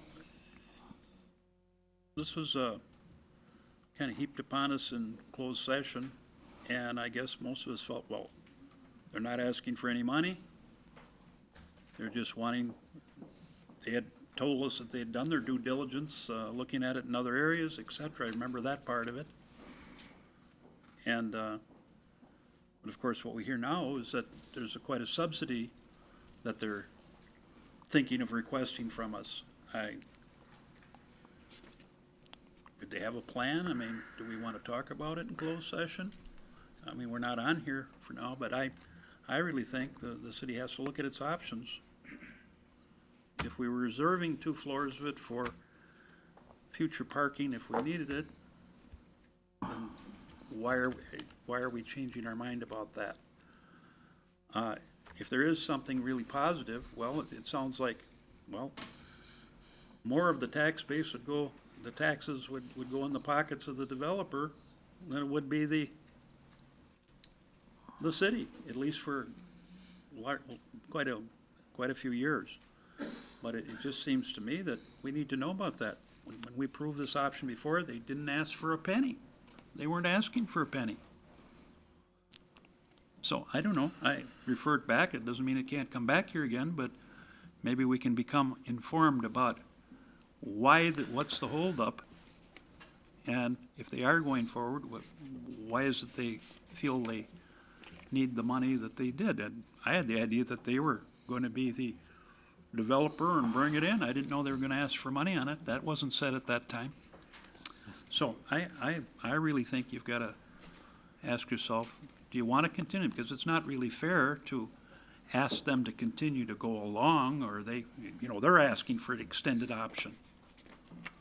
They didn't pay anything for the first option. Most of the time you get paid for options. It's nothing. But everything in this city seems to be giveaway. We're so desperate. Are they offering any money for an extended option? 2 reports away from the finance. I don't think you read your packet tonight. No, I didn't. I was away from the city for a week. Okay. Do I have a right to take a vacation? Do I have a right to ask questions? Why are you always so snide, Mr. Mayor? Alderperson Dorf, sorry, referral. I just wanted to say that I did go to the meeting. I try to make all the committee meetings. I was the only person in the audience, if I remember correctly, and it was a fascinating presentation. And I would be against referring it back at this time. Thank you. Alderman Slack, did you want to speak again? Okay. Thank you, Mr. Mayor. I think some of the questions being raised are legitimate questions, but I think we need to get into the term sheet to have that discussion. And that's another 15 minutes down the agenda here. I would just as soon see us get past this by approving the extension of the planning option. And if we get into the term sheet and there's stuff we don't like, we can always impede things there. All right, thank you.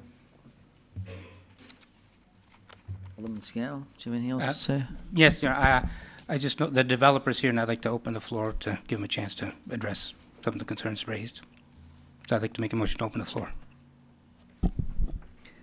All right.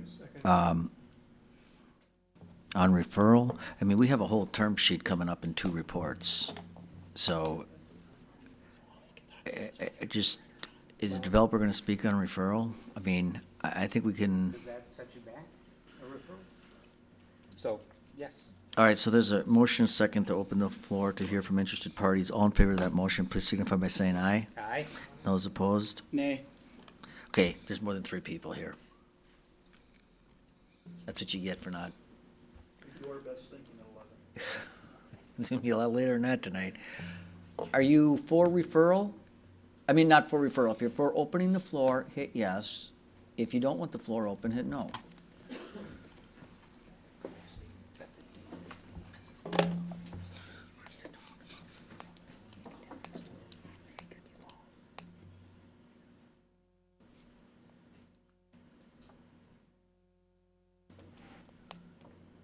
All right, the floor is now open to hear from interested parties. We are discussing, actually, the motion on the floor is to refer back item 4. Item 4 is to approve the extension of a planning option agreement for 202 Cherry Street Condominium Unit 1, Condominium 2. Yep, go ahead. Mr. Bader? Good evening, everyone. At 10:48 at night. How are you doing? I'll hit some quick bullet point answers now, and then later with the term sheet, I can address anything else to your heart's content at that time. This is on referral. Do you think we should refer this back? Look, I'm not the guy that voted. No, please don't refer it back. I think we've had everything answered that, to get to this point. So we'd like to obviously move forward right now with the planning option, let alone the term sheet later on. Move to return to regular order. Can I just say, do you feel confident you can address things without this being referred back? Are we going to address this again as the redevelopment authority item? Yes. If we can do that, then as long as we can do that, then we're fine. Take your motion. You prefer this not be referred back? I think that is the reason we brought you up here. Yes. Okay. Yes. Motion by Alderman Dwayne to return to regular order. Double like it is. Second by Alderman Randy Scannell. All right, I see no other lights. Use the board on this. A yes vote refers this back, a no vote keeps it here.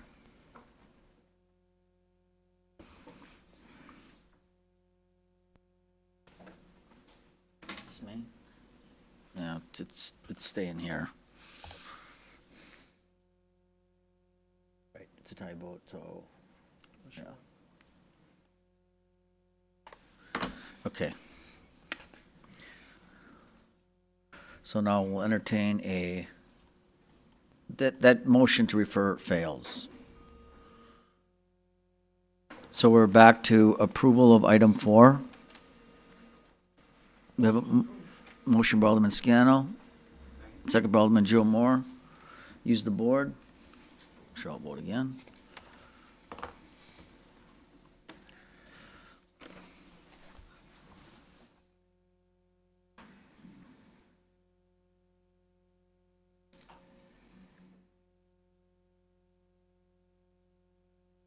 Okay, and that passes 7-5. All right, we're now on to the report of the Green Bay Plan Commission. And what are your wishes here? A motion to approve by Alderman Randy Scannell. 1 and 4. Well, we got 1 and 4 we got to do. And second by Alderman Joe Moore. Anything you want to handle separately here? Number 4. Are you serious, number 1?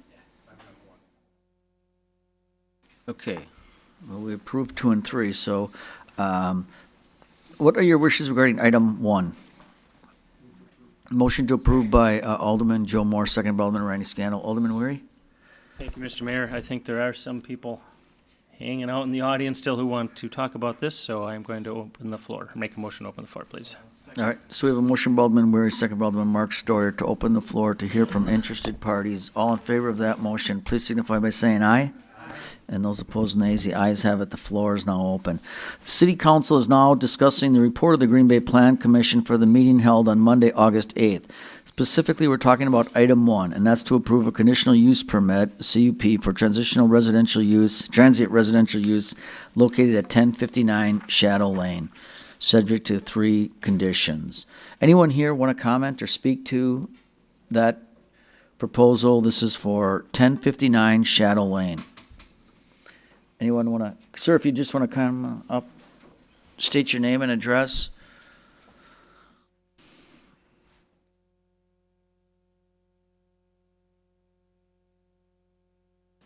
Well, my name is Mark Anderson. I live at 1063 Shadow Lane. I'm directly west of the property in question.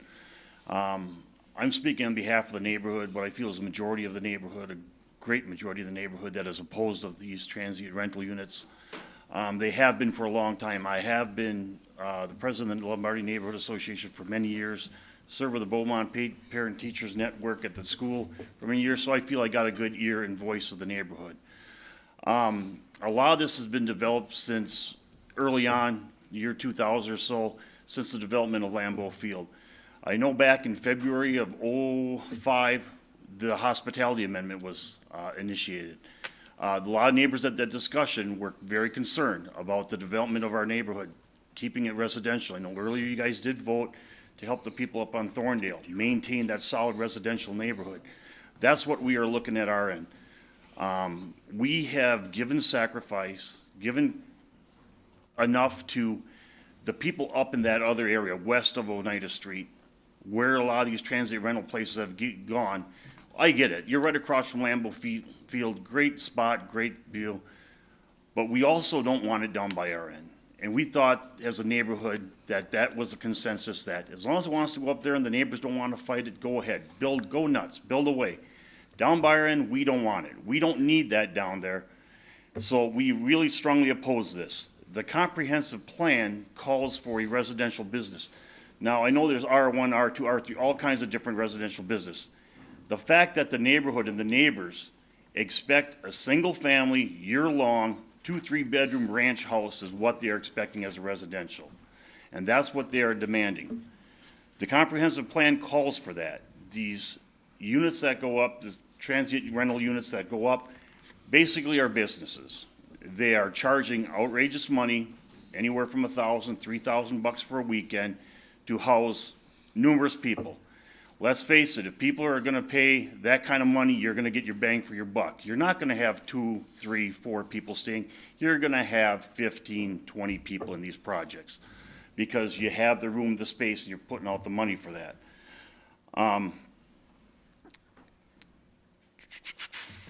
The property value. I know some of the neighbors have also said who are in support of this, their property value go out. There's absolutely no proof of this. I have the one that is in motion. I have my other neighbor on the other side that wants to put one in place, basically kind of waiting if this one goes through. My marketing ability for my property is going to be limited to nothing but a transient rental unit. I am not going to get a single family that's going to want to buy my home and live between two of them because of the perception of these things. I strongly feel that you guys should support our neighborhood. We have 77 signatures that we signed with neighbors. Now, we did not even knock on every door in that neighborhood. We went to the people we know would strongly oppose this right off the bat. If we would have knocked on every door, we may have gotten more. I don't know. But we felt that that 77 encompasses all the way over to somewhat of Lombardi. It's not just our little corner of the neighborhood. It's throughout that entire neighborhood between Grove Street and Oneida Street, between Lombardi and Liberty, that oppose these houses. Are there any questions? All right, thanks, Mark. Oh, Okay. Alderman Scannell? Yes. Is it just a thought that it'd be a Packer Party house or any kind of like the Airbnb, you'd even be opposed to it for that kind of usage? You know, they're called Packer Party House Transit Rentals, but let's face it, with the development of that whole district down there, not only do you have Packer games, you have events, you have Cellcom, you have events at the rest center, the arena. So this is not gonna be just 8, 9, 10 times. The opportunity for this is gonna be a lot more. They wanna develop a lot of entertainment property down by Tundra Lodge and that. That's gonna bring more things in. These things are gonna be used more than probably about 20, 25 times a year, probably even more. Now, when you look at the neighborhood, across from Lambeau Field, a good part of the year that's dark. The plan, I believe the mission statement of the planning department is to build a strong neighborhood. That's not a neighborhood. That's a bunch of beautiful houses that are sitting maybe vacant periodically, empty. That is not a strong neighborhood. Ours is a strong neighborhood. We just don't want it to go away. And the thing with this too is we feel that you allow one, you're opening up the floodgate for many of them. I know the committee said that they allowed one on Grove Street. Many of the neighbors that we talked to on Grove Street down by Raleigh were even aware that this thing even went through until after the fact it did. The committee was basing that this one should be approved for the fact that they approved that one. There's no set structure, no set guidance why and when these things are approved and how they're approved. It's just a roll of the dice, let's approve it, let's see where the opposition or the support goes for it and go from there. And I know we've been fighting these things ever since I've been with the Lombardi Neighborhood Association back in the early 2003, 2004, 2005, and it does get old.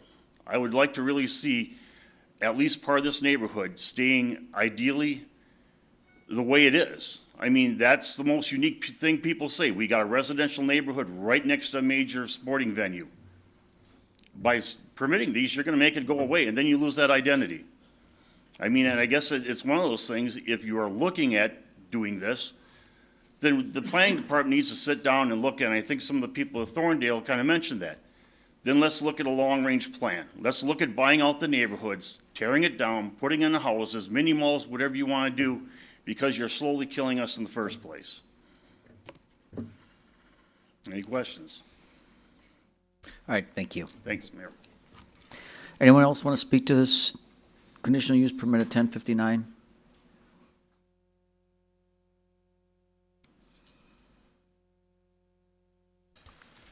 Attorney Ross Kornowski with Gerber's Law. I represent the applicant. This is the second time now that this council has been faced with this objectively straightforward legal decision on this particular application. In total, this application has been in front of the Planning Commission 3 times. Most recently, this council sent it back down last month. Just had the follow-up meeting on Monday. Now, twice, after a meticulous and thorough review of the operating plan and application, the Planning Commission has approved this application. Moreover, the applicant has taken the necessary steps required by the Planning Commission, specifically incorporating the city's nuisance guidelines into the rental agreement.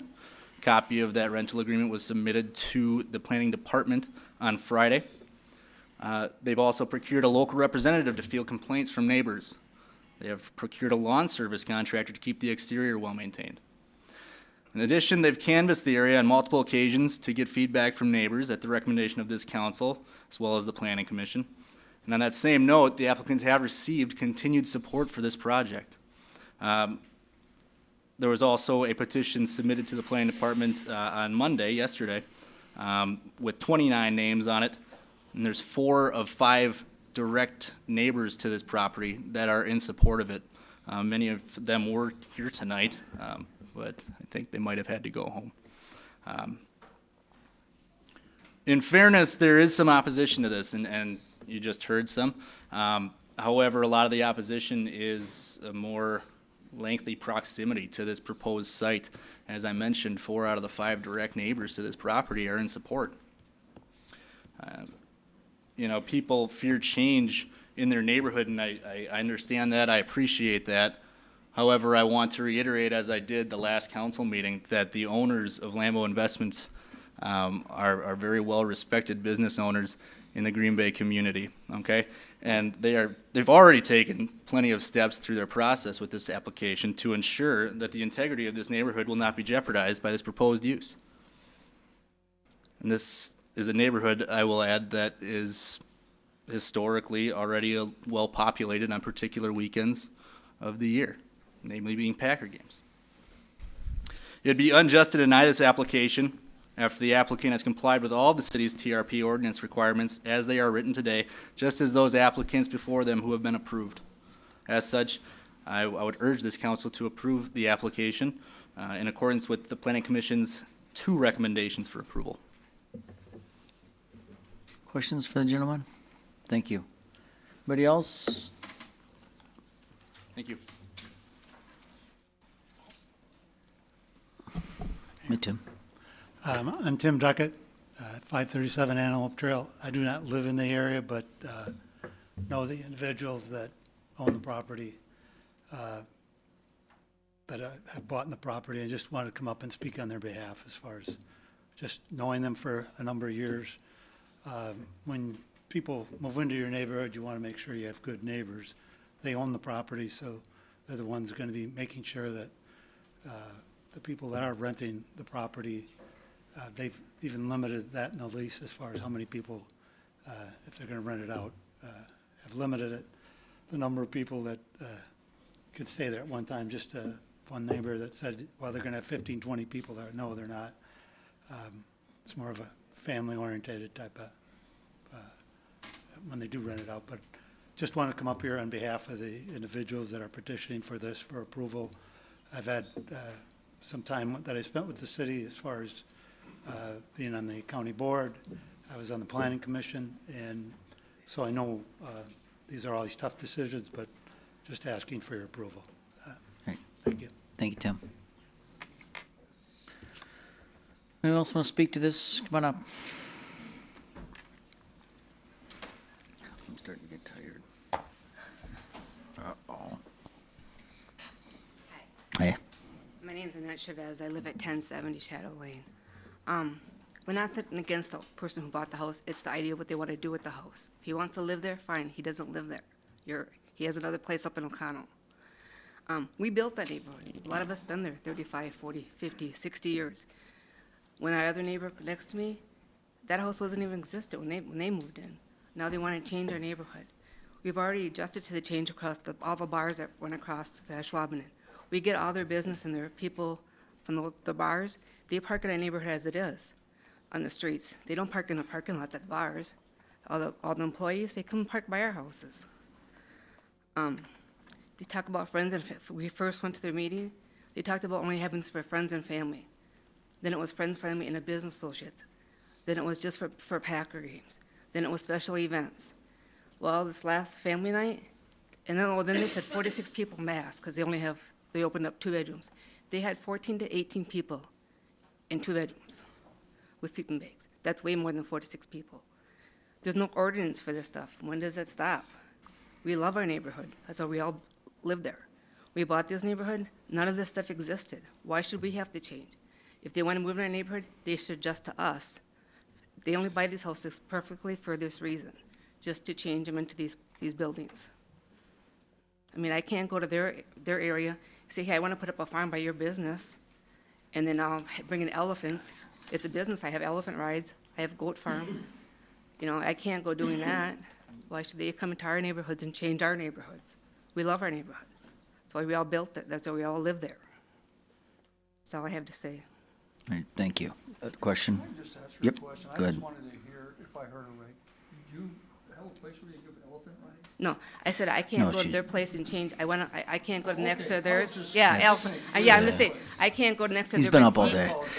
He owns a business at D2's. If he wants to have people Right. live in their I think house we and get it. rent these places I just out, thought that's yeah. No. I mean, he could build an apartment above his business at D2 and have people there.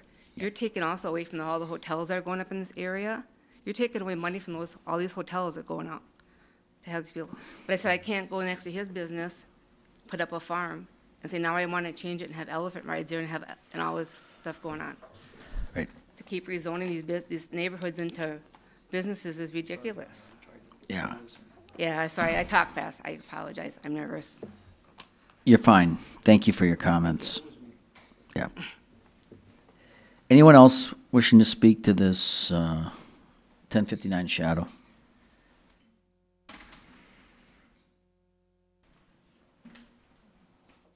Hello, Hi. my name is Sarah Zoll-Drager. I live right across the street from the house, and my husband, Steve Drager, will help manage it also. So a lot of things that I've kind of heard when going around to have people sign the petition is that they heard I'm in this for the money, and I can just guarantee I am not in this for the money. I'm a classmate of Mike Lenarduzzi. He is the kindest man that I have ever known. He has helped out in so many fundraising events. He is my go-to guy.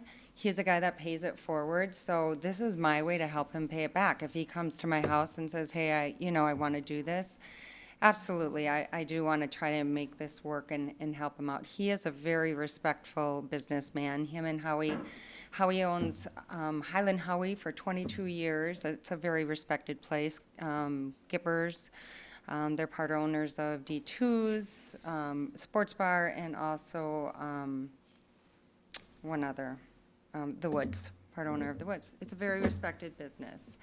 I don't have a doubt that if there is any problems that Howie and Mike would nip it also. I am the person in the neighborhood that is, once you tell anyone you work in the medical field, I get the people from the Packer games that come over and, I did have one person cut their foot. I took care of that. I will do all of that. I've had drunks that I've had to call the cops for that were walking from the game and have no idea where they parked. I've had some domestic violence across the street that I ran and took care of. We've had 2 car accidents that I have ran to. So I'm a very active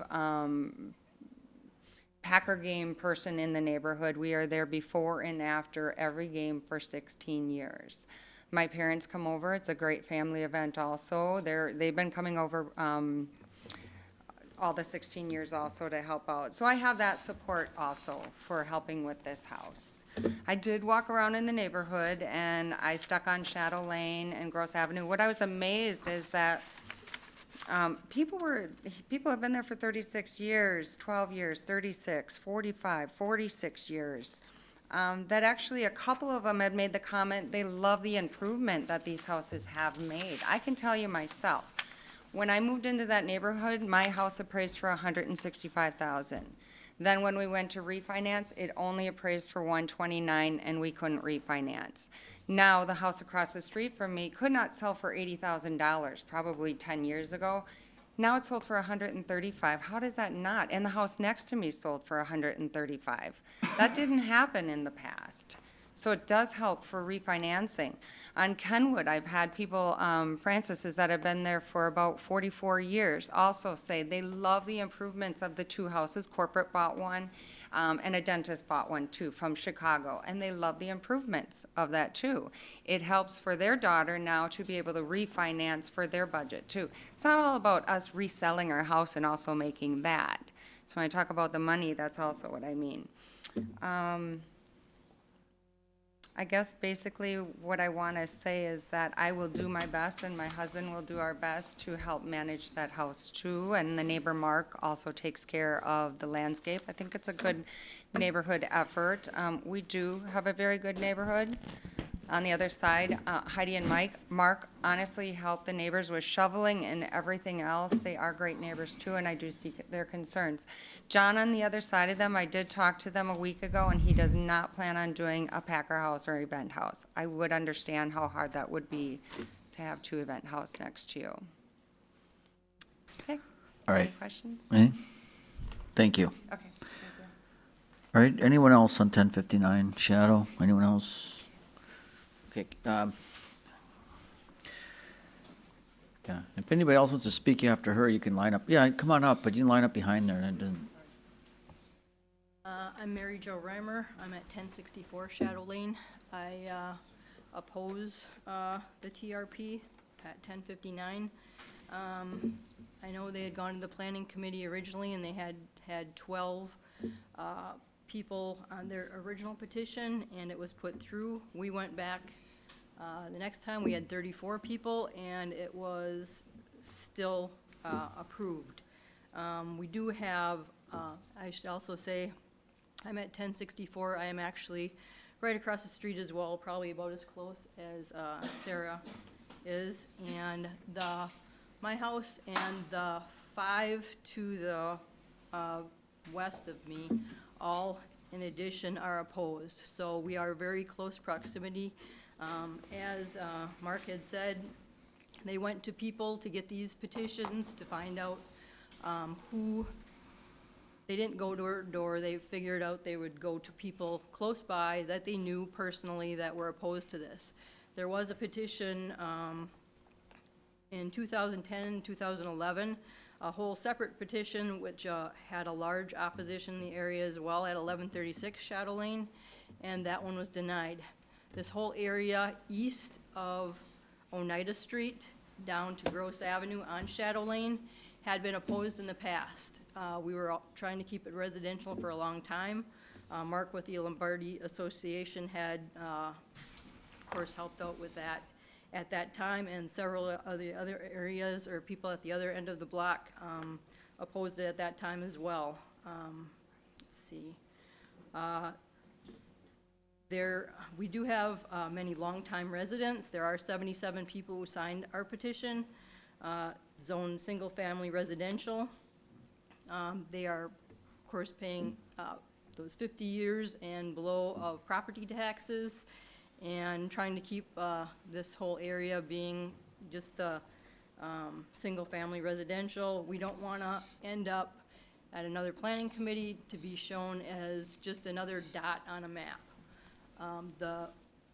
It shows at the planning committee, and I thought they're going to have the map here as well, showed that entire area on our street in that section to not have anything approved so far.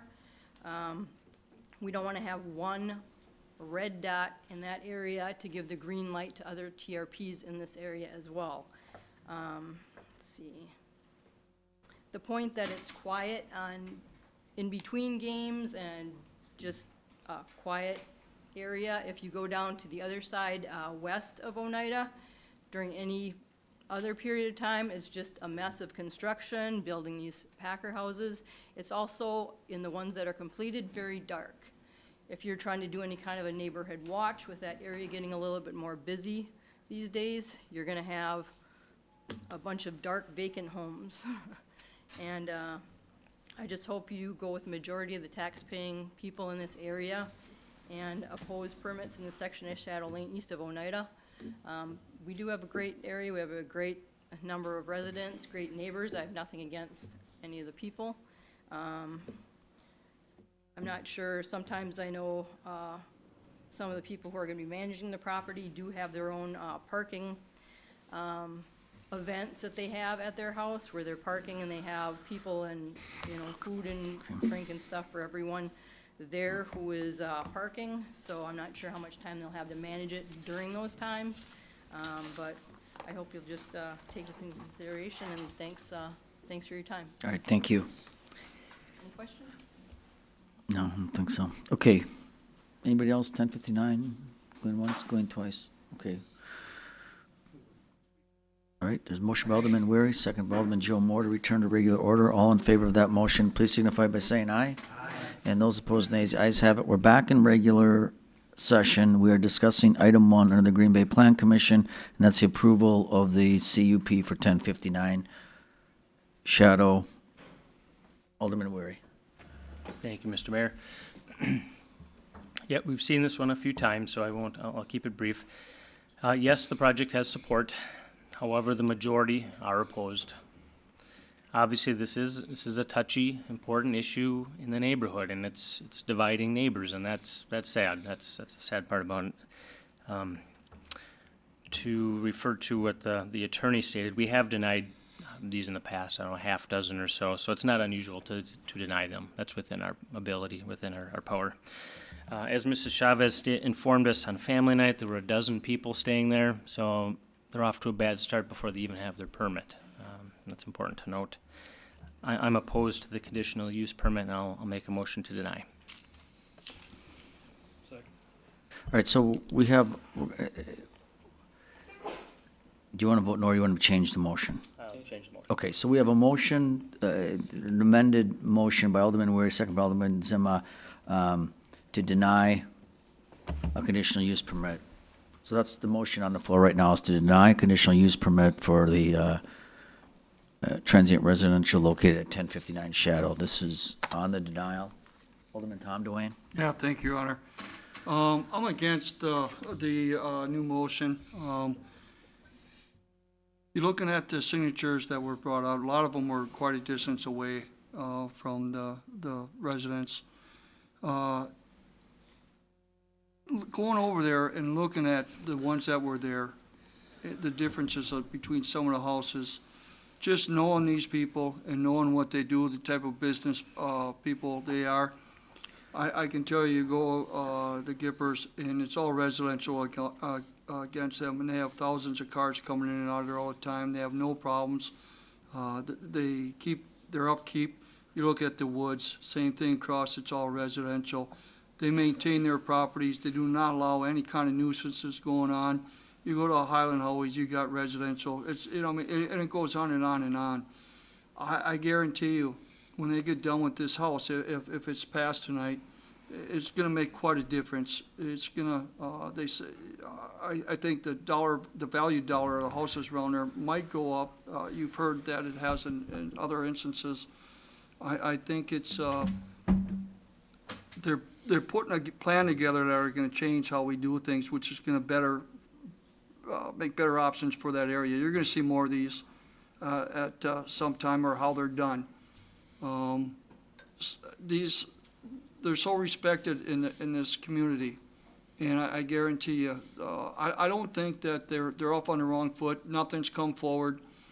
So game time, the family was there with their friends or whatever. But once it's made, if it's made into this development, it's not going to be family anymore. It's not going to be friends sitting there having a good time across before they go to the game. It's going to be very well respected. I guarantee you, it'll be the best residential, this type of fixture there is in that area. That this is the type of people they are. And so I'm going to support the original to approve. So I'm going to vote against. Alderman Rory. Very good. Thank you. And Alderman Dave Nenning. Thank you, Your Honor. Just a little bit of information from the Plan Commission on this. We've had this before our commission, I think 3 times. The first time it came in, Alderman Weary was at the meeting and said that he was in support of it because the majority of the residents supported it. At the last council meeting, it was referred back to the Plan Commission because a petition was presented with people opposing it. And, you know, it really was fair that we take a look at the whole thing. Now, petitions keep coming in. We had some that our staff received as recently as yesterday. And, you know, it ultimately comes down to, you know, how far are people going to go to collect signatures. Now, I've got a map here I'm going to pass around for everybody to look at that shows with a red star, the people who signed petitions opposing it, and with a green star, those that signed petitions for it. And then there are some in purple, people who signed both petitions. So I'm going to pass it around so people have a chance to look at that. Now, our Plan Commission in reviewing these things is trying to have some consistency. We've approved some on Shadow over a number of years, but more recently there have also been some approved on Gross, on Langlade, on Ridge, on Regal, and we're trying to be consistent in how we review those things. First, we require a neighborhood meeting, and it's people within 500 feet that our ordinance calls for them to be invited to a neighborhood meeting. Now, if you look at the map that I passed around for the people within 500 feet, 18 are in support of it, 10 are opposed, and 2 signed both. So, you know, what do you do with this? In terms of the immediate parcel, the neighbor on one side supports it and the neighbor on the other side opposes it. And the neighbor who opposes it obviously circulated the petition against it. Now, we do require an operational plan. How will the property be managed and maintained? Who will maintain it and manage it? Do they plan, understand that they have to pay taxes on it, or collect and pay taxes, both room taxes and sales tax? And we consider plans that owners have to improve the properties, and we often see plans, substantial plans, to improve the properties when short-term rentals are approved. It was the opinion of the, and when you look at that map, you know, I think it's important to note that a lot of the people who signed the petition against it are on Liberty, Raleigh, Kenwood, Thorndale, Oneida, you know, quite some distance for many of them from this property. So it really does affect the people within that 500-foot radius the most. So, you know, our Plan Commission looked at this and said and felt that this applicant has met all the expectations that we've applied to other applicants that have been approved. So on that basis, the Commission has recommended approving the request, and it has my support. Thank you. All right, thank you. Alderman Stoyer, the motion, as you know, is to deny the conditional use permit. Okay, thank you, Your Honor. I've been to many of these TRP meetings that, you know, or discussions over at planning. I think one of the concerns I have is the fact that that area between Oneida and Ridge along this stretch already has quite a few of these establishments. And, you know, I would really like to see a comprehensive plan that would really address this according to this area, but also with the entertainment district that's coming up. I get a little concerned where, you know, you piecemeal and you pick out different areas away from that specific area. And I'm not denying that it's probably a very good project, but I just get tired of seeing one here, one there, one outside of the area. You know, it just adds up, and I really think that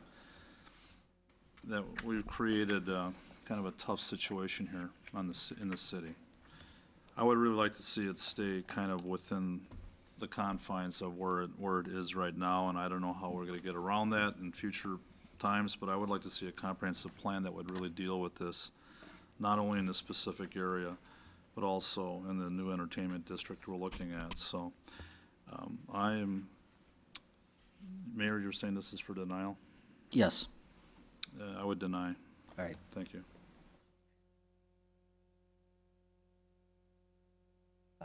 Let's see who's first here. Alderman Weary and then Alderman Nenning again. Thank you, Mr. Mayor. I seem to have trouble with my box. It's not. It's not. Let's see if it works. Yeah, it's working now. I did it twice, so I don't know. Yeah, we were both looking at it. I love hearing you speak. I'm sorry, it was not on, guy. Yeah. Stay awake, not fall asleep. Thank you, Mr. Mayor. I just wanted to point out, Alderman Nenning stated something, I think, in error. I didn't support this the first time I went to Plan Commission. I was actually neutral. I wanted more information from the neighborhood. So I didn't change on that. I was neutral and then denied it once I got the feedback. There were 4 additional addresses that I just received today that aren't on that map. I know it's kind of late, but it was same side of Shadow Lane, right in that neighborhood, 1105 Shadow, 1109 Shadow, 1113 Shadow, and 1119 Shadow. So I just wanted to point that out. Thanks. What were they? They're against. Okay. Yeah, so some more right in that area on Shadow. Thanks. All right. Same side as the proposal. Alderman Dave Nenning? Thank you, Your Honor. I just wanted to make a comment that I don't know how many of you have seen it, but there is a memo from Paul Newmeyer of the Planning Office to all the council members regarding the future of short-term rentals, not only here but in the city. There is a proposal, and before the Plan Commission takes action, we want input from everyone. So if you haven't read that, take a look at it. All right, thank you, Alderman. Alderman Zima? Well, thank you, Your Honor. You know, we form neighborhood associations, you know, to improve and strengthen the neighborhoods, not to dismantle them. And I don't know. You know, when this first came up, when they first started, I think we opened Pandora's box. And I can't remember if I approved it or didn't approve it at the time, to tell the truth, because we heard so much stuff on both sides of it. But I felt it was probably wrought with some danger at that point in time, but I don't know, maybe it's time for a moratorium on these things, because I heard of a legal case that it was overturned what the council did, because they said, you approved one over here and you didn't approve one over here. Now here we have a new block that doesn't have anything in it. There's not one in there, and now we're gonna put one. I guess I don't care how good the guy is or isn't. It's opening the door again. One of the speakers, I don't think it was Mr. Anderson, he said that there's one waiting in the wings. If this was approved, he's putting it in too. So what do you want? You want to strengthen these neighborhoods? You want to keep them preserve, if not strengthen them, at least preserve them? Or is it just Katie bar the door? I think it's going to add to the slow destruction of the neighborhood. Now, what might replace it might be okay too, but it's not going to be a neighborhood anymore. I mean, how can you really talk about a dark house 300 days a year strengthening your neighborhood? Even if it's kept up. It's dark, is that what we want? We want empty houses? We want full houses. We want neighbors. And here you got, and what's this doing for neighborhoods? It's pitting neighbors against neighbor. No matter how much they say they love each other, I tell you, however this thing goes, they're not going to love each other anymore. So you're creating dissension. I really think it's time for a moratorium. Even Mr. Weary's opponent, I think, in her literature talked about that there shouldn't be any more. I think we try to close Pandora's box and just put an end to it. If we're gonna rezone a whole section somewhere and say we're gonna open this up, and maybe those people all will slowly sell as they all go, somebody will wanna buy them, I suppose, but here we are. This one, it's a new block that you're putting one in. You're opening the door in another block. You're gonna preserve the neighborhood, or you're gonna kiss it off with the first one. So I'm opposed to this slow destruction. It's kinda like spot zoning. We just keep spotting another one in, another one, and after you got so many, I don't know how you're gonna fight the legal cases, and where does it stop? So I'm gonna support the motion. Thank you. Thank you. Alderman Vanderleest on the denial. Thank you, Mr. Mayor. My thoughts are that these Packer houses and, you know, they're just kind of, we jumped too fast before we had any plan. The Planning Commission, I'm sure the Planning Commission does a good job on a lot of things, but I think there should have been a little more guidelines as far as where we're putting them in. You know, they're just stamping them out like whatever. And I can understand the people in the neighborhoods, how they feel. You know, there's enough traffic on Packer days. If you got 10 more people in the house right next to you, you know, it's not a good scenario. I think we just need to take a little further look before we approve any more of these Packer houses. You know, Mr. Nettig talked about it, and maybe they can get a little help from, you know, a little more information. And I think it just might be the wise thing just to kind of sit back a little bit and get all the I's and T's crossed. And I think it'll be, you know, sure, we're not going to make any friends here talking like this, but I think that there's going to be friends on one side or the other. And I think that we just need more research on how we're going to approve these houses. And that's my thought, that I just think we need more guidelines. All right. Thank you. Thank you. Turn off your light, and then Alderman Scannell, you're the last light. Thank you, Your Honor. I'd just like to say that, not to toot my own horn, but Alder Nettig and I were the only ones who didn't vote for Pandora's box, opening that box. We used to have a policy, and Alder Weary jumped us off that map, and the full council went along with it. And now we don't have a policy in place as to what houses can go on. And I think I looked at the report of the Planning Commission, and I hope that I didn't notice that there will be a process for neighbors' input. In this case, it looks like the majority are opposed, but the majority are pretty far away. So that complicates it. I think in this one case, I'm going to, the motion is to deny. I'm not going to follow that motion because it is one house, and we can stop further developments, and they have gone through all the process and done what they needed to do and worked with the neighbors in their immediate area. So until we get something sealed down, which should be happening pretty soon, I'm going to keep going with what we've been doing. So, All right, thank you. All right, so the motion on the floor is to deny the conditional use permit on 1059 Shadow Lane. A yes vote denies it.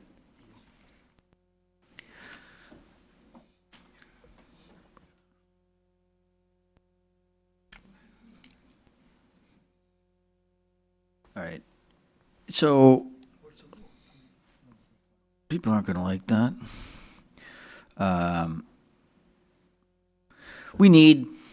Let me just tell you before I vote, because I'm going to vote for denial. We just want to see a policy. This is now going west of Oneida. Look, I know you don't like this, but I've told Kevin, he's working on it, our director, and this is spot zoning. This is uncomfortable for us. I know you want it. The people who operate it are pretty good people, but, you know, back in 2003, this was all going to be zoned commercial, and the alderman said, look, we got to keep it residential. Okay, I was just elected. It was a month after I was elected. No, it was you. Yeah, no, look, I was at the meeting. I wasn't mayor, but I was at the meeting, and we changed that, and now we're kind of doing it by spot zoning. So I think we need to make a decision, and is Shadow gonna be residential? Is it gonna go to Kenwood or not? And quite honestly, I don't care. I just want a plan. I told Kevin, I wanna see a plan for this neighborhood. So we're gonna hold off on that until we see a plan. If you guys decide nothing west of Oneida, that's the plan. But, yeah, east, I'm sorry, east, so. 7 votes for denial, so it is denied. We are on to item 4. And what are your wishes regarding item 4? Well, here, we need a motion to approve. You know, if you didn't have county board, I would. All right, there's a motion to approve by Alderman Scannell, second by Alderman Mark Stoyer. Alderman Zima, did you pull this one? No. Alderman Nicholson? I did.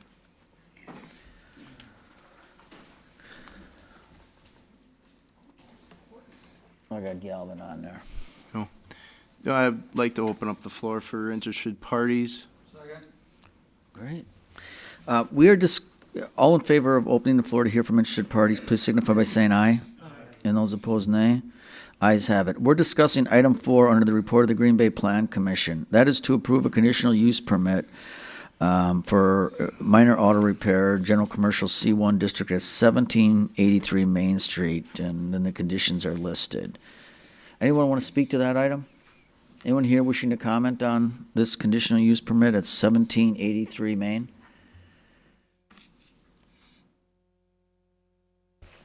State your name and address, please. Thank you. My name is Dan Rorty. I'm an architect with Dimension 4. Our business is at 124 South Broadway. And here on behalf of Marco Rodriguez, party interested in leasing the building and the property that we're talking about. A small amount of background, as the mayor said, it's an auto detailing and repair business. The property had a house on it, and it has a garage. The owners of the property tore the house down, seeing it that the garage might have some value.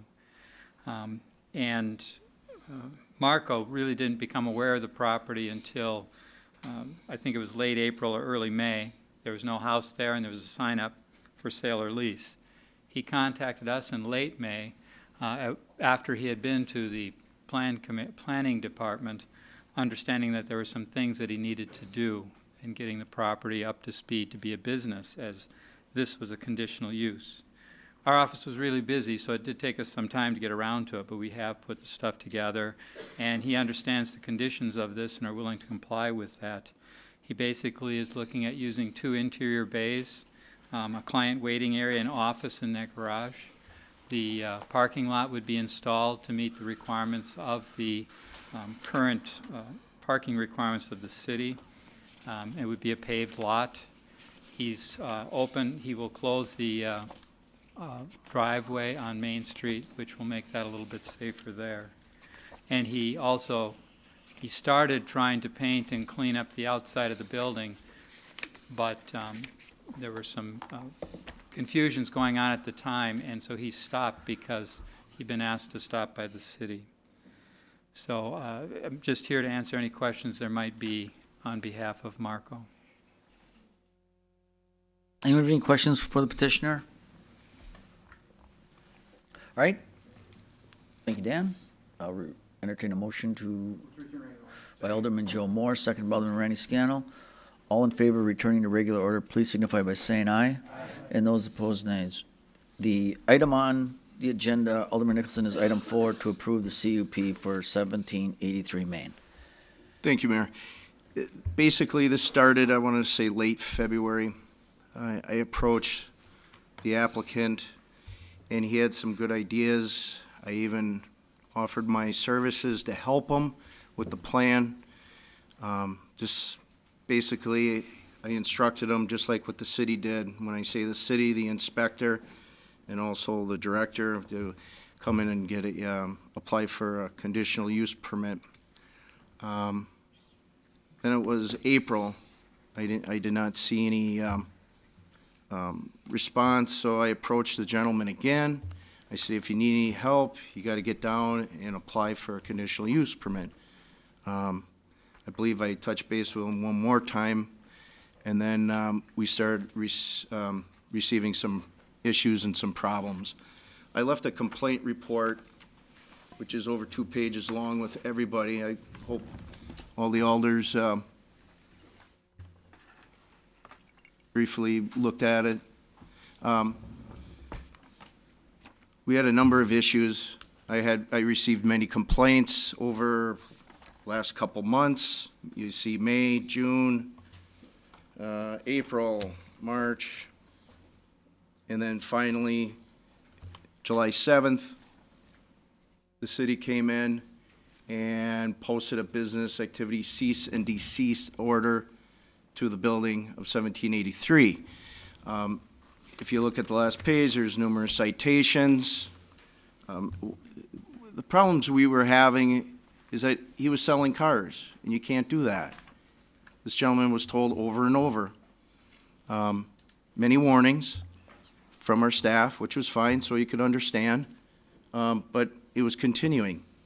RVs, basically when you're selling vehicles, you have to have license plates. I called the police department because I was receiving more complaints.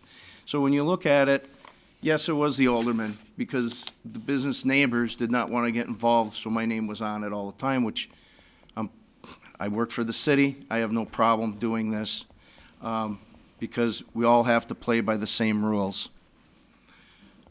Basically, I did not go to the planning commission.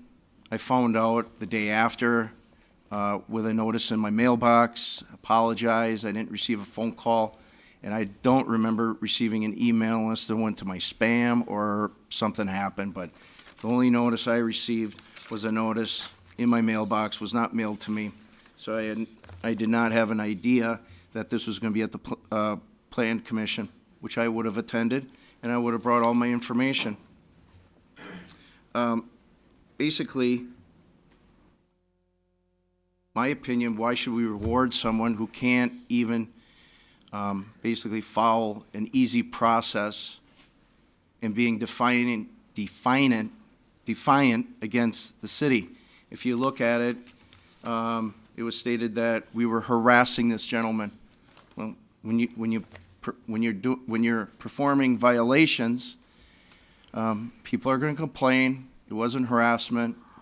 We're just trying to have this gentleman conform. I know I've had an alderman as a witness at one of these sightings. I mean, if you really look at the property, when this gentleman was running it, it was a lot of debris, a lot of parking, a lot of for sale cars on the lot, a lot of them without plates. I don't feel that this person is warranted. So I'm going to make a motion to deny this request, this conditional use permit for 1783 Main Street. Thank you, Mayor. Okay. So we have a motion by Alderman Nicholson, seconded by Alderman Randy Scannell to amend this to deny. So we're speaking about denial. Alderman Moore. Thanks, Your Honor. Going through 2 pages of violations before the CUP was even issued. The amount of work that needs to be done on the building to get it up to snuff. I have very thin lack of trust that, you know, this is going to be a good, reputable business moving forward. And my question is, if a CUP is issued and we have continued violations, what's the time frame and how difficult is it to pull the CUP? To the lawyer. I would actually defer to economic development. All right, I'm sorry. Or to plan, I'm sorry. Dr. Vonk. A CUP is issued, it's in violation. How long to pull the CUP? My guess is that we would, like most things, be reacting to complaints. So in terms of if there are complaints registered on this property, we would look, I guess, in terms of our inspection and property inspection division, look at the severity of the complaints. I mean, if it's something small, you know, and then that could be cured. I think we would keep a close eye on this in terms of tracking the complaints, and if it got to a spot, I feel administratively and our division head, for community investment felt that this warranted looking at it again, that we would bring it up to the Plan Commission for revocation. With specific attention, not just to complaints in general, but to violating specific conditions that would be outlined or attached here. I think those are specifically put in there because those are specific concerns that have been brought up before, and so specific things that we would be looking for in terms of a violation.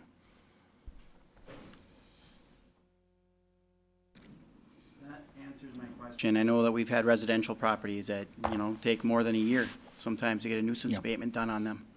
I wouldn't want to see those violations happen, issue the CUP, and then have that business be able to operate for a year while the process is happening.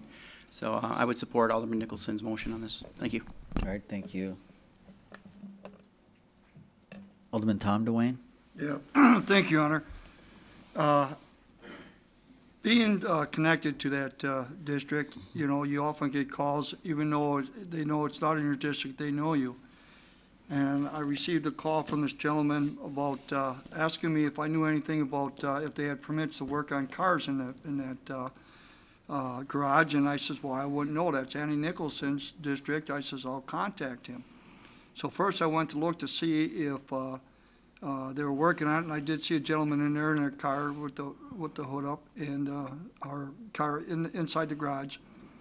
And I called the guy back and I said, listen, that might be his own car. I don't know anything about it. So I did call Alderman Nicholson, and he agreed to meet with me. And we went there to look, and the door was closed at that time. We did try to knock on a door to discuss this with the gentleman, and he didn't answer the door. Another time I was shopping at Cops, and a guy stopped me again, and he says, asked me if there's a permit there to sell cars. I says, I don't think so, but let me check. So I called Andy again. I went there to look, and he had vehicles that were for sale, and one that didn't even have a license plate on it. And so I asked him, and I said, what's going on? And he explained to me, he goes, we're trying to help the guy, but he just keeps violating, and he doesn't want to listen. And right then and there, I was thinking, I wouldn't want to deal with something like that in my district. I just wouldn't. Okay. I've seen 4 or 5 different violations that I witnessed. And like I said, I didn't jump into any conclusion. I asked the right people, but when it continues to happen, it just, are they going to keep continuing to just do what they want? And so I'm going to support Alderman Nicholson. Alderman Stoyer? Thank you, Your Honor.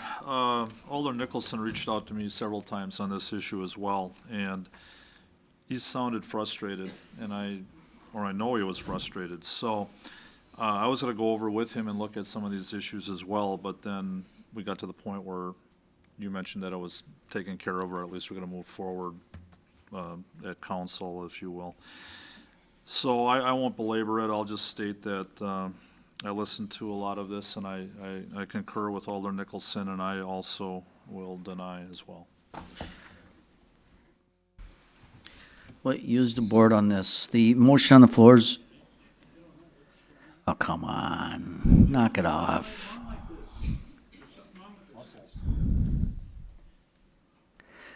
You don't have to wait till the last speaker's done. You can queue up.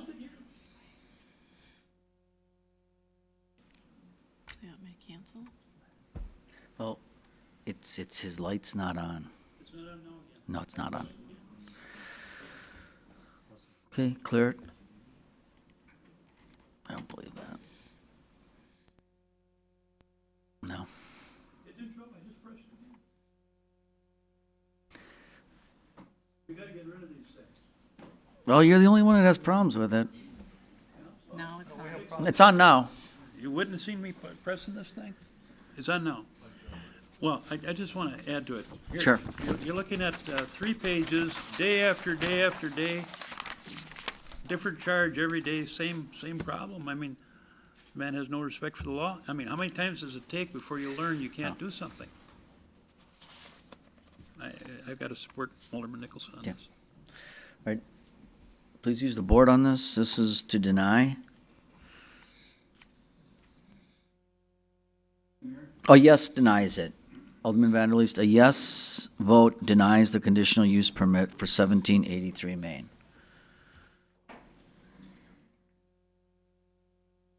Alderman Scannell, where's he going? All right. A yes vote is denial, a no vote approves it. Okay. So that's the amendment. I'm going to take a voice vote. So that was the amendment. I'm going to, by Alderman Moore. Second by Alderman Randy Scannell. All in favor, please signify by saying aye. Aye. And those opposed, nay. That number 4 has been denied. Okay. Report of the redevelopment authority. All right, there's a motion by Alderman Randy Scannell, second by Alderman Bill Galvin, to approve the report of the Green Bay Redevelopment Authority, and that was for the meeting held on Tuesday, August 9th. Any items in this report you wish to handle separately? Item 2. Hearing none others, all in favor of the remainder of that report, please signify by saying aye. Aye. And those opposed, nays. The ayes have it. All items have been approved with the exception of item 2. Now, what are your wishes regarding item 2? Motion to approve by Alderman Scannell, second by Alderman Joe Moore.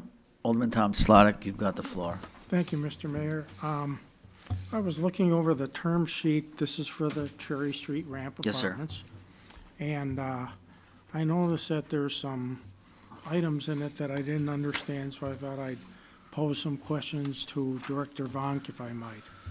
We're good. Let me get the party line on here and tap him in. All right, go ahead. This is a pay-go TIF, and we've approved a number of these pay-go TIFs over the last couple of years, and the pattern has been typically a 50% tax rebate. And this one is 80%. Can you explain why this one breaks with the pattern that we've seen in recent TIFs? Sure. Initial discussions with the developer in terms of the development costs and the financial gap, preliminary numbers that they've provided, ended up being larger than what traditionally a 50% TIF breakdown would be. In order to make up that gap, we would need to take 80% of the increment and put that back to the developer in order to fit that gap. Reasons for looking at 80%, why we've done other ones at 50%.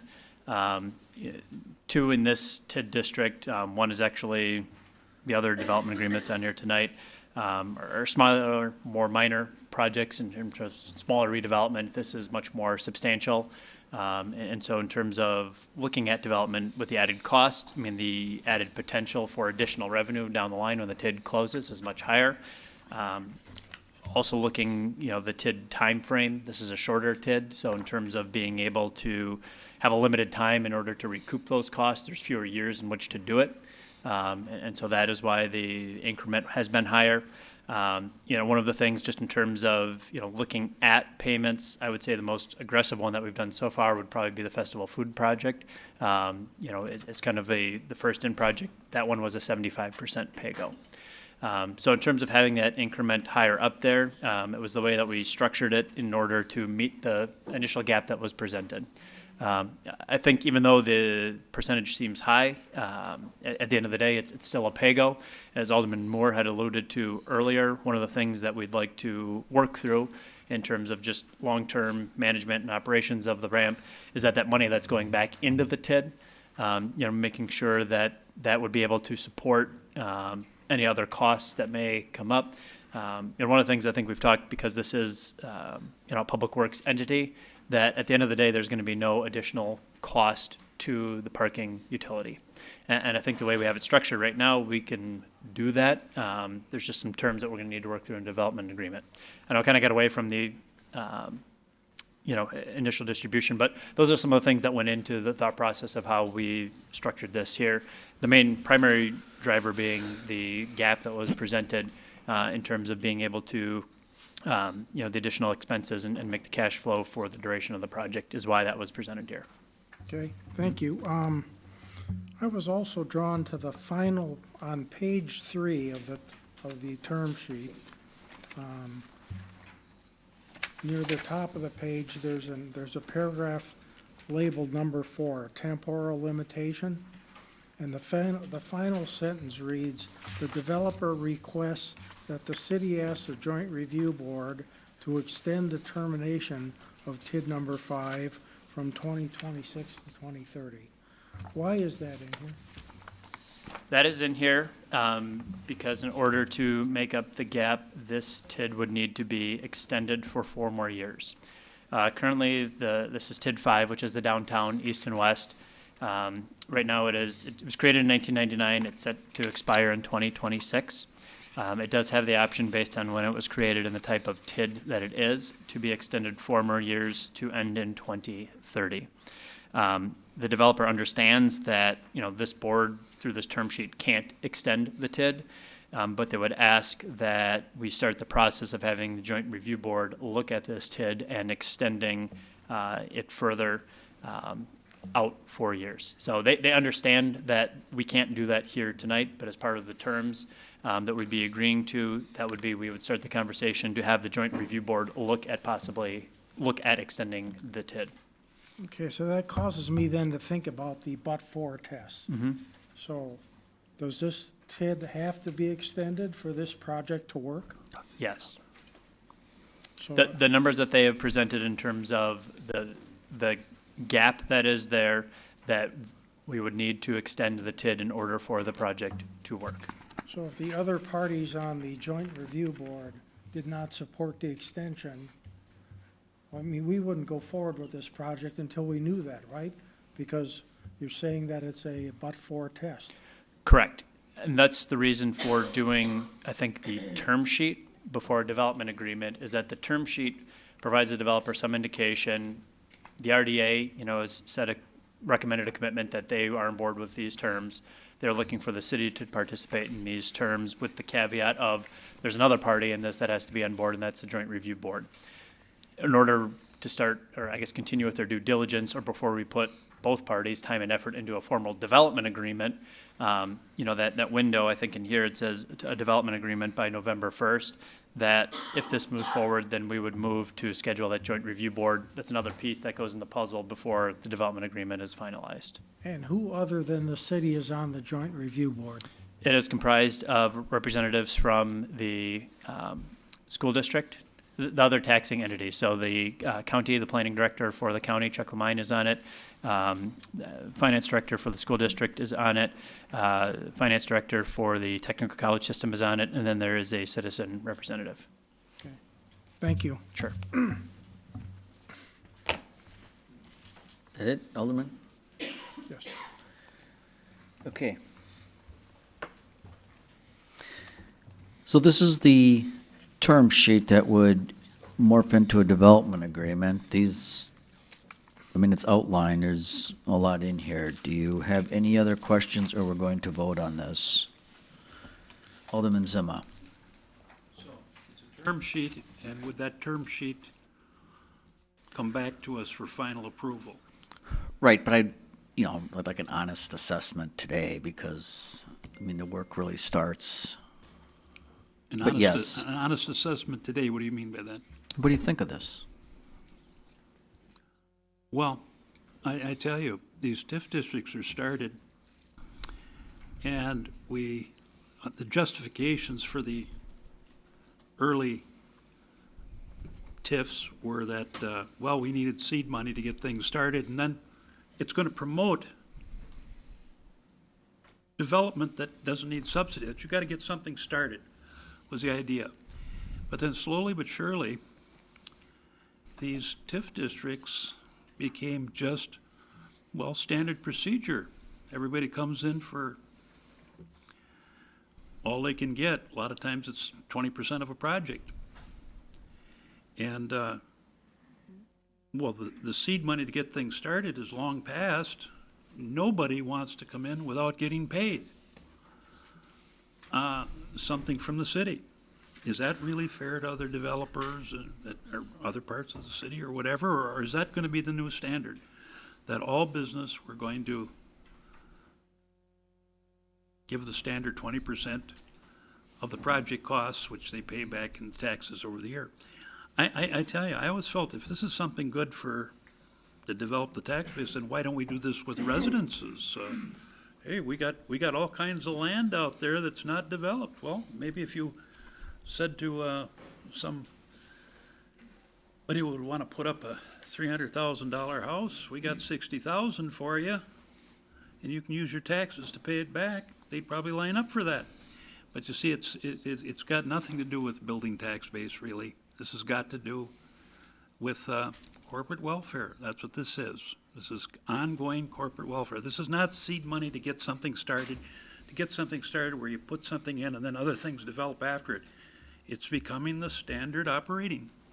And of course, we keep stretching it. Oh, we're going to get longer districts. Then we take money in districts that should be closed already and on the tax roll. I mean, how many million we got on TIF right now? 70, 80 million? Maybe it's more than that, 100 million? None of it's on the tax roll, but none of the money comes back to help pay for police protection, fire protection, garbage pickup, snow removal, schools, and everything else that other taxpayers have to pay. So I always felt that, well, hey, when they get to, it's a nice set of circumstances when you get to use your taxes to pay back money you got. We don't extend that for anybody else except, I guess, the players that want to pay. And of course, I feel it kind of opens the door for corruption. We worry about the ethics and things that things go on. I mean, what it is that I guess you want to keep things rolling. You open the door to.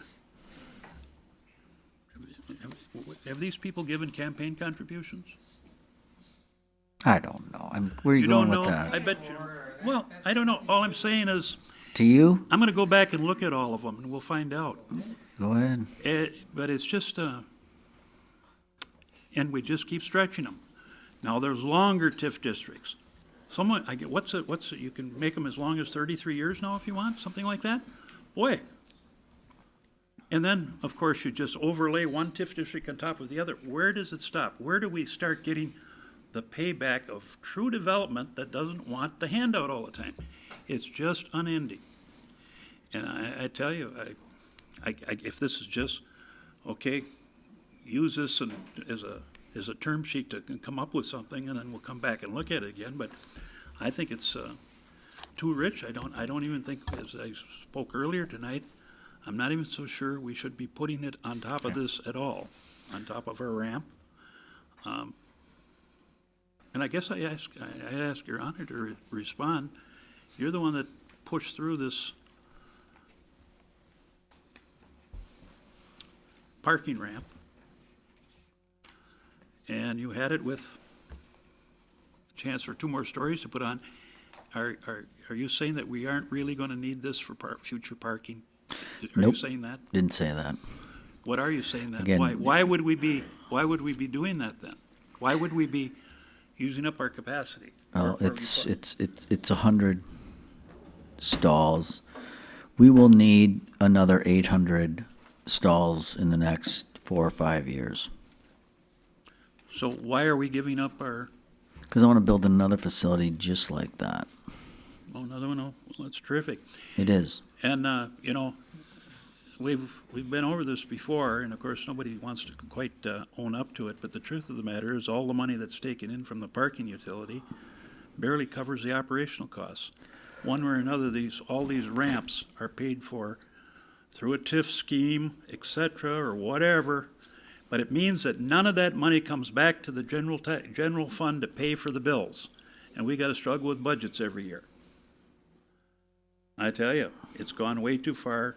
I think this one is over the top. You don't know what you're I want talking approval. about. I mean, you don't. I mean, you just Maybe don't. I don't think you know what you're talking about. No, how much? What, I just want to say, Alderman Dwayne, what Mr. percent Dwayne, of our you're the value president of is in council. TIF? Does he have a right to keep saying But this what sort he of says thing? stuff that's not true. Not true? What's not true about what I said? What percent of our value is in TIF, Guy? I know it's a big number. Well, really? Tell me what that number is. I don't have it Percent of our before land me. value that's in these TIF districts, about. We had them all, we asked Dawn about this a while back. Yeah, tell me what the number, about. 500 million. How about that? I'm just guessing. I can't give you the number right Yeah, now. you're not even close. I'll What just percent ask- of the it's not- land? It's not 5 million, 500 million. What is it? Where's Dawn? Okay. It's 4% of our property. What's Ashwaubenon? What's 4%? What's De Pere? What does it amount to? What's De Pere? 8. Hey, What's Howard? This racket goes on all over the place. It's corporate welfare. It's not. And when, in the old Of days, we course would it borrow is. the money and give it to the developer. Now, it's a pay-go, which is a different policy for us, where they do get their taxes and then they're rebated some to help the gap to bring the development to fruition. It's a tool that the state allows us to use, and we use it a little bit. You act like we use it a lot of it. Compared to other municipalities, we don't. But I just want to make sure we're talking about apples and apples If it wasn't here. all in TIF, our tax rate would be a lot less than it is. And you're saying all this development would happen without TIF. Schreiber would be here. I think when you allow for some natural development, people want to come to an area, but, okay, you have seed money, you get certain things started with seed money, you get a certain number of projects going. Right.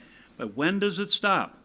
Does everybody else, somebody that develops out on Military Avenue, are they gonna get it too?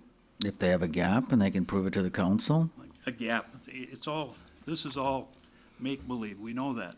No, we don't know that. Well, I know it. Okay, But anyway, I don't approve of it. fine. Alderman Joe Moore? Thanks, Your Honor. I just, so yes, there are situations when you have police, fire, snow plows, and things to pay for, and you need to take care of some properties that have been given TIF, and you're still getting the original tax base, and you're not getting the added tax base. This isn't that situation. This is a situation where we have zero tax base to begin with. Once the project's done, we will have tens of thousands of dollars in tax income, and when the TIF expires, nearly $200,000 in tax income. This is completely different from those other situations. This is a situation that works. This is a situation where you're taking what TIF was originally for a blighted area, and this is an area with zero tax base. And then as far as someone building a $300,000 house and giving them $60,000, we've got this homes in your neighborhood program where we give a $20,000 forgivable loan and a free lot. So we are doing that, and it's a very successful program, and I don't know anybody that could argue it. So, thank you. All right, thank you. Alderman Dwayne? Yeah, thank you, Your Honor. Oh, hang on. I do agree that I think it's very excessive what we're giving them. If you look back, the argument on building a new stadium in Green Bay, we're asking somebody that's leasing from the city of Green Bay to come up with millions of more dollars. And all they were was someone that was gonna lease from us. Trying to do projects in Green Bay, you have somebody that's guaranteeing $1 million for someone to give naming rights, and they want to lease for us 20 years, and we say that ain't good enough. We had a business that wanted to come up, and we turned it down. We want people to come in here and show that they put more money into these projects and we'll match, or like Alderman Zima said before, it used to be 50-50. We're putting it on a ramp that's excessively loaded, full, 10 times. We need we're talking about parking, and I got a question for Dr. Bond. Once this is up, what about the other businesses that want, in this district, that might need TIF? Are we just gonna stop? That need TIF or that need Yeah, parking? just in this TIF area. Sure. Car parking, they already know what's happening with the parking. It's full Sure. already. Well, I guess just two things. One, in terms of the revenue, starting in year 2020, the developer would be responsible for leasing all of their parking spaces. No, okay, So- I'll rephrase the question Sure. now. Someone comes in tomorrow, or we pass it, someone comes in 2 weeks from now. What do we tell these people that are also looking for TIF? That if they have a demonstrated gap in financing, that we could work with them to make a development deal work. I guess in terms of PAYGO, that 80% of the increment, that's dependent on them creating increment. If they create no increment here, they get 80% of nothing. If they create, we've estimated that this project would assess out about $8.5 million. That's why we're getting the numbers for about $188,000 in tax revenue. If they create above that, then they will get more increment, they'll get 80%. But the city, the TID will also get more. If this is full, this TIF? Pardon? So this, basically, the cash is from them. The project is created, goes online, they pay their taxes. The following, or it gets assessed 1/1, let's just say 1/1 of 2018. Those taxes are due 1/1 or 1/31 of 2019. Of those, they'll be taxed $188,000. Of that, once they pay their taxes in full, they will get 80% of that back per these terms. So if they don't create that, in terms of cash flow, they make it. I mean, they're getting their own taxes back. So we're not bonding for anything. We're not putting any money out there. So we can work with the next developer, and that's what we've been trying to do, I think, per council's prerogative, is work it based on cash flow. So if there's, it's all dependent It just doesn't on. look to me that's coming back fast enough. It's heavy at the end before we really see anything. Well, what did Alderman Moore say, about 36,000? So And that really isn't giving us anything to work with. that would give us, just based on those calculations, about $37,000 through the life of the TID. If it goes through 2030, then that's $451,000. After that, after 2030, then it would be $188,000 per year to the city levy. And how much did we go out and promote this area? It sounded like before you said they're the only ones that came forward. Did we go out and recruit this, or? No, I mean, they had a planning option on it till May. So who's to say we can't? Why don't we market it? Why wouldn't we market this? We could. It seems like we don't want to market anything. Sure. I think in respect of what the developer has put into it so far, that they've gone down a road, and in the time, I mean, if you wanted to go out and market it, we could. My initial feeling is, we're probably going to end up at the same place in terms of just the construction costs and rents for things here.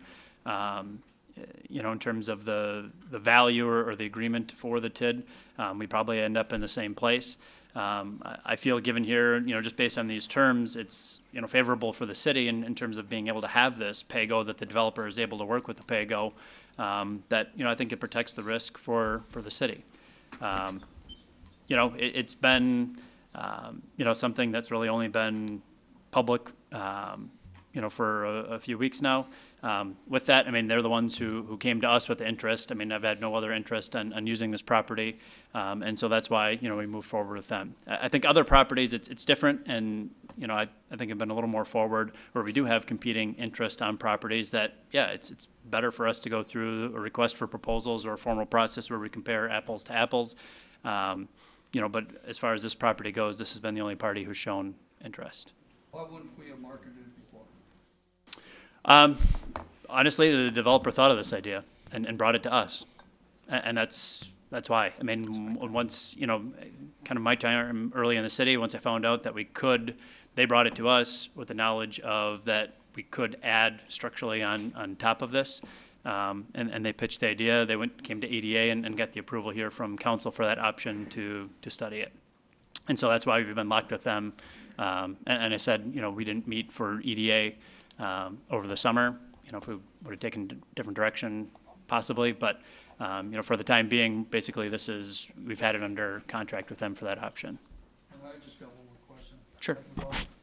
I'd say 5 years after it's built and it's not working, what happens? Not working in terms of. Is there some kind of term, some kind of legal, that they're still responsible, or they can walk, or what?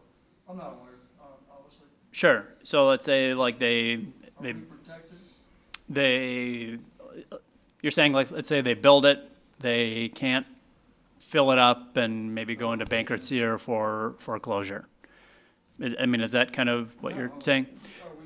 Sure. I think one, in terms of financially, we're protected, that if for some reason the project doesn't get completed and it doesn't create that assessed value, the developer is the one putting the money up front to do this construction, so it's going to be incumbent upon them to pay the bills. We're not putting any money in up front. So financially, we're going to be protected that way. I think one of the things that's going to make this a more complicated development agreement is that we need to work with the developer and work with Public Works and the parking utility to really detail the nuances of maybe some what-if scenarios of long-term maintenance and operations. I think as Director Grenier said, this ramp was built with an expected life of 50 to maybe 75 years. Generally most structures, I would assume, would be the same. We're going to have to talk about there in just terms of long-term maintenance and operations, who's responsible for what. And should somebody, not fulfill those obligations, one of the things that has to be done is a new condo has to be created. There's 6 condos in there now. We'd have to create a 7th condo unit. They'd be part of that condo agreement and be party to it. We'd be protected in there through the condo association. If they don't fulfill their obligations, there's a way, and just, without knowing all the legal remedies to do it, of, I guess, protecting ourselves.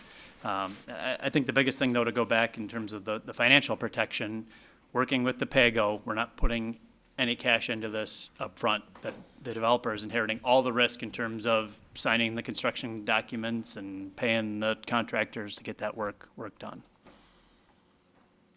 Can I ask Director Grenier? Sure.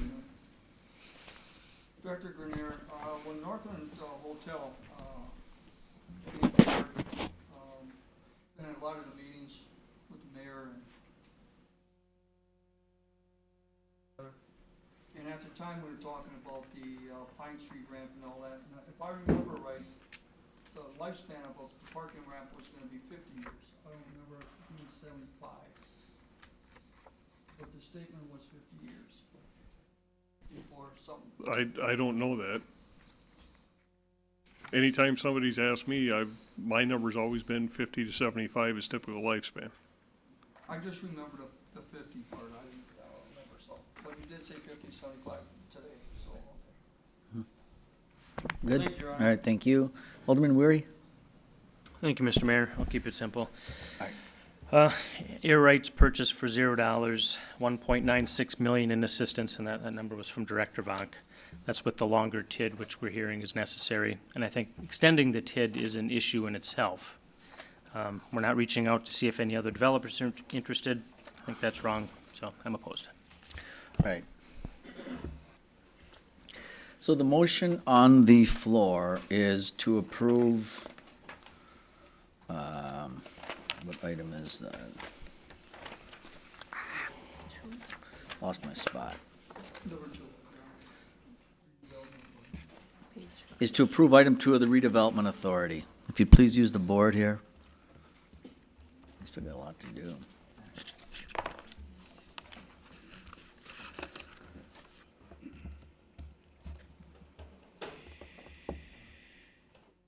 Alderman Dwayne?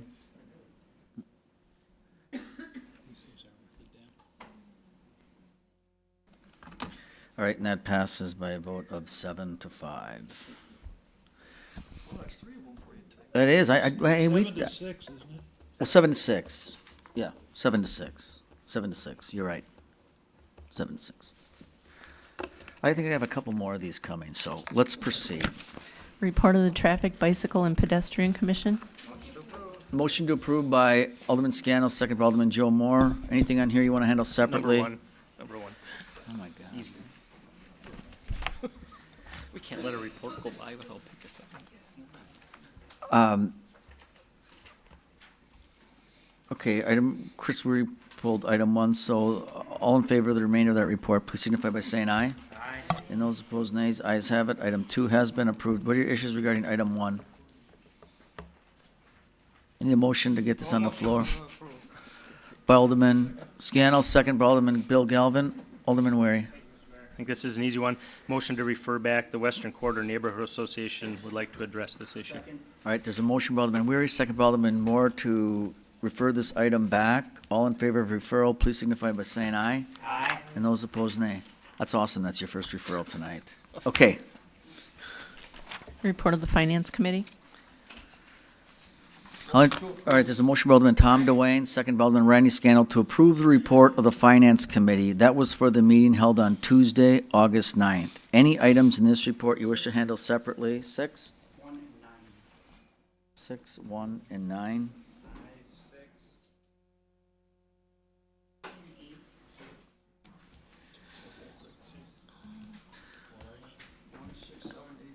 That's it. 1, 6, 7, 8, 9. That's it. All right. All in favor of the remainder of that report, please signify by saying aye.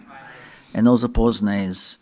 That report has been approved in its entirety with the exceptions of 1, 6, 7, 8, and 9. What are your wishes regarding item 1? So motion to approve by Alderman Tom Slottick, second by Alderman Bill Galvin. Alderman Moore. Thanks, Your Honor. The motion here, what we're approving is drafting a resolution to use excess stadium funds on the lead service lines. This is money will be used in addition to the $500,000 grant that we've got coming from the DNR. And I want to add language to the resolution. I'm just not sure if I should do it at this point or wait until we get to the resolution. What's the amendment? What is I it? want to add the language that says that unused funds will be distributed to Public Works for other infrastructure projects.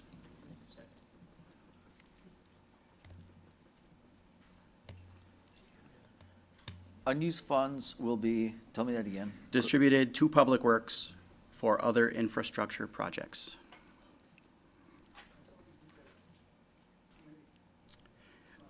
No.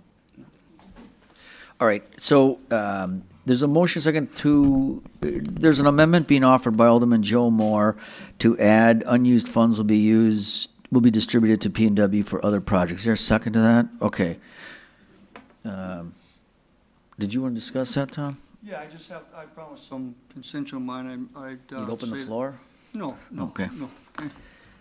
No, Your Honor. Thank you, Your Honor. I had 5 calls on this and 2 from employees with the water department and 3 other of my constituents, and said, they like the idea that we're trying to get this done and make Green Bay a free lead pipe, but they had concerns that we're using stadium tax money and showing that these homeowners are getting an extra $3,000 that nobody else is getting. And I just told them that this is a process, nothing's really fair. I don't know, it's either going to be that or bonding. But they were very adamant that they wanted me to get that message out there. I've heard it. That these homeowners are getting $3,000 or more, that other people aren't getting. So, thank you, Your Honor. Thank you. All right, so we have a motion and a second on the amendment. All in favor of the amendment, please signify by saying aye. And those opposed, nays. Someone make a motion to adopt as amended? All right, Alderman Moore, second by Alderman Stoyer. All in favor, please signify by saying aye. Aye. And those opposed, nay. All right. We are now on to item 6. And what's that? No, you really didn't, but, no, you didn't. You're pretty good about this. All right, we'll let you go on that. So what are your wishes regarding item 5?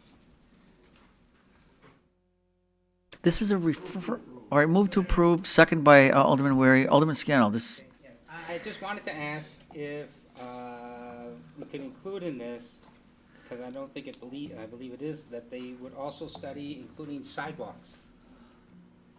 I don't know if we should or shouldn't do it, but I would like the study to include. Can't use wheel tax. It has to be for roads. Never mind. you doing bikes? I thought, never Okay. mind. All right. So with that, we have a motion and second to approve item 5. All in favor, please signify by saying aye. Aye. And those opposed, nays. We're on to item 6. What are your wishes regarding item 6? Motion to deny by Alderman Galvin. Make a motion to deny. Second. Yep. Second. All right, so we have a motion to approve and seconded. Alderman Galvin. Motion to deny. amend this to deny. Okay, you want to speak on that?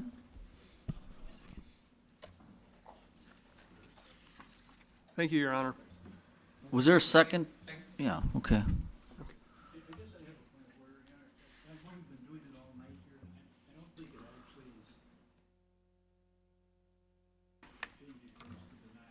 Well, you're the one who started it, so you've done that twice tonight, so I'm not gonna cut off Mr. Galvin. Yeah, well, I'm not changing it, because you got your two, and now he's got one, so if you wanna change it next week, I'm fine doing that, but no.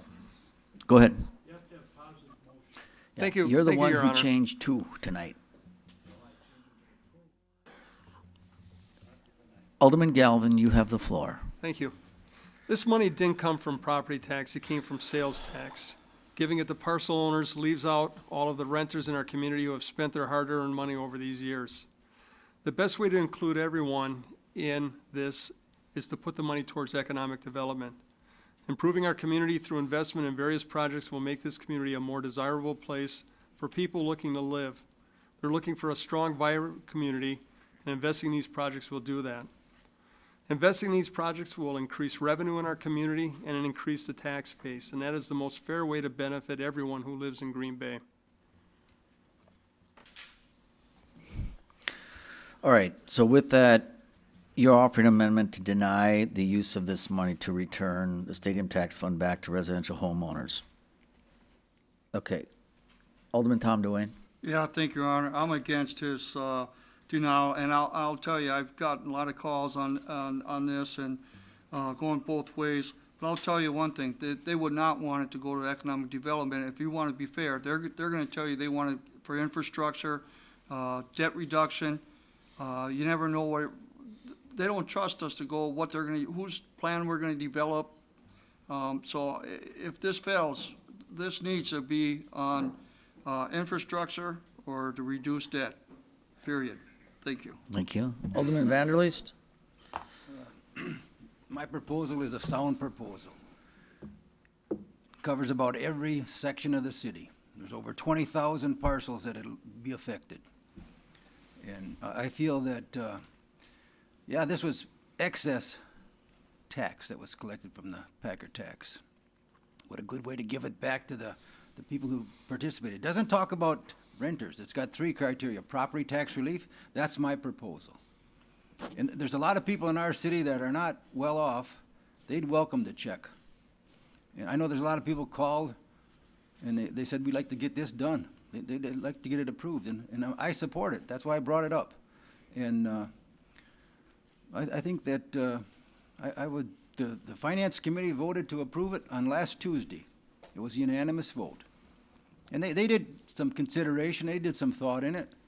And, you know, they get a few calls from this one or that one, or the Press Gazette puts an article in the paper, and, you know, people are up in arms, you know, oh, this is bad. My proposal is a sound proposal. It'll help every corner of the city, every district, and it will have an economic impact on our city to the tune of $2 million. People will use the money that are putting in sidewalks. They might be doing road improvements this year. You name it. In other words, it'll help. It'll come right around the time our property tax bill comes, and you know, it'll be an assistance to people that need the money, and there's far more that need it than don't. And you look at our city as a whole, people that own their homes, some of them are, you know, they haven't been able to pay for the road improvements that go in front of their house. So, you know, there's all considerations. I'm considering the taxpayer overall. In other words, if you're a well-off taxpayer, that's great. You can take that money, you can donate it to Salvation Army, you can do whatever you want with it.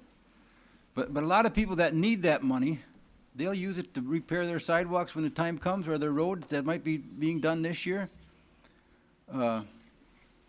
It's not a lot of money, but I'll tell you what, it'll help people that really need it. And it might be to buy a backpack for some of their kids going back to school or whatever. But I'll tell you what, it'll be well used right across the board. That's my thoughts. All right, thank you. Alderman Scannell? We've got a lot of lights on. Yeah, sure. I know there's been a lot of people waited a long time. I'd like to make a motion to open up the floor. right, so we have a motion by Alderman Scannell, second by Alderperson Dorf to open the floor to hear from interested parties. All in favor of that motion, please signify by saying aye. Aye. And those opposed, nays. The ayes have it. We are now discussing the report of the Finance Committee. Specifically, item 6. And item 6, the motion on the floor right now is to deny the request from Alderman John Vanderleest of returning $2 million of excess stadium tax refund to residential homeowners, less cost of administration payment.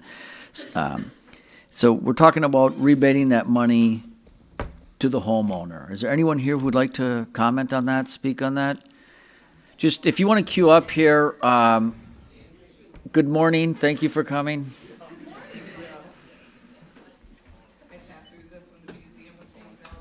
Nothing. I get to speak as a private homeowner, though, this evening.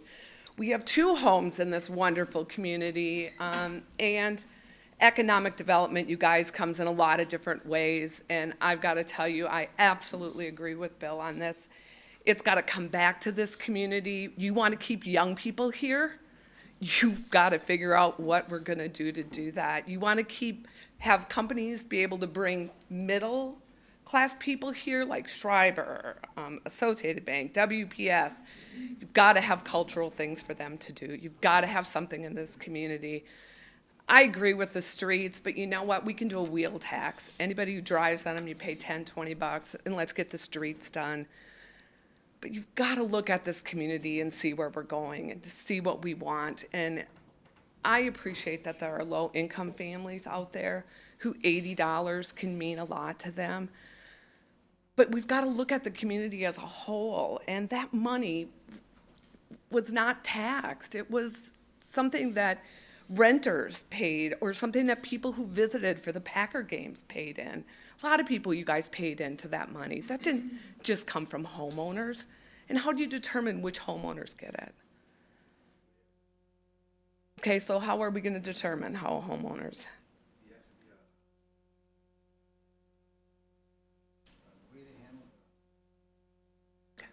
Yep. Well, I think I'm really That's just fine, trying it's to a understand, you guys. I think there are so many better ways to spend that money. Even if you don't do it to the nonprofits and go through that list of things, you guys, I don't even care. Let young people come up and say, I want to open a business, and you guys give them low-interest loans with that money. That's economic development. People are building something and bringing something into this community. You're trying to expand the tax base, aren't you? So let's figure out a way to do it, but giving me $90, $80, I disagree, you guys, vehemently. Do you have a question? You do understand we have $1 million on the table right now for economic development? I do. I think you need 3. Okay, because I can tell you, there isn't one person that called me and said, put that money, everyone said, you put this darn money, but they didn't use darn, on our infrastructure. Everybody that I talked to either reduced that or infrastructure. And I still voted to put money into economic development. And I heard from my people when they said, what are you doing?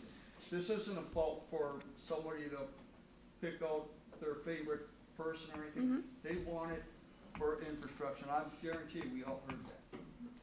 Infrastructure can be a lot of different things, just like economic development. All right, thank you, Tony. Go ahead. Hello, William Peters, 233 North Ashland Avenue. To piggyback off of Alderman Galvin, I agree. This $2 million should not be returned to property owners, myself being a property owner.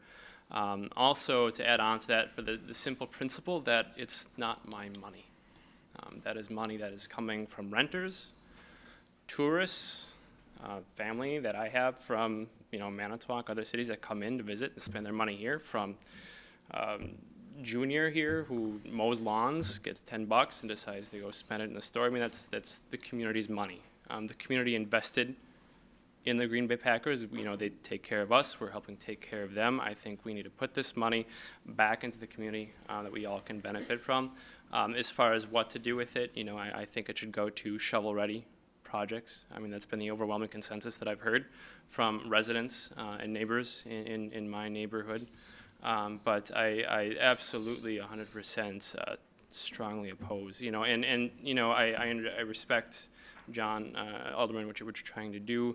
But, you know, I myself being one of those families that, you know, sure, you know, that money could help buy a backpack, but I mean, it's disposable money. I mean, it's not investing it. Sure, I'll maybe use it to pay a bill that will maybe just pay for the interest rate, and I'll go back up again. Or maybe, you know, a backpack, but that backpack is going to wear out in a couple of years. You know, I want to see this money that we all contributed to, that we all paid in on. I want to see that come back to our community, and I want to see that invested in something that we will all benefit from. So, thank you. Well. Good morning, all. Lisa Hansen, 708 Kellogg Street. I'm very strongly opposed to returning it to homeowners, myself being one of those people. We voted for a referendum for this to be sales tax. This is not property owners' money. You know, I think we could do almost, I mean, basically everything. Everyone else has already said everything, but, you know, economic development, infrastructure repair. I mean, if we're having such a problem balancing the budget, then why don't we help do that with this $2 million? I don't think it's fair that I get a check back, but the 4 apartments that I own, those renters, those 4 families, don't see anything back, and they paid into this, so that's not fair to them. So that's all I have to say. Thank you. I'm Rhonda Sitnikow, 1122 South Jackson in Green Bay. I spent a large part of my winter campaigning and talking to people about what they wanted to do with this stadium tax refund. And I can tell you, probably between 15 and 20 hours a week, I knocked doors, I talked to a lot of people, and I can tell you with certainty that maybe 5 people said they wanted property tax relief. I found it really ironic, and I know District 4 is an area that's very dense with residential property, and the majority of the people that told me that, you know, they wanted this to go to economic development and infrastructure were homeowners. So I just think the consensus is definitely where I walked for hours was that this needs to go for something bigger and better. I think you can do something with this money. This is an opportunity that doesn't come along very often, and I believe that it is your job to do that. It's probably nice and easy just to give it to property owners, but like everyone said, the reality is I'm a renter. I paid into this. There's a large majority of your constituency, I believe, that are renters, and you'll have to answer to them. I think this is going to be a very big vote. I think it's going to be a very public vote, and I think that it's something you need to consider in the fairness of it all. I also wonder how many of you are homeowners, and I wonder about how that's okay. If you were to give it to property owners, if that would actually be okay. Yeah. Thank you. Good morning, everybody. Mayor Schmidt, President Dwayne, and City Council members. Thank you to all the parties involved here for all of your decision-making and the different ideas. I also have had the privilege of speaking to hundreds of neighbors and residents in Green Bay over the past several months. And infrastructure was one of the biggest things because it came back to, do we want to invest into a public good or into a private good? When the sales tax came about, Lambeau Field is a public commodity. It's a public good. Even if you can't buy a ticket to get inside of it, you can still see it on the outside, and you can see how it's added value to the city. In a private good, such as the return of the money back to the people, we're talking close to $96, which is good money, a backpack, 2 tires, 380 gumballs, however you want to measure it. But I appreciate your work on that, and that's important. But when we step back and look at whether this is a public or a private investment we should be making, well, based on how it was collected, it is a public good. And then the second point is equitability. Do we want to look into this as an equal distribution of the $90-some to everybody? well, we can do our best, but what about the nearly 1/3 of visitors who came through the Convention Visitor Bureau and paid into this and don't live here? So that's the second challenge here. We cannot do this equitably. So in all, I appreciate your hard work and the support behind this. $96 can go a long way for many families. But in large part, this was a public good investment by the sales tax, and based on the hundreds of conversations I've had, infrastructure is the biggest concern of the citizens. Thank you for your time. Mhm.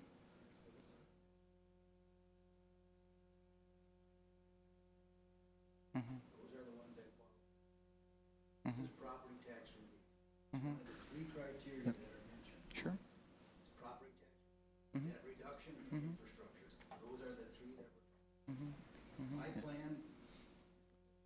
Mhm. Right, absolutely. He understands that. Doesn't talk about renters. Mhm. The state sent this out, and my proposal is a sound proposal. Mhm. As far as the guidelines. It is. I'm following It the is. guidelines. Right. Mhm. Just like we're gonna do some economic development. We're gonna follow those as well. We've already done some debt reduction. Yep. I'd like to see something go back to the taxpayer, that's why. But as far as the people that came from out of town, I was in Milwaukee this last weekend. Sure. And, I paid $29 to park in a park. Yeah. For one day. Have fun. And, you know, there was a tax on that $29, so I'm not getting anything back from that. Absolutely. If you go to another city and you're gonna, go to a ball game, Mhm. you're gonna pay their rates. Absolutely. You don't expect, in other words, if you're a visitor, you're not expecting to get anything back. Sure. Sure. So, yeah, but in all, the biggest thing is it's more equitable to use a $2 million chunk and invest it into something like infrastructure rather than a divided $96 that I would go and invest into, say, 380 Right. gumballs. Thanks. Thanks. Have a great night. Anybody else? One more. Joshua Schwalbe, 1216 Cherry Street. Thank you for hearing me tonight. I know it's been a really long night. With respect to Tom Dwayne and Mr. Vanderleest, I'm a renter, and I won't see a dime of the money that I paid in. I bought 4 cars in the last 10 years, and I paid in tax on each one of those. I've paid property tax through my landlord, but I'm pretty sure my landlord isn't going to give me a rent to my credit if he gets $100 back. I know that there is no fair way to disperse this money. What I would like to contribute to this conversation is that $2 million is a large chunk of money, and I would like to see that stay inside of Green Bay, whether I get it directly or indirectly. It's the best argument that I've heard about this money. So it's a very popular subject to slash a little bit off of somebody's property tax. It's very popular.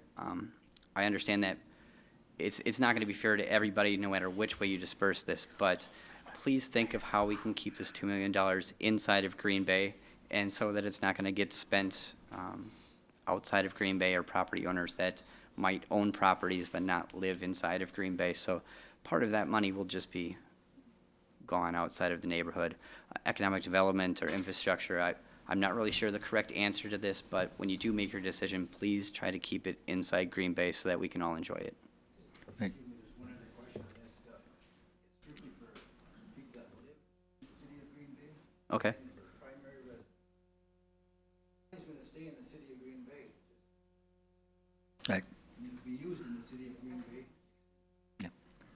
So 100% of the money is going to be staying in Green Bay? Now, the proposal, Josh, is the $2 million rebate will go to primary residential Green Bay municipality property owners. Okay. You know, Josh, I just want to make a statement. I don't know if you heard me. I was against putting it all towards economic development when I was out there listening to everybody through all this, for how long this has taken. I said, well, infrastructure or reduce debt. Those are my people are asking for. Whether it's, I said, if this doesn't pass, I want to make sure that the people. No, I don't. Thank All you. right, thanks, Josh. Anybody else want to speak to this? Anybody else? Anybody else? All right, let's make a motion to return to regular order. By Alderman Tom Dwayne, second by Alderman Randy Scano. All in favor of that motion, please signify by saying aye. Aye. And those opposed, nay. To open the floor. Was that you, Randy? All right, do you have anything you want to say? Just a few things. Okay, Yeah, go ahead. You're done. I'm not going to go into what I think we should do with the money. That can happen when we get to 8. but I do oppose sending the money back. I have all along. I realize the state legislature says that we can do it. That doesn't mean it's the right thing to do. I believe the money can be better spent, more practically spent, and more equitably spent elsewhere than returning to just property owners when it was a sales tax. Thank you. Thank you. Alderman Vanderleest? I don't have any other comments, Mayor. Okay, can you hit your cancel button then, please? Alderman Weary? Thank you, Mr. Mayor. I know a lot of us during campaign time got a lot of feedback, and I also put out a survey, 3,500 of them. I have the results all right here. I compiled them all, so I have all my data right in front of me of what people exactly wanted. And from those who chose to contribute, streets and infrastructure was their top response. We've heard that from everybody. It's clear that was their top response. The second was some form of refund. That was my second most requested thing, was the refund. Now, on the other side, there's a lot of people who really don't like it. But most people liked it. I mean, I'm saying it's a very polarizing issue, but it came in second in my survey. The third was Colburn, of course. But, based on the feedback I received, I think this is a good compromise. I was against using all of the money towards it, but using a portion of it fulfills what most of the people who sent my survey back said they wanted it for. So I'm fine with it. I think it's a good idea. I'm opposed to the motion, which is to deny it, but I hope it gets defeated and we approve it. Thanks. Alderman Tom Slavic. Thank you, Mr. Mayor. I guess I want to make reference to Mr. Weary's comment that he took a survey and the second most popular response was give us the money back. So who was he getting that response from? Maybe the 48% of the people who didn't vote for the Packer tax, didn't want to pay that tax at all. This was not a big consensus that we should have this tax. And the 52% of people that voted for the tax voted for a tax to do a specific project, not a tax to do a specific project that can run a year longer, and then you can spend an extra year's collections on whatever the heck you want. So the legislature clearly intended this to be a return. We're only using 2 million of the 5.5 million for this particular avenue, and it's one of the 3 avenues they gave us. I think it's an excellent idea, and we should support it. Thank you. All right, thank you. Who is next? Chris, did you want to speak again? Alderman Slavic, if you could turn your, Alderman Zima. It worked this time. It did.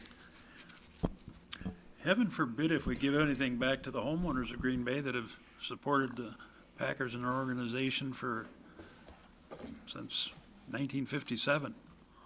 But, we had a few speakers here tonight, and some of them seemed to think that, I agreed with Mr. Galvin that this somehow would be a big waste of money if we just give it to people, give it back to people. But, by far and away, my surveying and people were very similar to Mr. Weary's, and I know Mr. Nicholson shared it with me that it was similar to his. I mean, infrastructure and giving it back to the people were by far and away the most often things said. Now, we can speculate till hell freezes over about what people might really think or don't think, but I think I know when I go door to door how people talk to me, and I did nothing to try to influence them at all. In fact, I made a point of it because they asked, sometimes some people were unsure, and they asked me what I thought. I said, well, I really want to know what you think. I can tell you what some other people are thinking. And at least half just said, give it back to the people of Green Bay. Give it back. They were talking about money. And I said, well, I'm getting that from a lot of people, and I can tell you what a lot of other people are saying. And when I said a lot of people were also saying infrastructure, but some people, don't know exactly what that means, but we're talking about roads, sewers, all the things that help make the city of Green Bay look a little better place to go. Parks, whatever, something that would help everybody. And people said, well, that's okay too. I didn't hear anybody saying, let's pass it out to some more developers. I mean, we have all these TIF programs or the special interest groups that come here that, we had a special meeting. The only people that showed up were the groups. There was only 2 or 3 honest to goodness citizens here, and a couple of them were so intimidated they didn't even talk. It was all people who wanted something for their projects. And it's not that any of those projects were necessarily unworthy or anything else, but that's not what it's for. So you got to find a way. The people just sort of feel like they've been shortchanged all along. And so, and it's true. A lot of people were opposed to the Packer tax to start with. My district, I believe, voted against it, and we're right next to the stadium. It didn't pass by much. It was like 53-47, something like that. With about $1 million on one side of the question and nothing on the other side of the question. And yet it only passed by, squeaked by. But, so some people do have some resentment about it. But after all, the people who are homeowners that have a commitment to the city of Green Bay, I think it's appropriate for us to send it back to at least part of it. We're not sending all of it back, but part of it, and I hope the rest goes to basically to infrastructure, and there may be some projects that have some worthwhile, and we'll make those decisions. But so that's where I stand on that. I plan on supporting it, but I'm uncomfortable with one part of item number 6, Your Honor. I mean, it says similar to how the lottery tax credit is dispersed. Well, the lottery tax isn't sent out to people. I just don't understand that line here. Your lottery tax credit comes to your primary present, so you only get it on one property, and it's a credit on. Oh, that's what they're referring to. Right, that's the formula. Well, that isn't really spelled out here. Well, Because again, we discussed the it. lottery tax credit is a credit to your tax bill to homeowners. Yeah. Right. But it's not, we should probably clarify this here, because it's. I think everybody 'cause understands that. The locks, well, I don't think so. I mean, the lottery credit is dispersed through a credit to your tax bill. No check is sent out. Well, here's the deal, Mr. Zimmer, on that referral there. Yeah, all right, you gotta really address the chair, but it was at the meeting, we discussed it, Well, and it was. explain to me exactly what this means. You may own multiple properties, you may have multiple residents. This tax rebate will only go to your primary residence if you are a homeowner in the city of Green Bay. It's the same structure that when you get the lottery tax, it doesn't go to your business property, it doesn't go to you if you're a rental, it goes to your principal. Okay, I think I understand that, but similar to how the lottery credit is dispersed, I think it needs to be stricken. I would make a motion to strike that. Our treasurer, Dawn Fuller, can maybe. Yeah. just give a little- Dawn, do you want to comment on that line? I got 7 more lights on here, but I want to. Instead, the primary residential homeowners who receive the lottery credit is fine by me. I think Alderman Vanderleest's point is that he wanted to give it back to those homeowners that receive the lottery credit, so that's how the wording was developed, and I would actually have pulled a file from Brown County of those people who had received a lottery credit would receive this credit as well. Okay. Let's just.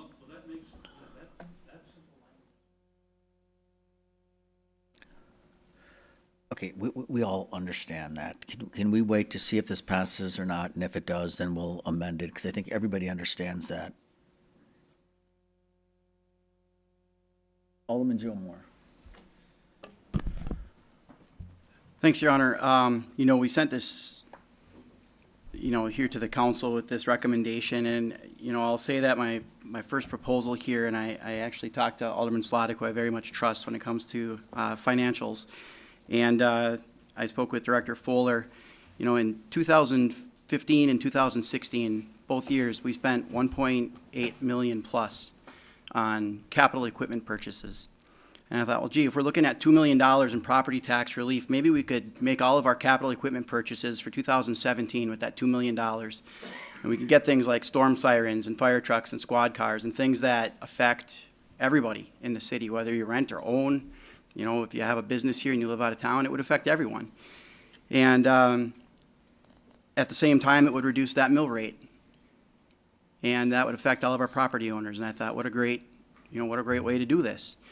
And only to find out that we're so hamstrung by the state that we're not allowed to pay down too much debt or we lose our incentive. Have you ever talked to anybody that won't let you pay your bills? I think it's ridiculous that it got to that point and that we're here right now talking about this. But we've got, look, we're all elected to make difficult decisions and unpopular decisions. And not every person here has always voted with what their constituency has said they wanted. And we go with our hearts and we defend it.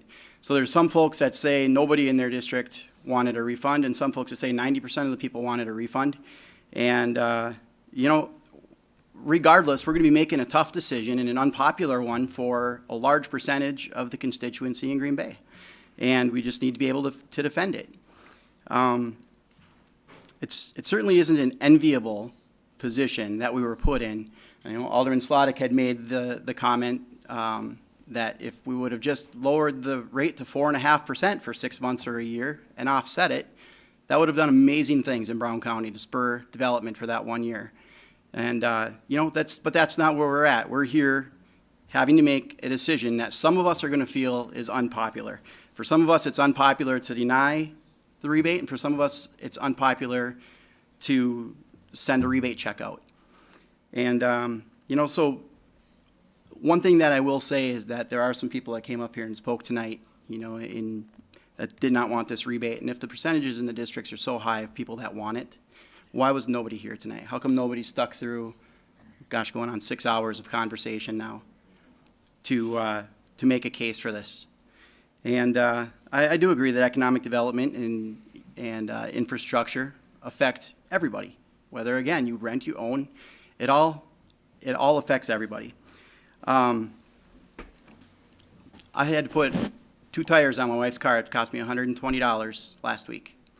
And that $80 would have been nice, but maybe if the roads were a little better, I wouldn't have had to have spent that money. So again, this is something that can affect even the renters who are also driving cars. I'm not sure what to do with that $2 million, but I don't think we need to send it back in a rebate check. Thank you. All right, thanks. Alderman Nenning? Thank you, Alderman Your Nenning, Honor. sorry. At the start of this, when we first found out we were going to get the money, my feeling was that we should find a way to get the biggest bang for the buck. And you can talk about how, okay, if you send the money back to people, they'll spend it and it'll have some economic impact. But really, when you look at it, things that we can do to reduce our debt in the future, or things that we can do to generate more tax base, are going to have the greatest long-term benefit from this money. Now, we talk about infrastructure, and when you talk about infrastructure, you're really talking about things that you would otherwise bond for. We don't typically budget a lot for infrastructure. So, when I look at the bonding needs that the city has on the list for the next few years, I get concerned about some very big projects that are coming down the line. Mr. Zima mentioned earlier the $40 million that has been talked about for a new police station. If you read the fire department annual report, it has $5 million of capital equipment that needs to be replaced over the next 5 years. Those of us that serve in the park committee have a long list, probably $7 or $8 million or more of park projects that have been delayed over the years. And that doesn't include the pool project right now, but that's something that's out there as well. That we don't know of what we're going to do. We have aging buses at transit that will have to be replaced over the next few years. And, although there's federal money for that, we need to come up with local matches. So you look at all those needs, and, frankly, the 4.2 or 4.3 million we have left would just skim the top of it. Now, I don't know how many of my colleagues remember some of the tax give-back schemes that the state has had over the years. The one that comes to mind is 1978 when Governor Dreyfus was elected on a platform of giving back the surplus that the state had accumulated. At the time, he chastised the incumbent governor, said that it was immoral to have a surplus, and it needed to be given back. Well, the state gave it back. Everybody got a small check. And within 2 years, the state had $1 billion deficit. Also, during the Thompson administration, there was a similar thing. There was a rebate to taxpayers. I wonder how many people here even remember in 1999 getting a rebate check from the state. And within a couple of years, there was a structural deficit that we heard about. Frankly, I think the politically popular thing to do might be to send a check to the 21,000 people in the city that would get them. But I really believe in the long run we would regret that. So my vote is going to be to deny it at this time. Thank you. Thank you. Your Honor, isn't that the motion out to deny? Yep, yeah, I think he was, Your Honor, can I just make a point? Yep. Right now? I think we're done with everything. Staff, they come in 4 o'clock. no, I was thinking about that. Nope. They don't need to be here. Look, I was here at 6. I can't help it. Well, I don't think you can blame them. I'm just saying, there's other things to do here, Tom. We got personnel. I'm going to excuse them when we go into the ethics thing. I told them that this morning. No, I'm not. No, you're right. I just. We got 3 more lights here. Alderperson Dorf? Thank you, This is Your Honor. on the motion to deny. To deny, yes, and I'm going to support the motion to deny. I have gotten numerous emails, more emails and phone calls than I've gotten on any other issue. None of them were supporting giving the money back to property owners. All of them were supporting either economic development or infrastructure or a combination of the two, and I would agree with that, and I will be supporting the motion to deny. All right, thank you. Alderman Stoyer? Thank you, Your Honor. In my short 5 years on council, we've dealt with a lot of big issues. We've had gasification, we've had Walmart, we've had homelessness, amongst others. And a lot of these took months, 6, 8, 10 months. And when it finally came down to the way I voted, I really went back to my constituents. We represent them. And I think what happens in a case like this, I probably have had 35 to 40 emails. I've had maybe 20 phone calls, a lot of them from renters as well. 55% of homeowners, 55% of Green Bay is homeowners. 45% are renters in terms of the breakdown. So there are a lot of renters in town. They're not getting anything. We talked at finance, and we haggled over this very mightily, and Alderman Moore brought it up. We talked about economic development, debt reduction, rebate, infrastructure, et cetera. And we thought we tried to give something to everybody, each one of those. And I think what happened was when we decided to consider, Alder Vanderleest's $2 million, we said, let's put that in there. It's one of the 4 elements. And what happened was the pushback that I got was pretty amazing. I wasn't ready for that, but there was quite a bit of pushback. My feeling is that with some of the monies that we have for economic development, that what I'd like to see happen would be for anybody that's coming forward to get $10,000 or $25,000 or what have you, that they would put their money where their mouth is and use that money as leverage in order to get more money. It's almost like a biblical precept where you could just save your money or you could try to invest your money. You can try to make more of it happen. And I just feel that we could do more with that. This has been a tough issue. I've talked with John. I have the utmost respect for Alder Vanderleest. He's a principled man, and I am very happy he's on council. But when it comes down to it, I had to listen to my constituents. You know, they trust me to make decisions. You know, they say, Mark, we trust you, go ahead. But my thought is that when it all comes down to it, I have to listen to my constituents.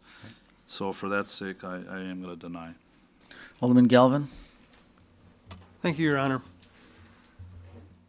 While the state has given us the option to distribute the money back to parcel owners, again, as Alderman Steuer just said, nearly half of the people that live in this community are renters. And in the sense of fairness, the best way to redistribute that money to everybody that lives in Green Bay and has spent money in Green Bay is to do it through debt reduction, infrastructure, and economic development. Now, we've heard that reducing our debt too much hurts the taxpayers, although we have reduced some debt, which will save the taxpayers approximately $200,000. We have money going towards infrastructure, but I talked to Steve Grenier. He has no other shovel-ready projects where we could put that money to where it would save taxpayers money. It would literally just sit on a shelf and not be used. I think the best way to use this money, and the push I got from my constituents when I was running for election, and since then I've received emails, phone calls, and then messages on Facebook. They want to see this money, renter and homeowner alike, they want to see this money go towards economic development. They believe that this is going to benefit everybody in our community the best by using it that way. Thank you. All right, thank you. Alderman Nenning, did you have something else? Okay, Alderman Zimmer, do you have something else? Well, I tell you, we don't have anything shovel-ready. There's all kinds of things. We know we have a big storm sewer problem in Green Bay. We know it's an enormous amount of money to correct everything in the city of Green Bay. 150 million or so is what we've been talked about, maybe more.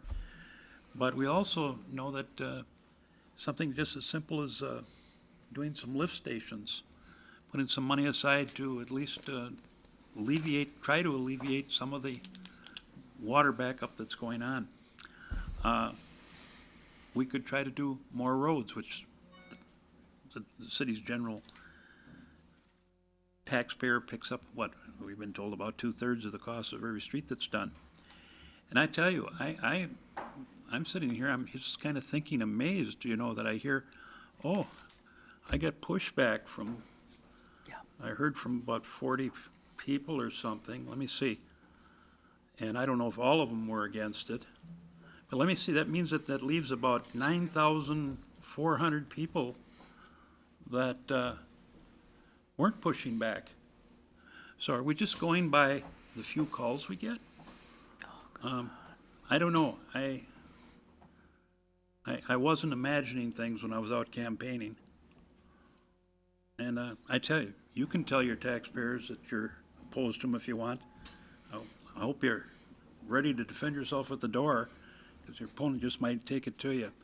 I think it's just totally absurd that people could come here and somehow say, giving back property tax relief, which is one of the given points that were allowed by the state, is somehow a really bad thing. Heaven forbid if we help those taxpayers who are loyal citizens of the city of Green Bay, think so much of it they invest in a home and raise their families here.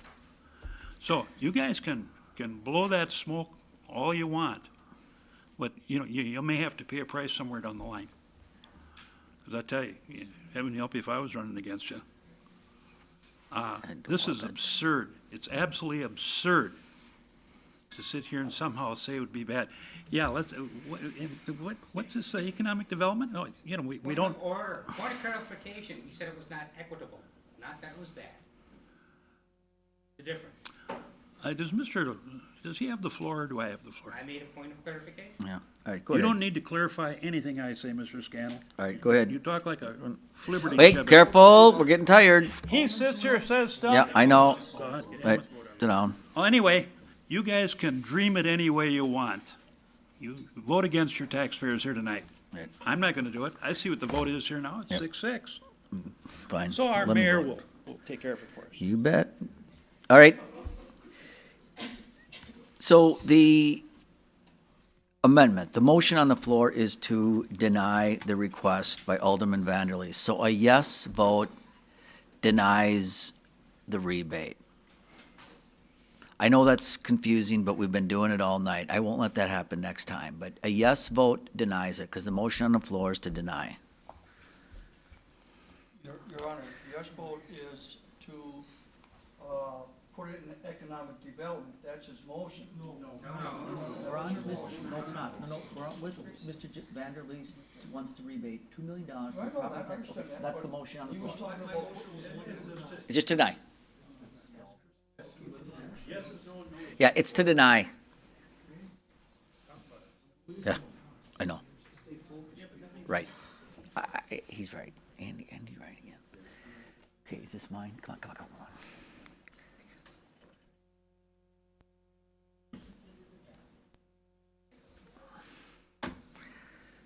All right.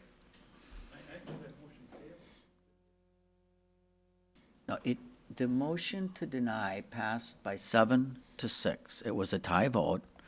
I voted yes to deny that motion, just like I did 2 other times tonight. Your Honor, can I make a motion on top of that or no? Well, we're good.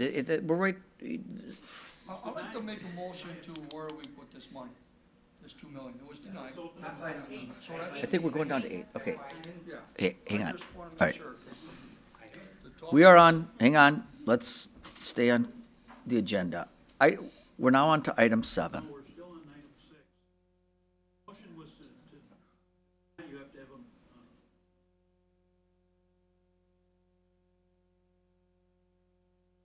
What? ask your attorney. You need a motion to approve the denial? I'll move that. Okay, there we go. We approve the denial of Okay, there's a motion and a second by Alderman Moore, second by Alderman Scannell to approve the denial.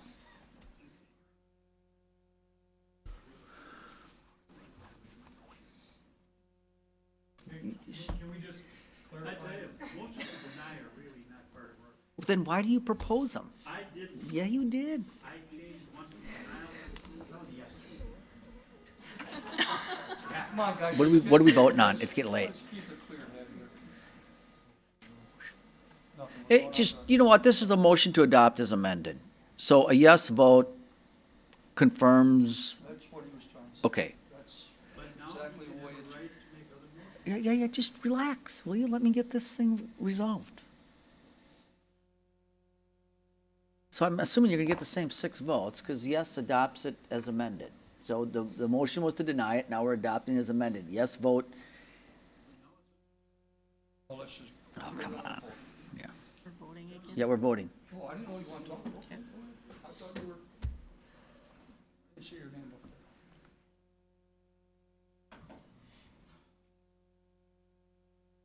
That's fine, I don't care. No. Done. Dwayne and Zima? Oh, I saw his layout, but I didn't know if you were gonna let him talk. That's No.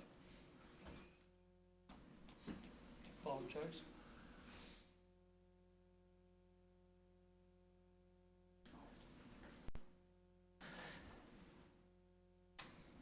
We are just confirming our last vote in a more positive motion per your request. What do you want to debate?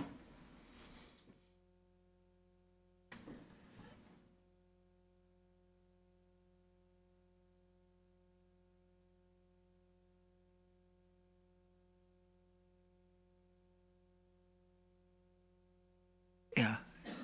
No, just vote on this. You can add, we got item 8, which brings us up again. Just vote on this. Because then this motion is then off the table. Thank you. Okay. So item 6, you've done. We're on to item 7. What are your wishes regarding item 7? Thank you, Guy. The motion to approve by Alderman Joe Moore, seconded by Alderman Bill Galvin. Item 7, to approve the request by Alderman Tom Dwayne and Nicholson on behalf of many constituents in District 2 and 3 to use approximately $820,000 of excess stadium tax refund for infrastructure. Alderman Joe Moore? I didn't pull that if someone wanted. I pulled it, but I pulled it along with number 8, because if the motion failed, 6, we need to put the money somewhere. You want to speak to 7? So that You is did? why I pulled it. I wanted us to have a discussion about where we didn't want to just leave it at the 820,000. And I wanted to speak on that too. Okay, I'll start with Alderman Joe Moore. Go ahead. Thanks, Your Honor. Last week I had, or now 2 weeks ago, I had a email conversation back and forth with Director Grenier. And I basically just sent him an email and I said, Director Grenier, if we gave you $1 million, where would you use it? And I explained, I understand that it's a vague question. However, I knew that there was an interest in the city council, giving some money toward the infrastructure. But I didn't just want to sign over a blank check without a plan for it. Again, trying to get the most out of our dollars. Director Grenier emailed me back and said that he would work with, he would use the money to repair railroad crossings. That's been a hot item. He would use the money to take care of some lift stations, both for stormwater and for sanitation, and I should say sewer. And the excess money then he could put toward road projects. When I asked if he could use more than that amount of money, the reason those are the items that he wants to use is because they don't require engineering, and he could spend the money quickly. We can get the money in his pocket, he can turn it around, take care of railroad crossings, take care of lift stations rapidly. And I understand the needs for getting roads repaired, but we do have this engineering crunch, and I know people are tired of hearing it. We did our engineering study, we raised our rates that we're paying engineers, and but it takes a while to get them trained, and they're backlogged. And there's a lot of projects going on in the city right now. I have no problem whatsoever putting more money into this fund, but just remember that money is not going to get spent right away. The roads are not going to get fixed any faster, and that money is just going to sit. Again, if it's sitting and gaining interest, but it's earmarked, that's fine. But I only wanted to give money that was going to get spent. And that's what our discussion at the Finance Committee was, that this is taking care of these flood remediation and railroad tracks, which have been 2 hot topics over the last 2 years here. That's 820? Well, yeah, it was the 820 plus whatever excess from the lead water pipes was The going to 300. come to the over $1 million toward the infrastructure. Okay. So that's how we got to this number. Now, we want to discuss putting more money into it, that's fine. But again, we got to consider the best value for the dollar, and that's why this number is what it is. Thank you. Thank you. Alderman Tom Dwayne? Yeah, thank you, Your Honor. I voted against denial because I heard the word economic development too many times. And I wanted to make sure that I got my message, and this was exactly what number 7's about, Alderman Nicholson and myself. That's all we heard over and over and over again. It was, don't waste it, put it on infrastructure. And so I'm going to amend this to say, and I'll explain why after, to put the $2 million for infrastructure. We not only got what Director Grenier can do, but Director Donnie Kramer also for parks. You think what we can do for Colburn Pool and other projects the parks might have. You talk about forestry, how far behind we are. This is all stuff that would help taxpayers, not only to clean up our city, but put it in a positive way of things getting done now, and be able to use this money. So I'm gonna make a motion to put that $2 million into infrastructure. I know we're talking about 8, but I'd like to secure it right now in 7. Thank you, Your Honor. So you're going from, you're amending it to $2 million? Okay, so there's a motion by Alderman Dwayne, second by Alderman Weary to amend item 7 to $2 million. Okay. I believe President Dwayne, 2.8 million. Right. I wanted to add the $2 million, so it'd be, it would be 2 million, and where are we at? Yeah, 820,000. Thank you, Alderman Moore, that is correct. All right. Yep. Alderman Scannell? Well, are not parks considered economic development? They wouldn't be considered infrastructure. Well, it's infrastructure to build it. What are you talking about? Sure it is. Well, I'm thinking about the proposals that we got, several of them had to do with parks. Yeah, just, it'll come back, but yeah, that, you can argue a shelter being infrastructure, you can I don't know what you're thinking of, but, Well, there were shelters, there were all. Right, right. All kinds So- of park stuff. I put it in with economic development, which is why I was going to oppose infrastructure, but now I don't know. Fit Alderman Scannell, you got a new stadium that you might be able to talk about, you know, a lot of things. Swimming beach. Yes, believe me, we'll use it. I'm okay with this. Well, but then, okay, the proposals that have to do with parks that were submitted to the finance committee would then be considered with that infrastructure money? Okay. And it'll have to come to us anyway. It's gotta go through his little form that we're getting to. Okay, All right. now, I told Donna 1 o'clock, so we're getting behind here. I got a few lights on here. This is amending from 820,000 to 2.820. Randy, you done with that? You get that? Yep, I got my clarification, I'm good. Alderperson Dorf? No, I would really like to see some of that money going toward economic development. I would like to see 1 million going toward the infrastructure and 1 million going toward economic development. So can I amend the motion? Can I make a different motion? We're doing all kinds of things tonight. Just tell me what I can Quit do. I interrupting. don't know. There's, if you go to the next one, there is $1 million earmarked toward economic development. I'd like that to be 2 million, and I'd like to split the 2 million between infrastructure and economic development. That is what I heard from the people that contacted me, and I would like to see if we could work something out where some more of the money could go toward the projects. All right, I'd asked Alderman Dwayne if he wanted to go with the 1.8 million and put another million towards economic development. He said no. So we're gonna have to take, yeah, boy, we've got different constituents in this city, don't we? Let's take care of this, see what happens here. So you would probably vote no to this, and then if it's voted down, you could make the amendment, but Alderman Nenning? Hang on, Dave. Suggest a solution to wrap this up for tonight. And personally, I think that any proposal, whether it's for infrastructure or parks or anything, ought to be part of this application process that we've established in number 9. I think everything ought to be on the table and be weighed for its benefit and decisions made at that time. I know any amount you put into infrastructure, you can find a way to use it, but, we don't know exactly what it's going to be used for.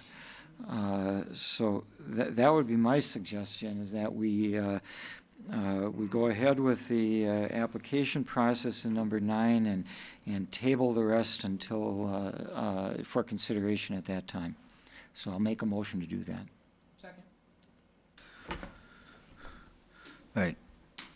So Alderman Nenning has just suggested that instead of categorizing the remaining dollars, that we table items 7 and 8 and approve item 9.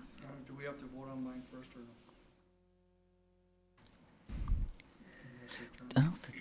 Does the table go, he wants to table 2 items. And basically to consider those different categories at the same time as we proceed with the process in number 9. You're not okay with that? Is one, can I cover 3 items in one motion? Yeah, but I think he wants to get rid of his first, and his is on the table. Okay, thank you. And then I'll get back to you. Thank you.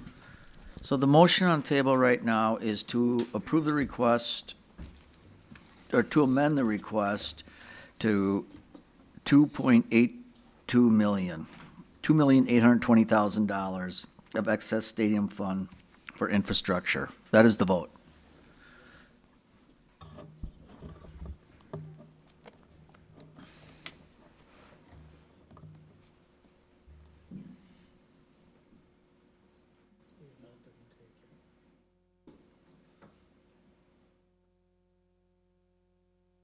And that passes by a vote of 7-5.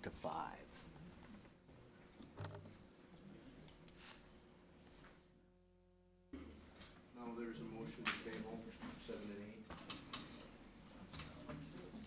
Well, we just amended 7. Yeah, we amended 7. Okay, I mean number 8. No, so we amended 7, so I want to, for the record here, I want to adopt 7 as amended and use the board on this. This is to allocate $2.8 million to infrastructure.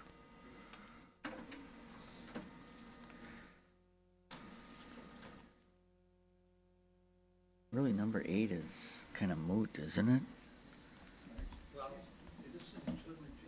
Yeah. Yeah, that's what I'm thinking. Motion to receive and place on file number 8. We still have the economic development component of it. So if you probably amend it, we still amend the numbers. All right. You'll take that, right? Yeah. Okay, so why don't you make that, so what are your wishes regarding item 8? We should get a motion to approve, second, and then I'll take the amendment. Change categories of, well, we strike out Everything but $1 million for economic development. development. Right, that's really all we need. So there's a motion by Alderman Scannell, seconded by Alderman Moore to amend item 8 to remove everything but the $1 million for economic development.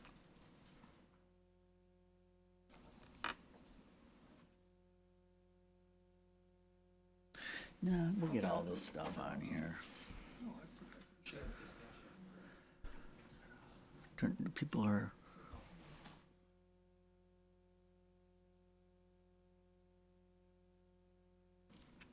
Did you want to vote on this? Yeah. Okay, We're waiting for it. what are we waiting for? Well, it's not up there, it's under discussion there. She's got to get it up there. Item 8, Everything except for the 1 million for economic. right. I didn't see any lights, so I wanted to vote on it. We are, we're trying to. There, now. Oh, all right, She didn't have it up, yeah. all right.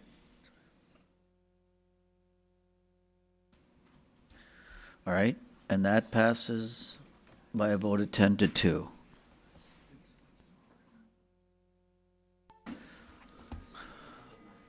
All right, we are now on to item 9. This is to approve the request by Alderman Galvin and Joe Moore, an application process, subcommittee members, and a timeline for the use of the excess stadium tax refund. We kind of got the categories. This is the form. Your Honor, I was asked to put a committee together, and I did so, and they all accepted. all in here. It was Alderman Zima, Alderman Galvin, and Alderman. Yep. I know all that. So do you approve this, a motion to approve? Okay, let's get this on the floor. Could somebody make a motion to approve item 9? All right, by Alderman Galvin, second by Alderman Scannell. Alderman Moore? Thanks, Your Honor. Just one amendment to the application itself. There's a stipulation that the project must start within 6 months and complete in 12. Right. There's a lot of public work projects that's not going to work with. Okay.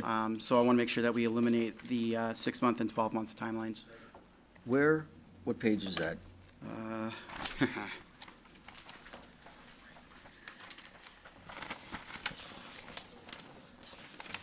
That is on page 7I, Part C, project financing. So project must begin within 6 months of approval date. Project must be completed 12 months after the project begins. Just like to strike that verbiage. All right, so there's a motion by Alderman Moore and second by Alderman Tom DeWayne to strike that sentence under, on page 7I, project financing. Alderman Slotnick? Yes, thank you, Mr. Mayor. I just want to clarify that. It's my understanding that Public Works infrastructure projects would not be going through this application process. So I don't know that we need to make this change. I guess I should probably mention, with parks being included, if it's like building a shelter or a swimming pool, some of these projects from beginning to end, may take more than that 6-month to 12-month period. So a swimming pool project would not be considered infrastructure? Would, but I believe that the motion that Alderman Menning made before was that these projects would all go through the application process. But we never voted, we never approved that motion.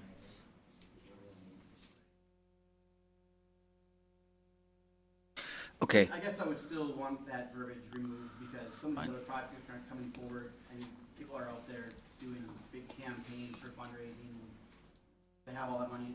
If we didn't have all the money we need for Colburn in 6 months. Okay. The project certainly didn't finish within 12. A lot of other projects that are like that are gonna try to get a piece of that $1 million, and I just want to make sure that, myself because of that timeline. All right, so there's a motion and a second to strike that. All in favor, signify by saying aye. And those opposed, nay. All right, ayes have it. Motion to adopt by Alderman Moore, second by Alderman Scannell. All in favor of that motion, please signify by saying aye. Aye. And those opposed, nay. The ayes have it, so the Finance Committee report is done. All right, we're on now to the report of the INS Committee for the meeting held on August 10th. All right, there's a motion by Alderman Nicholson, second by Alderman Randy Scannell to approve the report of the Improvement and Service Committee for the meeting held on August 10th. Any items under this report you wish to handle separately? Hearing none, all in favor of that report, please signify by saying aye. And those opposed, nays. The report of the Personnel Committee. There's a motion by Alderman Nicholson, second by Alderman Randy Scannell to approve the report of the Personnel Committee for the meeting held on Tuesday, August 9th. Are there any items under this report you wish to handle separately? Hearing none, all in favor of that report, please signify by saying aye. And opposed, nay. The ayes have it. That report's been approved. The report of the Protection and Welfare Committee, there's a motion by Alderman Nicholson, seconded by Alderman Randy Scannell to approve the report of the Protection and Welfare Committee for the meeting held on August 4th. Any items in this report you wish to handle separately? Number 3, 12. Okay, hearing none others, all in favor of the remainder of that report, please signify by saying aye. And those opposed, nays. We're on to item 3. What are your wishes regarding item 3? There's a motion to approve by Alderman Randy Scannell. Seconded by Alderman Bill Galvin. Is that you, Barb? I want to abstain from the vote on this one. All right. This is why I pulled it. Okay. So, hearing no other comments on that, all in favor of that motion, please signify by saying aye. Aye. And those opposed, nays. The ayes have it, noting the abstention of Alderperson Dorf. And what are your wishes regarding item 12? The motion to approve by Alderman Scannell, seconded by Alderman Joe Moore. Alderman Zima. Thank you, Your Honor. I'd like, it's getting so late here, but I'd like to, I missed the last meeting inadvertently. I'd like to refer this back. Right. I don't care to, I don't think we want to discuss it. All right, there's a motion by Alderman Zima and seconded by Alderman Moore to refer item 12 back to Protection and Welfare Committee. All in favor of that motion, please signify by saying aye. And those opposed, nays. Ayes have it. That item has been referred back. Okay, clerk. Report of the Protection and Welfare Committee granting operator licenses. All right, we have a motion by Alderman Zima and seconded by Alderman Tom DeWayne to approve the report of the Protection and Welfare Committee granting the operating licenses. Are there any names under this report you wish to handle separately or abstain from?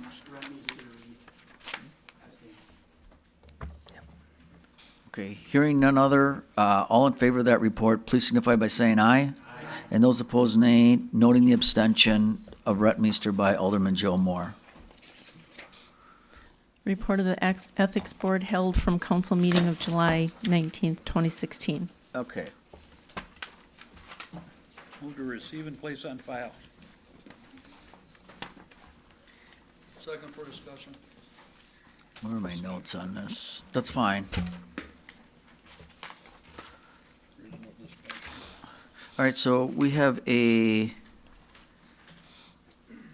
motion by Alderman Zima and seconded by Alderman Dwayne for discussion to receive this report and place it on file.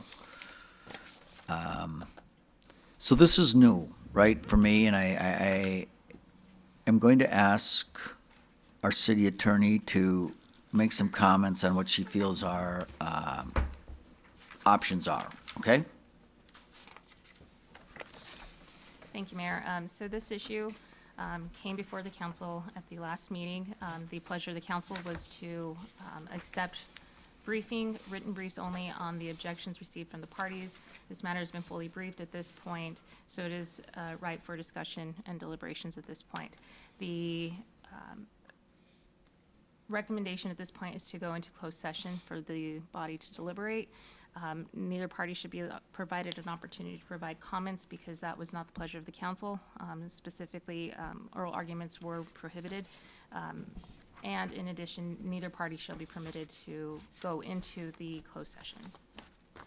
As a final note, because this is an issue pertaining to Alderman Weary, he will not be able to participate in the vote. All right, so we hit, okay.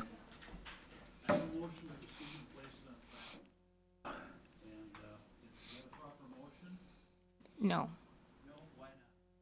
Because this is a quasi judicial proceeding. We have to do that process first before we make a motion. The deliberations need to be conducted first. They don't have to be in closed session, no, but the body does need to be able to deliberate.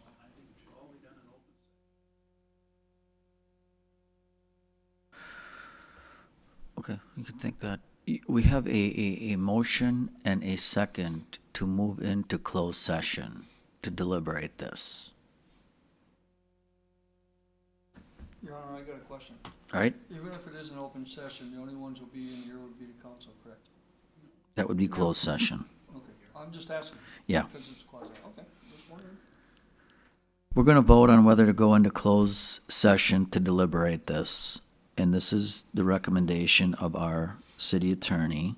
And I don't think this is going to take that long, but I think it would be proper. Yep. Go ahead. I got a question for our city attorney. Okay, yeah. I have a question for our city attorney. Where does it state that Alderman Weary cannot vote on closed session or whatever? The reason that is a requirement is because this is a quasi-judicial proceeding. Anytime you have a quasi-judicial proceeding, the deciding body has to remain unbiased. And so because the complaint pertains directly to Alderman Weary, there's no way for him to participate without being an unbiased party. Okay, so it's Neither party is permitted in closed session when the parties are deliberating, or when the body's deliberating. If the body chooses to stay in open session, that is not a problem. However, if you go into closed session, neither party's permitted to be in there.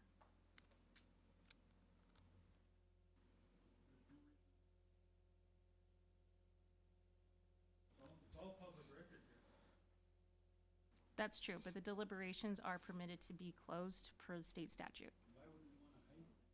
It's not an issue of hiding, it's reaching a decision and then making your findings public. It's 1985 1A. If you have a quasi-judicial hearing where you have two parties that are acting, that they're basically proceeding like it looks more like a court, you've got two adverse parties. In those instances, a quasi-judicial deliberations are permitted to be. It's 1985 1A. For purposes of deliberating concerning a case which was the subject of any judicial or quasi-judicial trial or hearing before that governmental body. This is applicable only when it is two parties proceeding more like a court than just one person appearing in front of them, which is what we have here. We have two parties.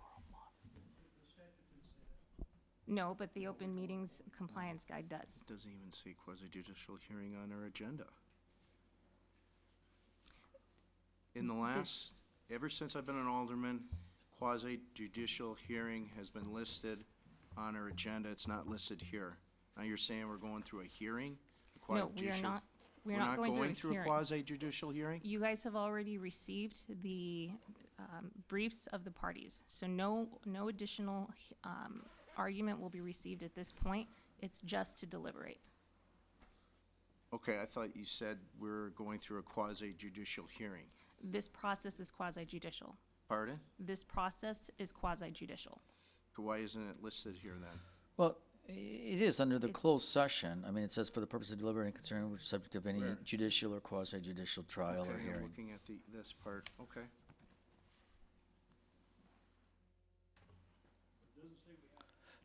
You are not required to, however, you are permitted to close the session to deliberate.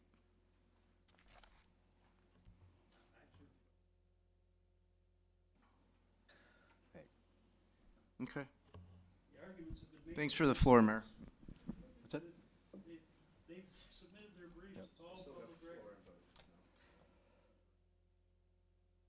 Yeah, I am, and there's a motion and a second on the floor to go into closed session to deliberate this.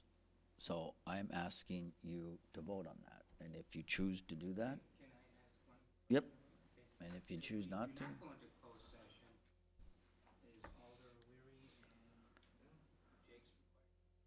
No, But they cannot be part of the. they cannot participate in the discussions. They can be present, but they cannot participate. I do this? So this is the motion second to go into closed session for the purpose of. It's not gonna be a time vote. I'm sorry? What's the motion? To go into closed session. Does Weary vote on this?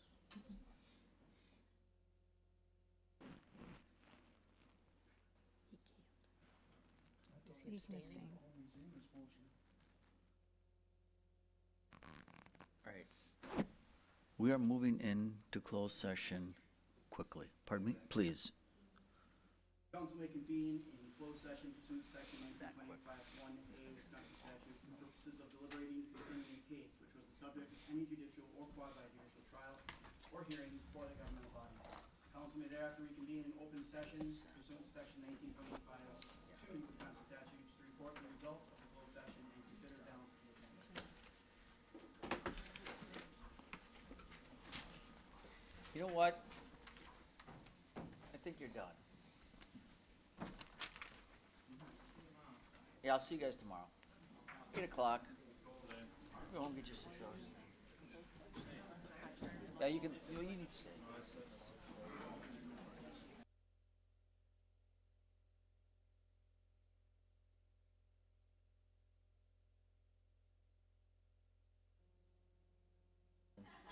That gets the. All right. All right, we're gonna go back into. This isn't on yet. Open session. After some discussion regarding item 12. So what are the council's wishes? All right, Alderman Nenny? Thank you, Your Honor. The council in deliberations has determined that the decision of the Ethics Board should be received and placed on file. However, in addition, the Common Council issues the following letter of reproval. Stated today to Alderman Chris Weary, District 8. Dear Mr. Weary, As you know, the Common Council of the City of Green Bay has reviewed briefs filed by yourself and Ms. Debbie Jakes, along with attached documents regarding your conduct while employed at Associated Bank. Although your actions may not have violated the letter of the law in City Ordinance 1.90 Code of Ethics, there is substantial evidence that the following occurred. While employed at Associated Bank, you used a computer in your workplace to access private information of Ms. Jakes, your opponent in the April 2016 election. At least some of the information was not publicly accessible and could not have been viewed by you if you had not been an employee at the bank. Associated Bank concluded that you, quote, viewed Mrs. Jakes' accounts without a business purpose and without authorization, end of quote. It is the opinion of the undersigned that this conduct is beneath the high standard expected of a member of the Green Bay Common Council. It is our belief that it damages public confidence in the Common Council and the integrity of this institution. Therefore, we, the undersigned, hereby express our disapproval of your actions in this incident and encourage you to refrain from similar conduct during your future service on the council. It's signed by 7 members of the council. And I think this is part of the public record, but we will get you a copy of it right after the meeting, Chris. Need a second on that? Do we need? All right, so was that that is a motion by you, Alderman Nenning? Yes. And that's seconded by Alderman Galvin? Any discussion on that? I think, Alderman Zima? Would Mr. Nennig please read the 7 members? I was going to have them vote, but Huh? I was going to have them, yeah, you read the 7 members, that's fine. I have it. It's Alderman. The members who have signed it are Alderman Nenning, Alderwoman Dorf, Alderman Stoyer, Alderman Galvin, Alderman Moore, and Alderman Scannell. I'm sorry, it's difficult to read some of these. Did I miss anyone?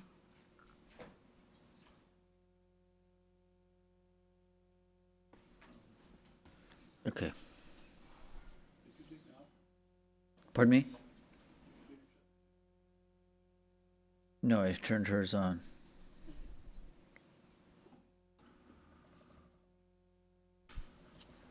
So you received it and placed it on file.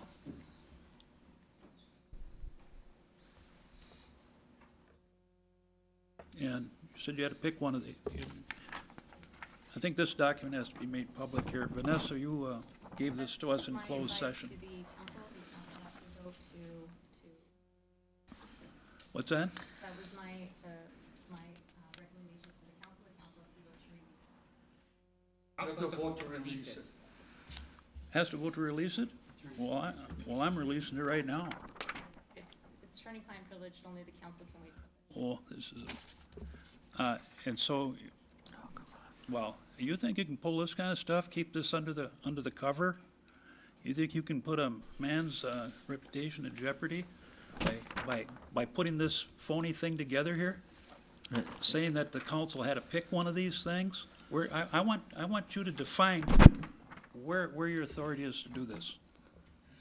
No, sir. Oh, sir, well, the tape's running.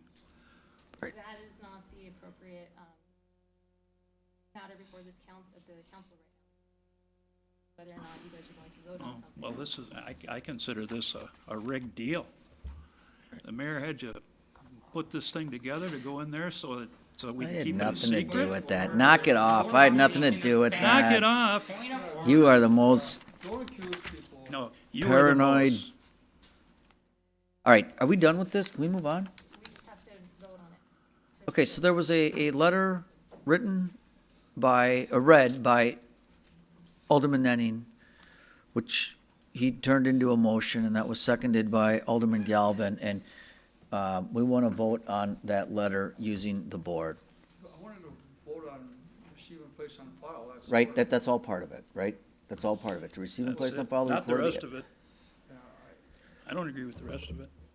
I asked for Well, separation. you weren't even in there, so Asked for who are you to say separation. to I don't agree on care. that? I'm- You I'm weren't here even to in it. vote. Can I vote for receive and place on file and abstain from the rest of it? Okay, come on. Then just abstain. We need to vote on the letter that was just written, and I think if you signed it, we should vote on it. I think we should move on. It's 2:30. You didn't vote on it, though. Yeah, you weren't even there. You shouldn't vote on it. I heard the 7 names. Mr. Dwayne was not one of them. You just call a vote on 10. Where he can't vote. Zimmers wasn't there, so he can't vote. I can't make it go unless they do. They can't. Well, then they abstain. Oh, can you guys both abstain?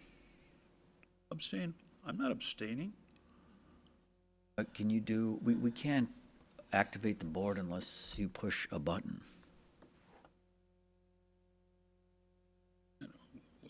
Well, I want separation on those two. I want to receive and place on file without the rest of the. She said we couldn't do verbiage. that. You can vote on both of them. They can be separated. Okay, you sure you can't do this? I'm sure. No, I know that. I'm saying not, I can't. I can't get the board until he votes something, yes, no, or abstain. He won't do that. Say yes to change the voting status to absent status. I can do absent for them. Okay, do that. No, we're just gonna mark him as absent, which is, Yeah, well, you try to do that. I'm not absent. yeah, you are. There you go. Okay, very good. All right, let's finish up, clerk. Point of order, I am not absent. Yeah. All right. We are now on to receive and place on file the municipal court records for June and July. All right, we have a motion by Alderman Joe Moore, second by Alderman Bill Gavin to receive and place on file those two reports. All in favor of that motion, please signify by saying aye. Aye. And those opposed, nay. The ayes have it. Those reports have been received and placed on file. We're now on to resolutions. We can take resolutions 13 through 18 under one roll call vote, given suspension of the rules. All right, there's a motion by Alderman Scannell, second by Alderman Tom Slotnick to suspend the rules for that purpose. You're right, we have to take out, Yeah. yep. There's a motion to adopt items 13, 14, 15, 17, and 18. Is that correct, Chris? Yes. All right. So if you could use the board on this, these are resolutions. We have to do 14 as amended. Yeah. We have to do 14 as 14 is amended. amended, and we're taking out 16 because that didn't pass. So we're going to do 13. 14 is amended, 15, 17, and 18. Okay. It's on discussion.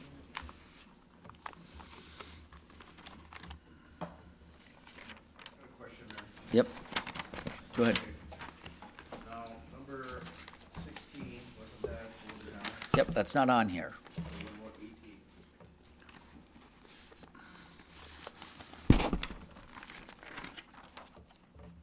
All right, then we united, but we didn't keep it separately.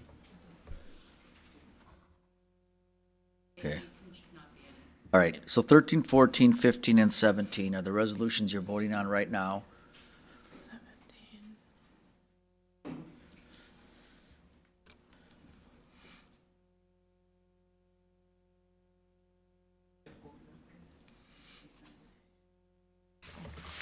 Sorry. So it's 13, 14 is amended, 15, and 18. Yeah. Tom. I did it before.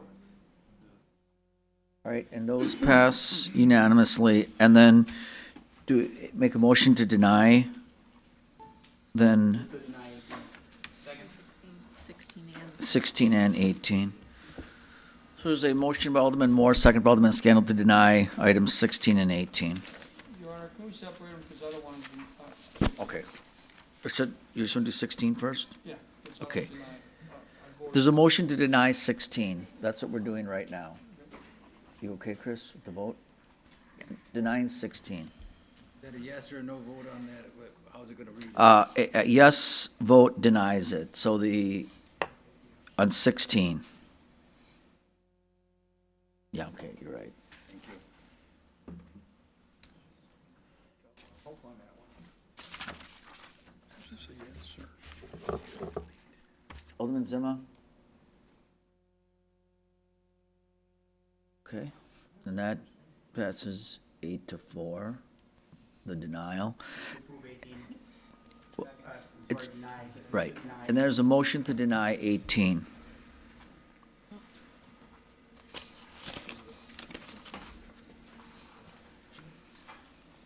Voted right?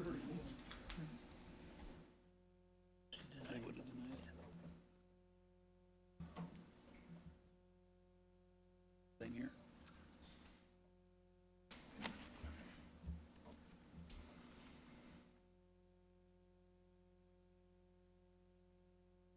A yes, is it denial? Yes, the motion was to deny item 18, that was the property on Main Street. Okay, and that was unanimous as well. Okay. All right, go ahead. Ordinance, first reading, and be under suspension of the rules, advance ordinance 19 to a third reading. There's a motion by Alderman Scannell, second by Alderman Bill Galvin to suspend the rules for that purpose. All in favor of suspension, please signify by saying aye. All right, those opposed, nays. The ayes have it. I'll entertain a motion to advance by Alderman Joe Moore, second by Alderman Tom Slottick. All in favor of advancing to the third reading, please signify by saying aye. And those opposed, nays. Ayes have it, and that's been approved. Ordinance, third reading, and be under suspension of the rules, adopt ordinances 20 through 23 together with one roll call vote. There's a motion to suspend by Alderman Randy Scannell, second by Alderman Bill Galvin. All in favor of suspension, please signify by saying aye. Aye. And those opposed, nays. Ayes have it. If you'd please vote now, this is 20 through 23. A motion to adopt by Alderman Joe Moore, second by Alderman Randy Scannell. All right, I'll get you late communication in a second.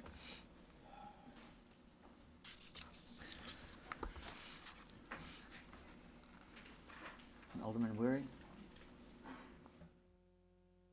All right, and that passes unanimously. Before we take a motion to adjourn, no, hang on, a motion to suspend the rules for late communication. All right, all in favor, please signify by saying aye. Opposed, nay. Alderman Nicholson? One late communication for advisory. Review the council that represents the city of Green Bay for grievances with possible action. Advisory committee, please. All right, very good. With that, I'll entertain a motion to adjourn by Alderman Scannell. Second by Alderman Vanderleest. All in favor, please signify by saying aye. And those opposed, nays. Ayes have it. Wow. Yeah. Hey, I won. 2:30. Oh, you did. I thought.